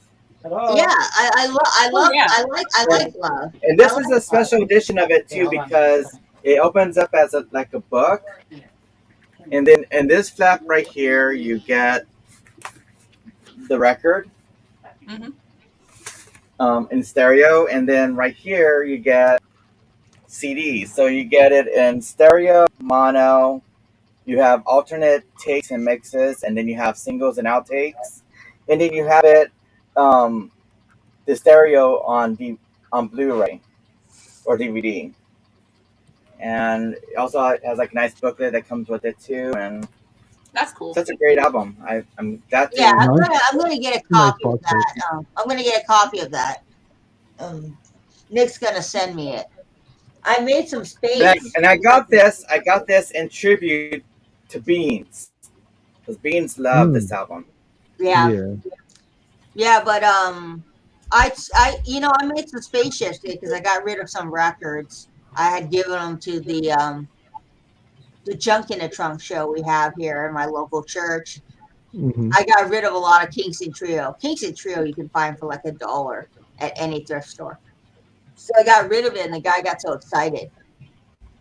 He's like, free records. He goes, you got any Beatles in there? Led Zeppelin? They were talking to me, just joking around. And it's like, no, my Beatles and Led Zeppelin are in my shelf. Those babies are not ever going to be given out to people unless the album is really damaged. Then yeah, they might see a Led Zeppelin in there. I'm back. Sorry, my daughter was just leaving for work. Oh, no worries. No worries. Yeah, take care of family responsibility. Yeah, there was a lot of good albums at Goodwill yesterday. I almost wanted to pick up the whole collection. Somebody had like drop off their entire collection at Goodwill. Almost picked up Casey and the Sunshine. They had a lot of 90s stuff. Some Eminem. Oh, I love Eminem. Neo. But I almost picked up the Justin Timberlake album, Justify. Almost picked it up, but then I was like, Justin Timberlake hit and miss. I hate Man in the Woods. That's a bad album. I'm sorry if you are a fan of that album. I'm only a fan of his stuff. I feel like Justify and Sex Sounds Future, and the JT Experience are decent albums. But Man in the Woods, he kind of don't even get me started with that halftime show he did. That was horrendous. Yeah, it was. I mean, if you think about it, Caitlin, they can't shine a light to Prince's halftime show. That's true. That's the best show, Prince's halftime show. Yeah. If you're on YouTube, look it up. I will. Yeah. I know Prince. I love Prince. I need to get some Prince in my collection. I do have any Prince. Well, I don't have any Prince in my collection. You know what you should get? You know what you should get? What? Here we go. Give me some suggestions, Anthony, of Prince albums. I have Purple Rain and Black Vinyl, but I need to go back to Target and get Purple Rain on Purple Vinyl. Well, I want to get I know I want to get Purple Rain. I know I want to get Mr. Revolution. I want to get 1999. There's like quite a few prints, but I'm like looking for a good compilation of prints. Yeah, well, that's what I was going to show you. Just hold on. Okay. Give me a sec. Bring it on. Give me a sec. I don't know where it is. Hold on. I figure we don't talk about prints on here enough. Well, I love Prince. This is what you need right here, Lisa. You need the Osmonds. Oh, yeah, Crazy Horse. I need to get Crazy Horse. I feel like Crazy Horse is their psychedelic masterpiece. Donny Osmond was singing his heart out on that song. Do you have the DeFranco family? No, I don't. Oh damn! You need I bought this for family. like You need the 50 family cents or 25 collection. cents or something. It was. I bought this just to kind of have in my collection as a joke. So I mean, the Osmonds Okay. are not that bad. Come on, the Osmonds are Where not you that say, bad. Dave? People tell me that the Osmonds are a joke, but when you listen Yeah, to okay. Crazy Horse, you're like, man. No, they're not a joke. this is This more one my right speed here, right Lisa. This I one want right that, here. Dave. How much are you selling that one for? I just got this like a couple weeks ago. Lisa? Yeah. This is a Oh, really I'll Trevor? buy it if you don't want it. Okay, I will No, get but that one. Lisa, Yeah. this one right here that was released a couple of years ago, That was the last one. Prince Forever, which was a 2 CD. Okay, this was like basically that covers his entire career. Okay, Okay. so this came out on CD a couple of years ago. It's about to come out on vinyl. When's this? No, you know, because I can't I'm remember next the date month. I saw it in the pre-orders. I think it's December or January or November Yeah. or something. Okay, great. This I is want about to be dropped on vinyl. Okay, That's because I am Huge. next month. I am going to next month. I'm going to Zia Records in Las Vegas. So just check, I've heard check about the that record pre-orders. store, This is Lisa. coming out. I hear This is it's really coming out on good. vinyl. On vinyl, let me look it up on Amazon. Yeah, Because I saw it in the pre-orders. I can't remember the date, but it's about to be dropped on vinyl. Oh, good. Hell, I'm gonna look into that. But let me Yeah, know I'll what the price definitely is. grab it. I want to Because know I mean, what the it's price got is. everything. It's got everything on it. Look good. It has everything. Even better. It's got a Little Red Corvette, When Doves Cry, Let's Go Crazy, Raspberry Parade, Want to Be Your Nice. Lover, Soft and Wet, Why Do You Treat Me So Bad, Uptown, When You Were Mine, Head, Gotta Stop Messing About, Controversy, Let's Work, Delirious, I Would Die For You, Take Me With You, Paisley Park, Pop Life, Purple Rain, Sign of the Times, Alphabet Street, Bad Dance, I love Sign of the Times. Thieves in the Temple, Cream, Mountains, Girls and Boys, I Was Your Girlfriend, You Got the Look, I Could Never Take the Place of Your Man, Gland Slam, Moonbeam Eyes, Diamonds and Pearls, Get Off, Sexy Motherfucker, My Name is Prince, 7, Peach, Nothing Compares to You. Oh, Got okay. 'em all. No, you know Got 'em what? all. You know Got them what? all. They have, It's got all the best stuff. they have the CD in stock, so I'm definitely gonna pick up that CD next time. Yeah, I'm the at, CD's been out for a couple of years. It came out. No, in no, like because 2000. I'm going to Zia. It came out in I'm going 2016. I'm going to the Zia Records next month. But this when is I go dropping to on Las vinyl very Vegas. soon. I can't remember the date, Very but cool. it's about to drop on vinyl. Yeah, my sister Okay, is like, you can pick up whatever you want at Zia Records. So I'm gonna go and pick up some CDs. Okay, I And- gotta share something for Yeah. Christopher because he thinks I'm an Osmond fan. Hopefully this will. I saw give back his good graces. that. I saw that. Is this okay? Is this a good album? I like this one. No, Oh, that's- you got Sleep. sleep? I like that one. Yeah. You got sleep? I didn't. Oh, I yeah. didn't know you were into them. They're Oh, yeah. very I'm cool. into, I'm into a lot of Doom stuff. Yeah. Do you have Doom any metal and can? stuff, yeah. You have any can in your collection? Not at the moment, no. But I'll I need like that can. People are like, how do you know about can? I'm like, I'm not just into pop music. You know, I do know my Yeah. stuff too, and my progressive rock. Yeah. Progressive rock is great. I'm also like a huge fan of like Motown stuff. I love Oh, I love Motown. You know what? I was thinking of picking up. I don't know if they still have it. Target had the Motown #1s. I did not see that. I wish I knew it was out there. It's just the Target here. Nope, It's out there. because Hey everybody, I have to go back to work, so all right. see you all later. Well, what if I pull out more Beatles? We'll leave it till the next stream. Bye everyone. See you later, Paulina. Bye, Paulina. Bye, Paulina. Take care. Did somebody say Motown? Oh, that's great. I love that. Yes. It's a great box set. Yeah, it's like my stepmom loved Motown, so she got me into Motown. That's great. Great stuff. Smokey, Diana Robinson, Oh. Diana Ross, Smokey Robinson, Marvin Gaye, Temptations, Stevie Wonder, Four Tops, Gladys Knight, Marvelettes, Rare Earth, Junior Walker and the All Stars, and a bunch of other ones. It's great. Yeah, I love Smokey Robinson's Tears of a Smokey Clown. Robinson's a classic. He's a classic. I like him too. You know what I kind of regret is when I was at Amoeba one time, they had for $9 the greatest hits of Al Green, and I should have picked it up because Al Green, Love and Happiness, great song. Mm-hmm. Paulina, I hope you're going back to work because you need more money for records, right? You shouldn't be here on a stream with us. But Al Green. You know what I need to really do is now that I think of it, I really need to up my soul collection because I feel like my soul collection for a record is lacking. Mm-hmm. And I kind of yesterday, I almost picked up that Earth, Wind and Fire. But I think I want to get like a Earth, Wind and Fire on vinyl and some Sly awesome. and the Stone. That would be awesome. Yeah. Diana Ross and the Supremes for sure. I love The Diana Shirelles. Great. I need some Otis Redding too and some Sam Cooke. I feel like my collection is great. It's just I have so much rock in it that I feel like I need to branch out from rock. And yeah. So I've got I have the Cooley Gang. It's staring at me right there, the Cooley Gang. Yeah. I don't know. I want to get that Funkadelic album, but the Funkadelic album, I think the Funkadelic album is hard to find. I don't know if any of you have that. The one with the girl on the front cover, Maggot Brain.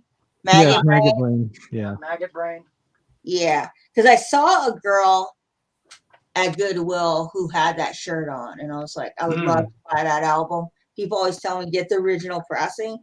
And I'm like, yeah, do you have $100 to $80 to spare for me to go and buy it? Because Hey guys, Lisa, I'll be back in a couple of minutes. Okay. All right. Yeah, I've seen the reissue of Maggot Brain out for. I think last time I saw it, I think it was about 45. So. And this is good. Christopher says a real cheapo you need to buy Lisa's Millie Jackson Caught Up. Oh yeah. I definitely need to get some Millie Jackson. Also some Minnie Riperton. I think with my collection as it stands, there are like a lot. You see, I made a video about it probably a week ago. There are some fillers that I need to put in my collection. I don't necessarily want to get my collection to an absorbent amount. So I do want to get that CD thing that AGK mentioned. Ooh, nice. That's a reissue. What reissue is that? Is that a reissue? 2000 and I can't remember what year this reissue is, but it's got the original. I feel like that's the elusive funk album to have within a collection. That and the original label. I need some stylistics too. Maggot Brain. The Gap Band. Eddie Hazel, such a. But I'm really into the whole Motown scene. That's what when it comes to soul, I like the Motown and. I think the first ever funk band I discovered when I was a little kid was probably Sly and the Family Stone. Because I was just, fooling around with the Cures 101 and they were playing that stuff, the Isley Brothers. Sure. I don't collect heavy sight, Christoph. There are certain things, Christoph, that Oh, that was mine. For you. Oh, never mind. I'm sorry, I read wrong. Okay, Christopher, there you go. Well, you want to collect. You want some good psych. You need to get like the Southwest FOB or Soft Machine. Oh, I don't have Soft Machine. Oh Lord, you got it. Sir Lord Baltimore. Yeah. You know how I discovered this? You know how I discovered about these guys? Mr. Bizarro. He likes the Hydra. They play a lot of stuff like this. This came out, I think, 71 or something. This is a reissue, but it still sounds great. 3 guys in the band, nice and sludgy, and it's good stuff. You know what else is good? Janis Joplin. Can't go wrong with that either, right? Nice. I've got all kinds of stuff. I don't have like a big collection, but I got random stuff that I like. So I go back and forth between listening to I'm doing good, Danny. So Yeah, I need to pick up that album. So we started off. We said this is going to be 2 hours. We've almost gone 4 hours. Yeah. We're Here's a there. couple we good got a lot points to for talk you. about. These are both by Sunday. These are both been reissued by Sundays. That's good. Sundays Oh, yeah, records. I need to Sundays pick make up- I really need to good pick up that reissues. album. This is Soft Yeah. Machine. I need to pick up the Soft Machine. I actually came across with a copy of the album where the wheel spins. I don't know if you have that copy, because there's a copy of the Soft Machine album where the wheel spins. And I saw it at the. This is the Sundays reissue. It's on like a gold one. Oh well, Sundays does great reissues. Sundays does spectacular reissues. Because I was almost going to pick up their Donovan reissues that they have. And this is also Sundays. This is Southwest FOB, Smell of Incense. Yeah, let this me is look really at good. Sundays. This is really good psych too. I got to look at Sundays and see what they're doing. This is also on. Sundays does some great stuff, and it's released on their Sanctuary. And it's I think this is on like a green. Okay. Nice. Sundays make really good recordings. Sundays actually. Let me see if there's anything I want from Sundays. Well, both of these are on Sundays, Southwest. Yeah, I'm looking. Nice. I want to see if they still have the Donovan ones. I pretty much have everything I need of Donovan. I don't think there's anything else there. Oh, they do. They have Mellow Yellow. I don't have that one. And it's on mono.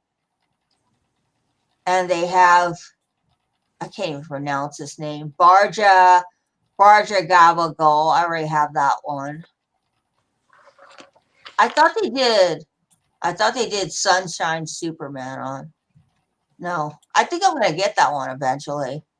The Mellow Yellow. Because I don't have really very many orange vinyl. It's mono too. Cool. Well, yeah, a lot of that Donovan stuff was mono. Yeah, well, because there's one that I've been trying to find a good copy of is a gift from a flower. And I've been trying to find like a decent copy. I came across some copies that were very beat up, but I pretty much have everything that I need within my Donovan collection. But I think it'd be nice to have like one album in my collection that's kind of new, because most of my Donovan is used. There you go. There's some Donovan for you. Oh, nice. Yeah, that's a great one. To Susan on the West Coast Waiting and Atlantis. Yeah. That's the original first press 45 Nice. on the old yellow Epic label. Nice. Yellow Epic label, wherever it is. There you go. Nice. There you go. This one's really clean. Sounds really good. This is my original. This is my original Donovan that I bought. Like one of the first singles I ever bought in my life. Nice. This dates back to like 1971, 72 when I bought this single. I think I maybe paid like 69 cents or something for it at the time. Yeah. Or 50 or 40 cents or something. I think that was like new release, right? Yeah. I would like to get some Donovan 45s. Because you don't see Atlantis. You don't see Atlantis on. You don't see Atlantis on any of the comps. They never put Atlantis on any of the comps. No, I have not. And Atlantis is my favorite Donovan song. I mean, I got quite a bit of comps from Donovan, and you know, I was debating kind of getting his 70s stuff because I see a lot of his 70s stuff. And of course, Donovan sang on Alice Cooper's $1 Billion Babies, huh? that is $1 Billion Babies had vocals by Donovan on it. Well, you know, Christoph, Donovan's not exactly a saint if you think about it. A lot of What musicians are saints. He said, I absolutely love Donovan until I just watched a documentary about him. Absolute piece of shit. Well, who cares? You got to go for the music, not their personal life. Sorry. No, that's right. I judge music for music and personal lives for personal lives. Two separate things. Unless you're somebody that like Rick Ross, like what's his face, R. Kelly. That is crossing the line. Yeah. Yeah. Crossing the line. Yeah. I think I'm going to hit my milestone today. Political statements and all that crap. I couldn't care less. Hey, Lisa, I'm going to hit my milestone today. My first 4-hour stream. I'm going to hit 4 hours, and oh yes, I've always wanted to do this. This is going to be awesome. I'm not trying to take over the stream, Chris. No, he's just messing with you. He's just. Yeah. Lisa, you're doing great. I was just trying to give us some topics to talk about because people. Well, yeah. That our streams aren't music enough sometimes. Yeah, we talk about everything. I was trying to steer away us from the Beatles talk. I know you guys love the Beatles, but I feel like they overtake our streams. Hey, history was made on James' stream today. There you go. What happened? AGK showed a whole bunch of Beatles. History. Kodak. I know. I took pictures of it. I've already taken Sadie out. No, he says you need to subtract the amount of time that you took Sadie, so we have to go over the 4 hours. So if you took her for, like, say, a 7-minute walk, we'd have to go 4 hours and 7 minutes to allow for that time. Is what he's trying to say.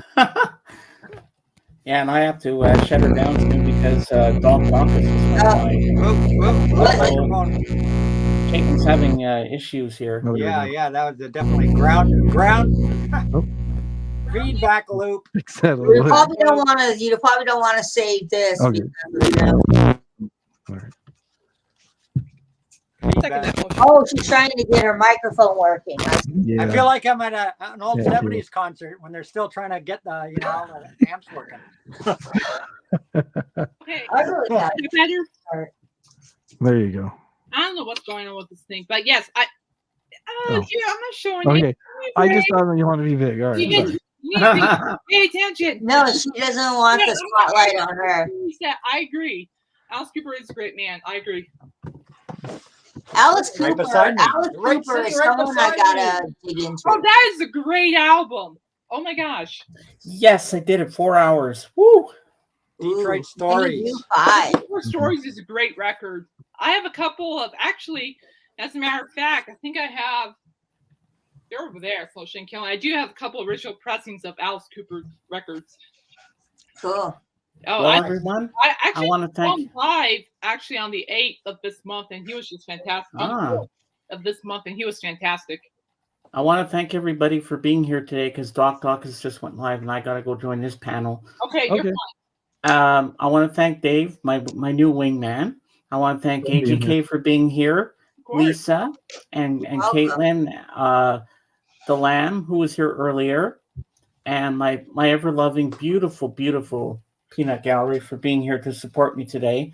And we'll see you all next Sunday, and you'll get some more daily vlogs during the week. So as I say in my channel, Beatles forever. See you on the next one.